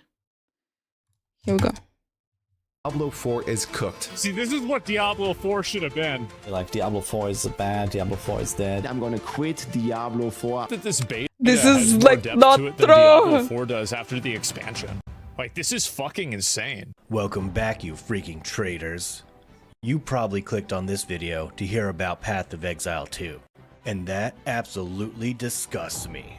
Anyway, in this video, I'll be going over all the major issues with Path of Exile 2, followed by a recent tweet by the Diablo 4 Giga Chad himself, Rod Diablo-like Ferguson, as well as many other well-known Diablo 4 superfans' thoughts and plans in regards to Path of Exile 2. Alright, let's jump in and get to the major problems with this game. Unfortunately, Path of Exile 2 will not be available on Mac OS at the start of early access, but we're keen to add this platform. Okay, so Mac gamers once again are taking an L. Well, that sums up all the major problems with PoE2. Sucks to be you, Mac gamers. Anyway, on to bigger news. Let's recap the tweet heard by literally billions of people around the world. Look at Rod Ferguson's tweet. Is this the Diablo-like thing? Is this that bullshit about that? Let me see if I can find it. Where's I don't Rod wanna. Ferguson? There it is. Let me double check. So, a couple of days ago, when the PoE2 stream ended, literally, X is blowing up, people are posting like crazy, holy crap, this is gonna be incredible. Rod Ferguson, the general manager of all of Diablo, decided to go on Twitter and absolutely cook himself with this unhinged take. Oh my goodness. Hogs got the video. Path of Exile 2 reveal was so epic it steamed Rod Ferguson. All right, what is the it? genre of ARPG is starting to mean a lot of different things, much like Souls-like and Rogue. I feel myself so bad. Like, I wonder if we could normalize Diablo-like for ARPGs that follow the Diablo formula. I absolutely cannot believe that this is real. Out of all the badass stuff that was showcased, after all the in-game, after all the Atlas rework, dual skill trees, and weapons that you can dual wield in one hand, all the 6 classes, and all this badass shit that they showed us yesterday at the Path of Exile 2 early access live stream, this right here was my favorite. That shit triggered Rod Ferguson so bad that he had to go make a tweet. Rod Ferguson is scared. He is threatened, though he's lashing out. Grinding Gear Games has made something tremendous with Path of Exile 2. Can I quit? Shivering, and the game isn't even out yet. No wonder Rod was making tweets. No, this isn't an ARPG. It's just like Diablo. Like, yeah, sure, Rod. Getting mad. Bruh, you ain't even followed the Diablo like you ain't even got a goddamn Diablo in your game. So just please go sit down and get out of here. Now, maybe he's scared, maybe he's a little nervous, but the last thing you want to do is come across as petty. And that's how this looks. I think it's very unprofessional. Fuck! If I was the VP of a game company, I wouldn't be throwing shade. That's a very passive-aggressive way to throw shade at GGG indirectly. This is such bad form. It is absolutely terrible. Like, the timing on it, everything about it just looks really, really bad. It comes across as jealous. Well, hold up. You guys are the ones sounding jealous. Do you even know how freaking cool the term Diablo-like sounds? Look, I can completely see what Rod is talking about here, and the term Diablo-like is already spreading like wildfire. For example, when a game you are super hyped for launches and it's completely not what you expected, that's Diablo-like. When a company removes a key feature, like a charger for a phone, then sells that key feature back to you later on, that's Diablo-like. When a game has a skill tree system with no meaningful options, It's like Souls-like, yeah. that's Diablo-like. When you are at a self-checkout, but you are asked to tip for doing the job the company you are tipping should be doing, well, that's Diablo-like. And lastly, when a game you took off for work for has a massive delay on launch that lasts for hours or even days, yeah, you guessed it right, that's Diablo-like. So you should probably give Rod a little slack here. He knows what he is doing and is completely This is so bad. not jealous at all about PoE2. In fact, PoE2 should be thanking Diablo, not the other way around, right? The thing is that, and Grinding Gear Games would be the first people to say this, that they owe a lot to Diablo 3. Because Diablo 3 being dog shit on release, dude, when the PoE closed beta came out, every single person in the general chat was talking about how shitty Diablo 3 was. And you know what's so fucking funny? Is when this game comes out, every single person in the general chat is going to be talking about how shitty Diablo 4 is. Okay. Let's check in on some real loyal Diablo 4 superfans, who I am sure are going to stick with D4 instead of this Diablo-like PoE2. Hey folks, this is Riker, and this week saw the most hype live stream the ARPG world has ever seen. The announcement of Diablo 4, season of The Witch Doctor, basically. No, obviously it was Path of Exile 2. I'm a starving man. I'm starving for Path of Exile 2 content, so I'm going to rewatch the same live stream for 15 days in a row until this game's out, okay? In my opinion, this is one of the strongest announcements I've ever seen in the history of ARPGs. I think I can kind of get away with less time spent from now on in Diablo 4 and more time invested into PoE2. I'm going to be blasting this game at the very least until Season 7 launches, and then probably go right back into PoE2. Holy shit. Okay, alright, Rob, please tell me you didn't drink the Kool-Aid too. I'm really excited to jump into PoE come December 6th. Okay, I give up. Let's at least try and figure out why this is happening. Something that happens almost every time a new action RPG launches is people saying, there isn't enough in-game content.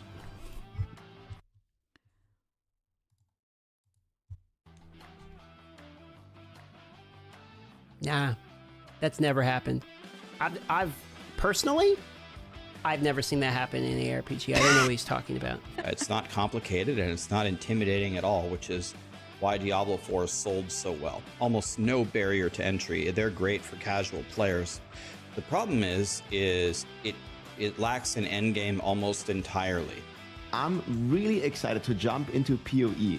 The biggest reason for me by far is probably the crazy endgame that they have. This focus on the endgame is just absolutely crazy and fresh and new to me, because coming from... Did he just say the focus on in-game is crazy and fresh and new to me? Yes, it is. Yes, it is. Before, after a certain amount of time, there is not that much to do. This is too much reaction on a reaction right now. I'm sorry, I have to laugh. There truly is nothing to do. It's his reaction to the reaction, and Anna is right now reaction. Saying the same thing. I love how the reaction is the same from literally everyone. Well, I guess that's not literally true, but there aren't really any great rewards for doing that. I don't have any super awesome mounts. I don't have any titles. My character isn't glowing. I can't link you an item that is so rare and so godly that you wouldn't be able to find it yourself from all the hours that I put into it. The rewards are just not there. Man, it gets worse. Nothing to do, no reason to do the things there are to do, and no rewards for doing them. Okay, guys, I think it's inevitable. I also need to try this game out, and for exactly the reason you may think. To bring to light why PoE2 is a vastly inferior game to the masterpiece we call Diablo 4. But for real, guys, I will be making a lot more videos on PoE2, and you probably should be trying this game out yourself. It looks awesome. Please subscribe. Diablo 4, oh yeah, I swear. Oh, fuck! Fuck! Fuck! I love it more than I can bear. First, phew, I judge. I judge.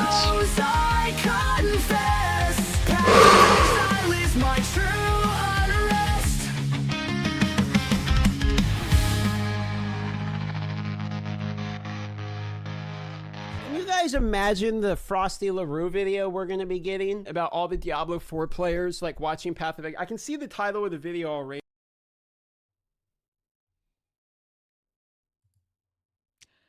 This is bad. Dreaded troll song, apparently. Apparently. But at least now, like, hot, guys, hot. That's why we're there. Like, it's hot. Super, super fucking hot.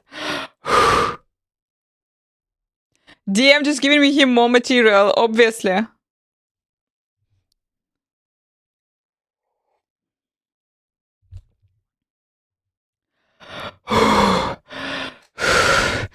don't have this, guys. We're the communistic Russia. No, it's good. It's like absolutely good. Competition means it's not bad, guys. It's not bad. Whatever critic, whatever shit is happening. This is good. This is super, super good, boys and girls. More RPGs to play for us. Anna also will be playing Path of Exile. Jesus.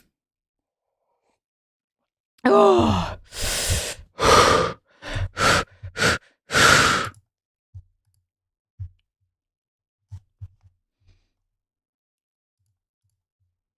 And I'm gonna lose it.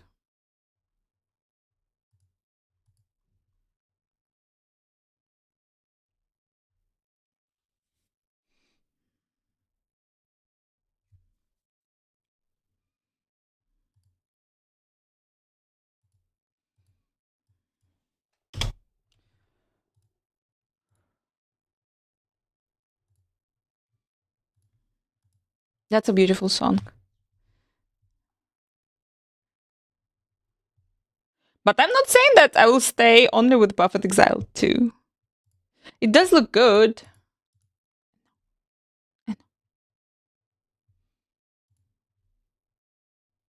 I am David, I am Diablo Queen. I am what is called hardcore Diablo player. But I also will be playing Path of Exile 2 on the early access.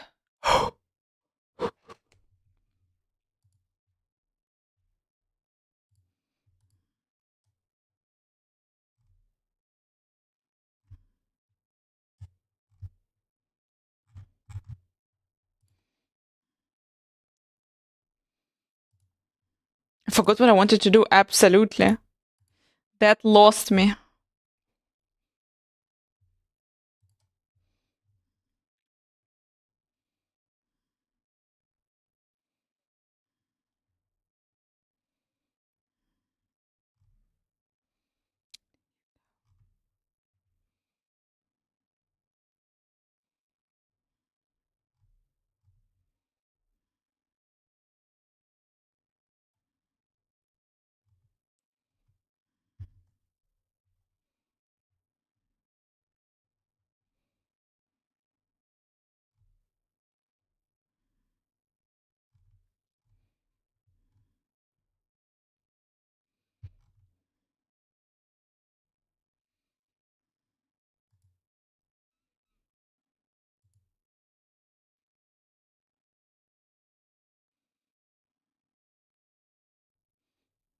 Galaxy King, this is the interesting question you are bringing here. Yeah!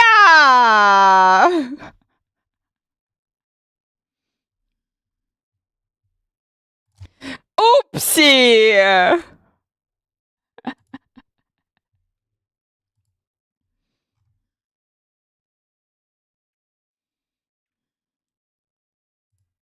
Sir, just what?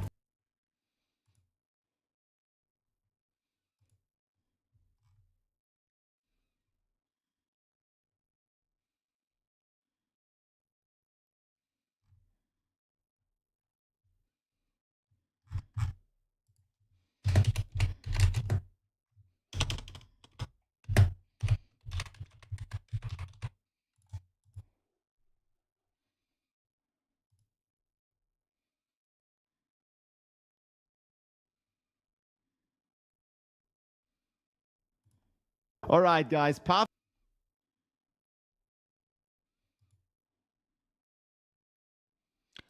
Bam bam!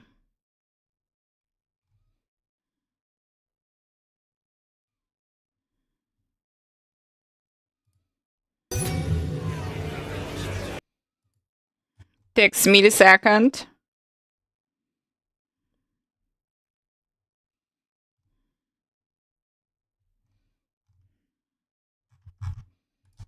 All right. This is my second choice. Like what to play. This is my second choice.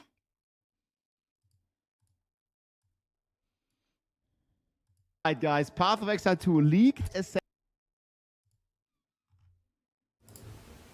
Whoa. You saw nothing.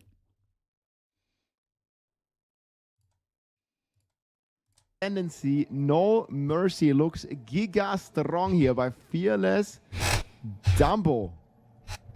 Log in. Welcome to the first of many Path of Exile 2 videos on my channel. And Hell yeah. there's some newly leaked Ascendancy information for Witch Hunter, which I plan on building. What happens if you like Path of Exile 2 beta? I don't believe on the planet Earth that it's possible to play one game fucking forever. That's why it's fucking good to have multiple games and switch from one thing to another because it's like just nice to have. That's why there are leagues. That's why it's nice to jump in one league and then switch and join the season in Diablo 4. And I really hope that no rest of the weekend gonna have something like this as well. Boss Killer 4 in 2 short weeks. If you're new here, I am a Path of Exile bossing specialist, and most of my content revolves around efficient scaling of damage and mechanics of use. I like this guy. Bossing I spend a ton of energy testing and constructing thorough build guides. Hell so yeah. If that's something you're looking for, drop me a like and subscribe. I also don't like beating around the bush, so let's start with the new Ascendancy information. Straight to the point, my man. First, credit to user Thickest Thieves who capped these from Open World Games' recent video, and I went back and capped one more Ascendancy travel node, which is where we'll start. The two small nodes we didn't know about before are Druid is not on CDR early rated access. Judge, jury, and executioner, and 35% But Mercenary increase is, in and this video is about the Mercenary, and I'm Now, thinking I've about already playing the started recording Mercenary. This video before seeing My this, second and class, was planning on probably. mentioning that Decimating Strike, the pre-call Ascendancy notable, has a nice side effect of boosting the effectiveness of any modifier for low life. If a This is so insane, man. Like these are the chunks you can do. It's like a guaranteed damage chunk on the boss. Well, not guaranteed, but on the first hit you have a chance to basically chunk the boss for like a massive amount of HP. mob starts at 70% health, most of the time they're alive. They're going to be triggering low life effects. CDR is useful for grenade builds, which I plan on leaning into because all of the grenades have cooldowns. Those are great, but the real meat are the two new major Ascendancy nodes. The first is Culling Strike on the way to Witchbane. Culling's been completely reworked in PoE2. Now it slides on a monster rarity scale from 30% to 5%. This greatly improves its utility in mapping. Yeah, so Culling Strike, my friends, is basically like executing or instantly killing the monster. And it works like differently for different kind of monsters. Here you can see, like, if you basically Culling Strike a monster that has a normal monster that has 30% life, it's going to instantly die. And the same for Magic, Rare, and Uniques, which are boss at 5%. So that's going to be rocking. Scenarios because Cull was more or less a dead mod in PoE1. when No you're one gives a mapping, damn but about it reduces its effectiveness in Execute boss from encounters. D4. I actually really like this change. It always felt weird to get a flat 10% and for it to be so situationally useful. The second and much bigger deal in my opinion is No Mercy, which synergizes with Witchbane. No Mercy gives 30% more damage based on the enemy's missing So we know, we learned more damage, guys, is X. It's a multiplier. If anything says increased damage, it's plus. And if it says more, it's basically an indication for a multiplier. X. For an so this is X, yeah. basically a 1.3x damage to enemies based on their missing concentration. Let's go. That's so crazy, This is a actually. new mechanic in PoE2 that enemies get from Witchbane, so there are many unknowns, but what we do know is that words in PoE are extremely important, so let's take a quick look at Witchbane. Enemies have maximum concentration equal to 40% of their life pool. Okay, he's cooking, You can boys. break an enemy's concentration on hit equal to 100% of damage dealt. I had a discussion with If and Jeff, who is also a mechanics nerd, about this, and to us, it reads like breaking other status buffs like armor. So if we throw in Decimating Strike, which is another Witch Hunter Ascendancy, we start with up to 30% of their life pool gone with our first hit. Now only Mark from GGG knows exactly how this works, but based on the way Jonathan described it and a careful inspection of the footage, damage from Dude, he instantly deals 250,000 damage to this boss. This works, Look at but this. based on Top the way right of his Jonathan bar. described it and a careful inspection Bam. of the footage, damage from Decimating Strike Yep. counts as part of That's that first crazy. hit. So you can load up a juiced explosive grenade that can grind off whatever Decimating Strike missed to Fuck, get you that's over quick. the remainder of the 40% threshold. The rest of the boss's health bar should just melt away. Obviously, This guy is cooking, man. And what we were thinking about, what if you, let me exit full screen so you can see this. What if you have a party of 6 that all use this mercenary with this ability? Jesus, he's trying to create one-shot build, but okay, you have 6 players, but one-shot you the get lucky bosses in enough- Path of Exile. It's just gonna insta-kill the boss. Like you have 3 people that hit for 30%. Like the boss is Who basically allowed dead. Rob And you can to have play 6 it? people in the party. Oh my god, man, this is gonna be this is gonna be so wild. Maybe I mean I don't know. Spirit We're gonna World think user a bit off the classic, box, yeah. like, but that might go like completely crazy, depending on like if they thought about this or how all this is gonna work. We'll find out soon enough, boys.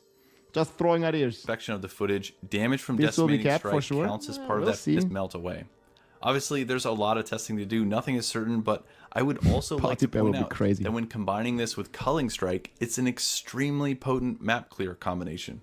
For anything in maps, between 10 and 60% of a monster's health bar becomes irrelevant, which is a crazy thing to say out loud. That's crazy. Particularly because these are raw percentages removed and wouldn't be affected by things that usually make monsters tankier, like delirium or additional resistances, outside of you needing to still cross that threshold to proc No Mercy. From an Ascendancy perspective, this is exactly what I plan on trialing a boss. GGG would hotfix that immediately if it works. Okay, well then it's great. We're gonna find it out. Like this is one of the reasons they said why early access is there in the first place. It's to figure out these kind of crazy mechanics because they are like super knowledgeable about the game, right? Like you can clearly tell the developers have a lot of passion.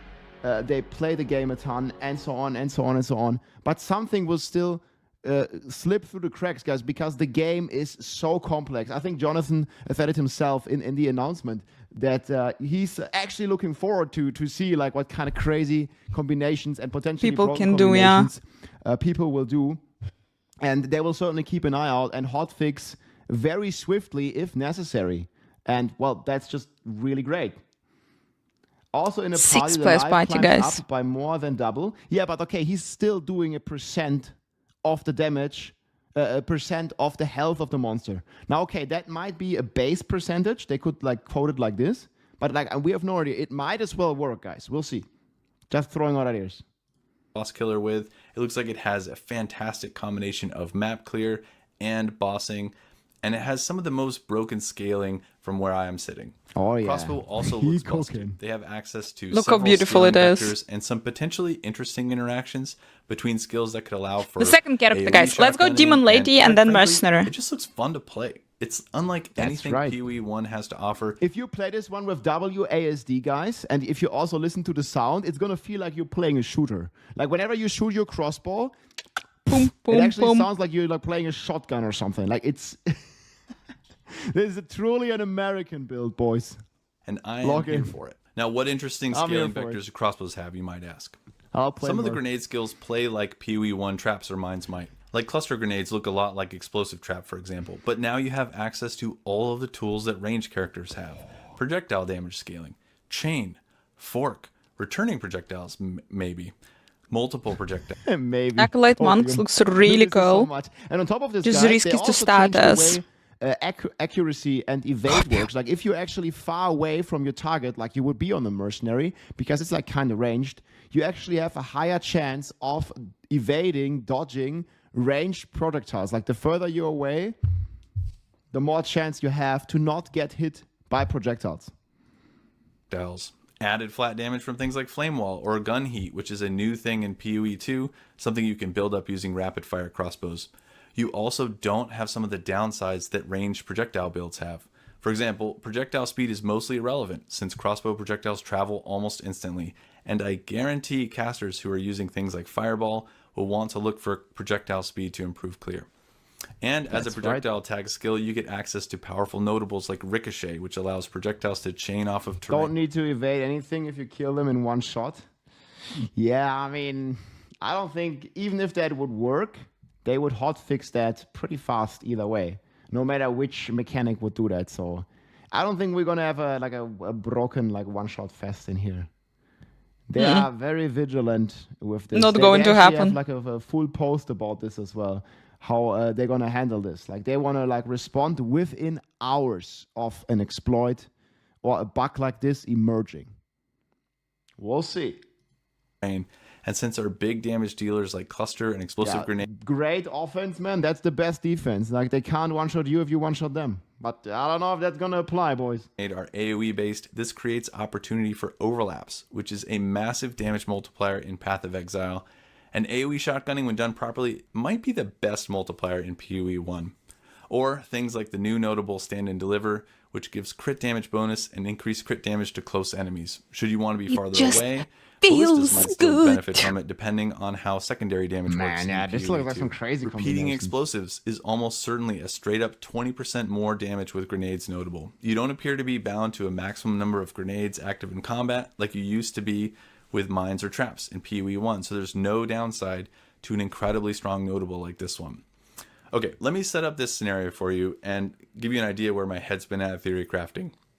One of the supports that looks the most broken to me is Frostfire. I've been thinking about this one a lot. Frostfire is a support that grants 100% more ignite Support. Okay, so this is like a support for you, like attack effect. At least, Support gems. whenever PoE2 DB captured it. But if this were a support in PoE1, it would immediately become one of, if not the strongest support for the game for ignite builds. A really strong 100% support chance in to ignite PoE1 against adds like Frozen. 40% more damage. Crazy. Let's say we full convert explosive grenade over to fire and crit to guarantee an ignite. We only need to combo another skill enough to freeze the enemy before essentially getting double the damage. Fungus, And we can Biggie throw in Mod, added everyone, flat from everyone is secondary showing skills it. to further boost that ignite, like flame wall, Always. or by overheating our boys. gun, or both. All right, now let's say we roll into a boss fight, This full guy's health. cooking. We pull out our Here we go. permafrost ammunition with glaciation and hypothermia to get to freeze In the really link is fast. channel below. We immediately take 25% of the boss's health off with decimating strike, which should be Gee. enough to freeze it and make getting the next 15% easy. We spin up flame wall with fortress to give us added flat for our big boom, and as soon as we finish breaking concentration, we drop a fat ignite on them, which gets the full 30% more multiplier from No Mercy. Explosive Grenade is an excellent choice of nuke here because looking through the known skill list, it has one of the highest attack damage multipliers. Easy game. Now, having said all that, we are still very much in the dark Easy game, he about says, man. everything. So don't take my Gee. or anyone else's perspective on what is going to be the best of anything until we are able to get in and experiment, which is a lot of the fun of Path of Exile. It's like It's That good is he cool. mentions That this, is man. super cool Like, skill. Nobody truly knows, what's gonna happen with the game, how it's gonna go. We can just make some guesses on the information we have available right now, but nobody has all the information, guys. This might all be like completely different. We will see. But people are very interested, so people are giving, or creators are giving, their best guesses, and it's certainly a lot of fun, to think about this, and it certainly is going to help you out in some way. So that's very cool. It's like a magical early Christmas present where a game this complex and rewarding mechanically is completely Jonathan Rogers new has all and the info. undiscovered. Even Jonathan doesn't and have who all the knows what info. Endgame will be like, but I'm really stoked to find out. I'll keep posting thoughts and what my early access build concept shapes up to be, but it's 1,000%. We're not gonna. going to I think be a also we're Witch not Hunter gonna. as a first build boss killer. And That's as soon why, as I like, have no one enough has to the construct a builds. No viable one build knows. guide, I Like, will be everyone posting that here on this channel. is kind of And you can follow speculating. along with And my all the shit character that, like, you on know Fearless is, Dumbo, like, and my that you profile is kind of PoE. know. I've also got one more channel announcement. I've teamed up with Crip, Localhaul, Dreamcore, Surgog, Jorgen, and several well-known and respected content creators at Mobalytics who will be creating build guide companions to the videos that I have here. In hopefully a short amount of time, you'll have access to all the And same we information fucking I need provide you. on my We channel, need you to and I create will those drop a builds link because, in the guys, it's all description. I insane. hope But to see like, you they all can. They don't have all the in information right now. They can't even do that. It's all right now. The speculation. It's amazing that you can't wait to try. I'm Everything here for it all. figuring stuff out is the fun part. Yo, that's been a great video, guys. I don't know. I would be fine if they would give me like some builds. Subscribe, leave a like. Fearless Dumbo. Yeah. Gonna link the video. There we go.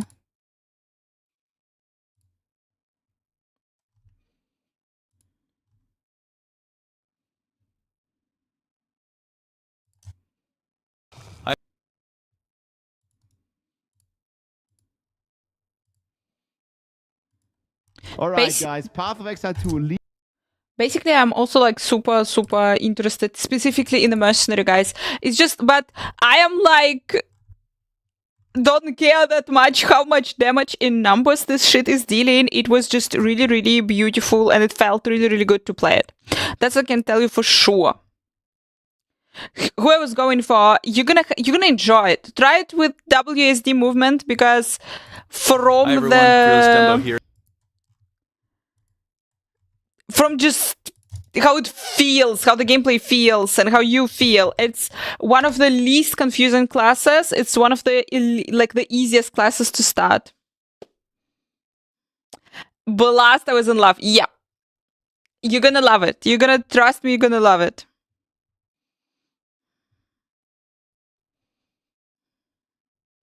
Mercenary looks really fun. Guys, yeah. I'm gonna show you a little bit. Let's tomorrow I'm gonna show you also a little bit more the gameplay of the mercenary because it's like freaking. That's good, boys and girls. That's really good. And it is less confusing. You have shit tons of skills. You are using simultaneously shit tons of skills in Path of Exile 2, like in Path of Exile, it's fine. Plus you have a bunch of flasks, not flasks, the potions. And it's important to have, basically to understand what you're pressing and how, and with the mercenary and with the witch, since you have the skeletons and, with the mercenary, you have the crossbow. It's just the easier gameplay. Easy to catch the gameplay, I would say.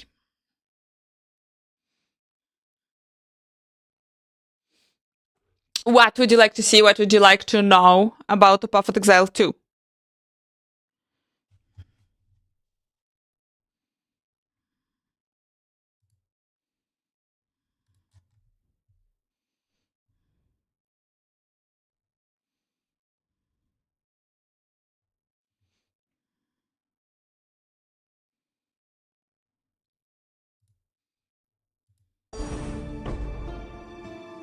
Okay, I'm buying this. Okay, fuck this. I'm buying this. That was a really hype thumbnail. I'm like, huge news. The guy said that there is a huge news in the video. Okay.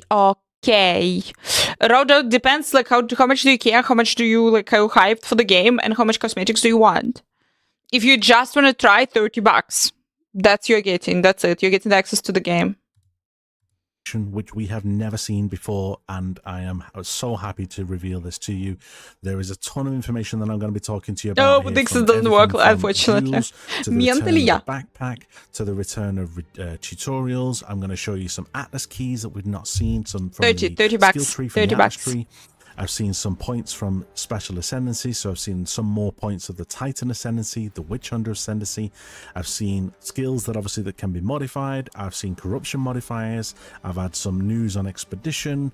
Yeah, there is an absolute ton. I've got some boss footage. I've got some new uniques to show you. So yeah, strap in tight because this is going to be a juicy one. Now, if you are not subscribed, guys, I would kindly ask you to subscribe. I am trying to push my page as much as possible, okay? And I want to try and get it as high as I can, and I want to be in the top, at least in the top. You see, the guy asked really nicely. Guys, follow, like, and subscribe.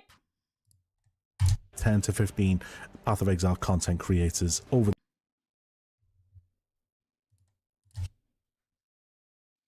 the next couple of years, and I can only do that with your help. So I would very much appreciate it if you can throw us a subscribe, hit that bell, throw us a like, throw us a comment, whatever it may be, and try and help me, because I am trying my absolute best here to provide content to you. So at least help me back, okay?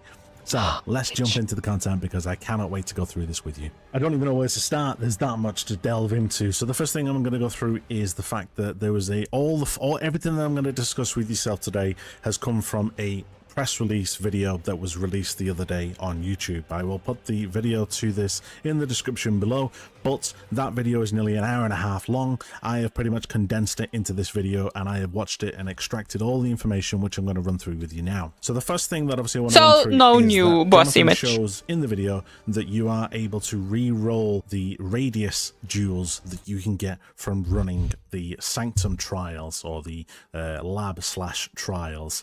He shows you a jewel, but then obviously he then shows that you could potentially roll it, so you can re-roll the radius if you're not happy with it for any reason. Now that is massive, because if you pick up a jewel that's small radius and you want to extend it to large radius, then that is absolutely massive, because then that will increase all of the modifiers in your skill tree to encompass everything that you want to increase your damage from your skill tree. Now that to me is humongous. Okay, the fact that you can roll the radius, we have not really been able to do that other than with a Thread of Hope, and even with the Thread of Hope, it is very expensive to try and re-roll it because it is a unique. With this item being a magic item, it's going to be very cheap to re-roll it. So I could foresee that there is going to be a ton of damage that is going to be hidden behind these types of jewels, and I can probably imagine that people are going to want to run multiple of these jewels in certain areas where there may be clusters of points that you can enhance by putting one increasing of these the radius now the next thing I wanted of to discuss working. is that This is Jonathan like does level go in on the to glyphs. describe that in the skill screen there is now going to be an onboard tutorial that is going to show you how every single skill interacts. Thank how it God. looks, and obviously we'll have you a bit of a brief demonstration. And as you can see recommendations. on screen right there, it says select skill, and it will then show you a little replay below how it looks and how it interacts, which is something that we have never been able to see in Path of Exile 1. We've manually had to insert the gem into our sockets, and then from there we can then see what it does. That is a nice little tooltip which I think is going to massively help new players, and even players that obviously are new to Path of Exile 2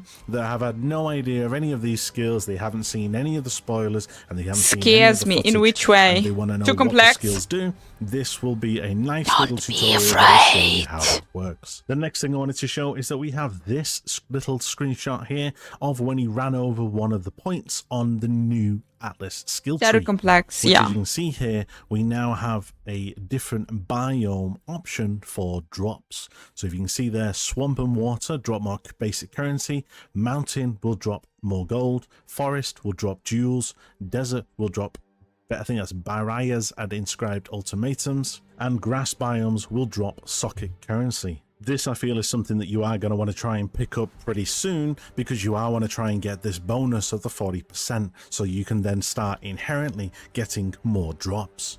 Now, I have So that Rubik was inside you. load of nodes from the Atlas Been tree having here, fun. which we're gonna Definitely photo stream Path through. Exile The first 2. one I've got man. here is from the main Atlas tree, so the one that's in the middle. This has 4% increased waystone modifier effect. That is obviously on the purple effect. So this is similar to the current one that we have, where we have increased modifiers. Well, this is basically exactly the same, but it's connected to your We're waystones. strong. We're gonna learn This it. is obviously on these two nodes. I'm not too sure what are the ones on the far left. Next one that I have here is on On the other hand, Remnants let's go of play Power. Fortnite.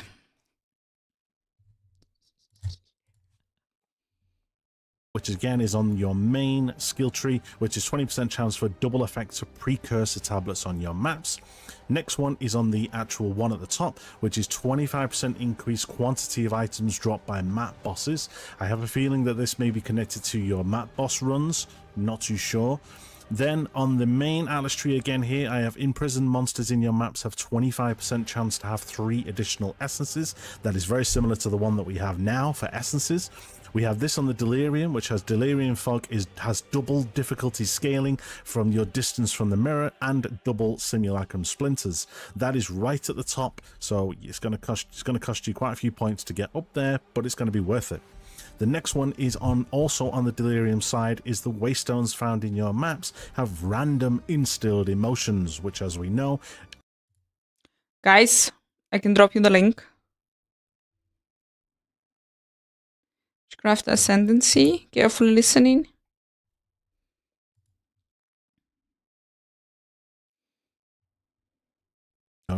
It is the expansion of Diablo 2, yeah. For the Witch Hunter Ascendancy. First one here is No Mercy. Deal up to 30% more damage to enemies based on their missing concentration.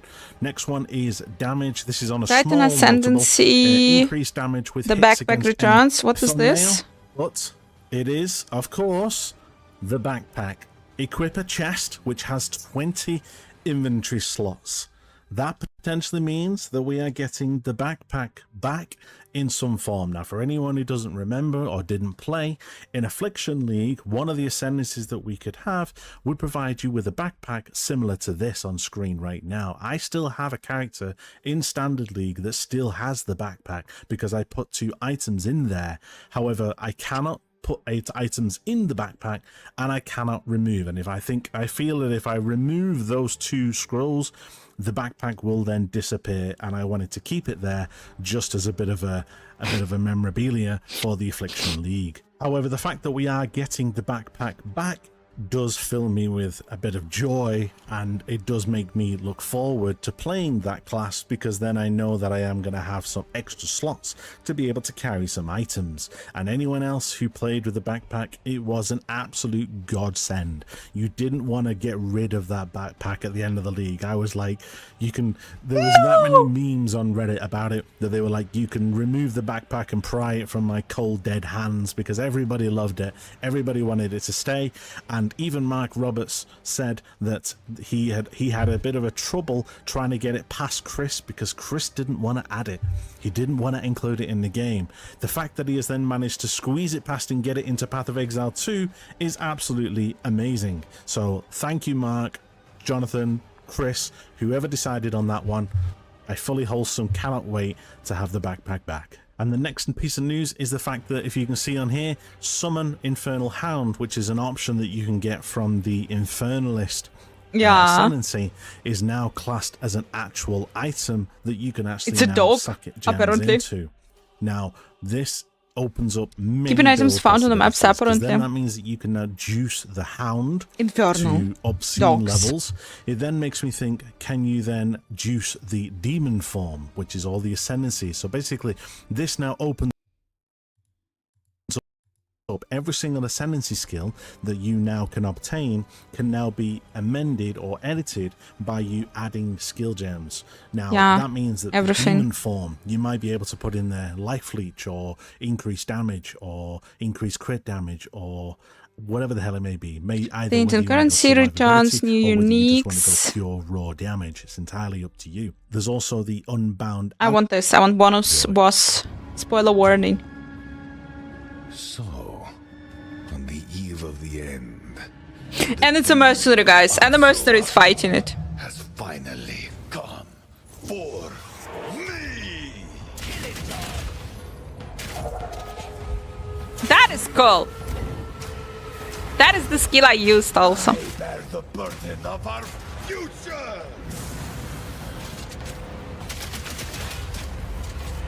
And the biggest, this one is like actually like really good single target damage.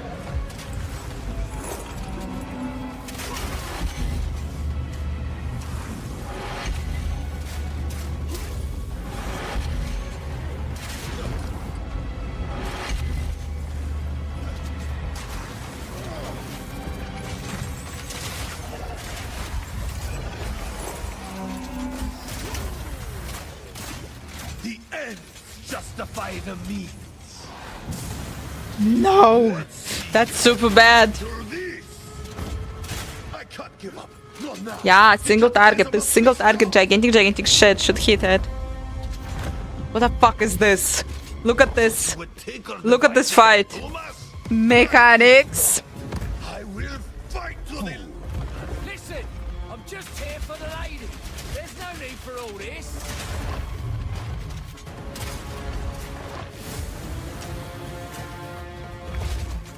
I've got you now. Juicy. Yeah. Guys, we're still not even fucking half health. Just to learn one boss moves. Yep.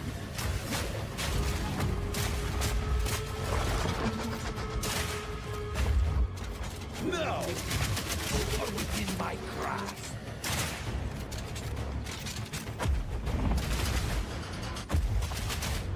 Activate the beam.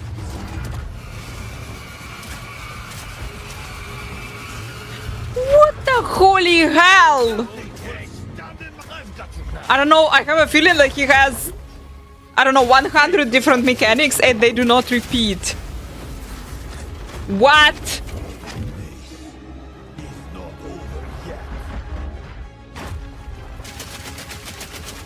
Okay, now we're half health, guys. Oh, whoa, we're half health.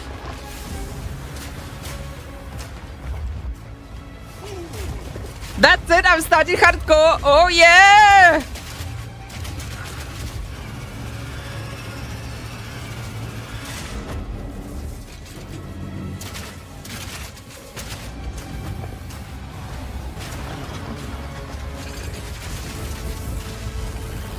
The hell? Laser, biggest laser.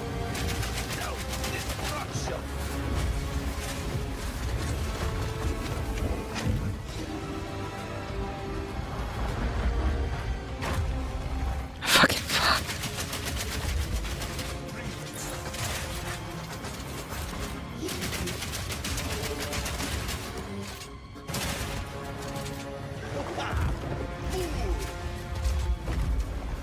One of the first, guys. It's also like one of the first.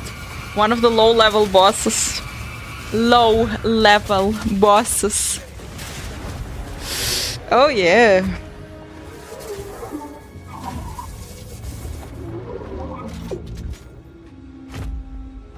And there you have it, guys. That is the Doriani fight, and I cannot wait to fight it. The first time I watched that, I was like, I am definitely going to die quite a few couple times in that.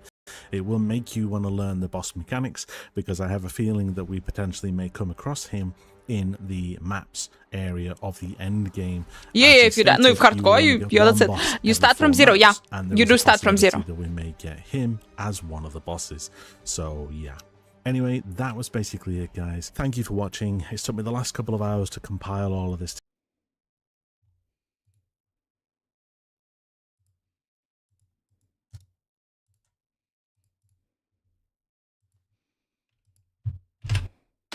Follow, like, and subscribe, people! Me gonna be disappearing in the darkness and going to work slowly but surely. Wishing you not the same.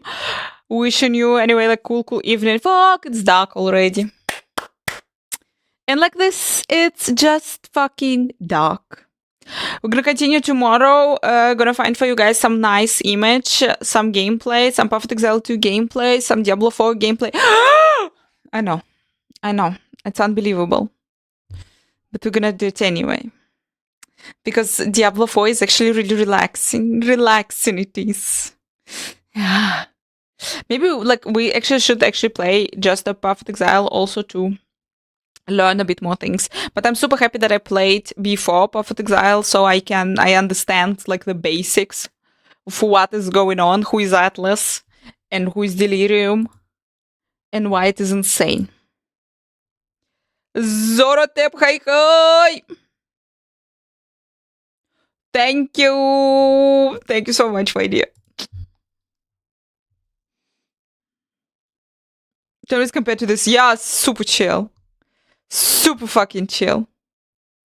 Guys, have to disappear because I have to go to work.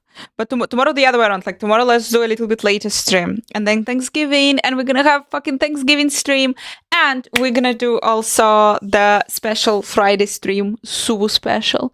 Have an amazing fucking evening, everyone. Eat a lot of tasty food. That's important. You know it.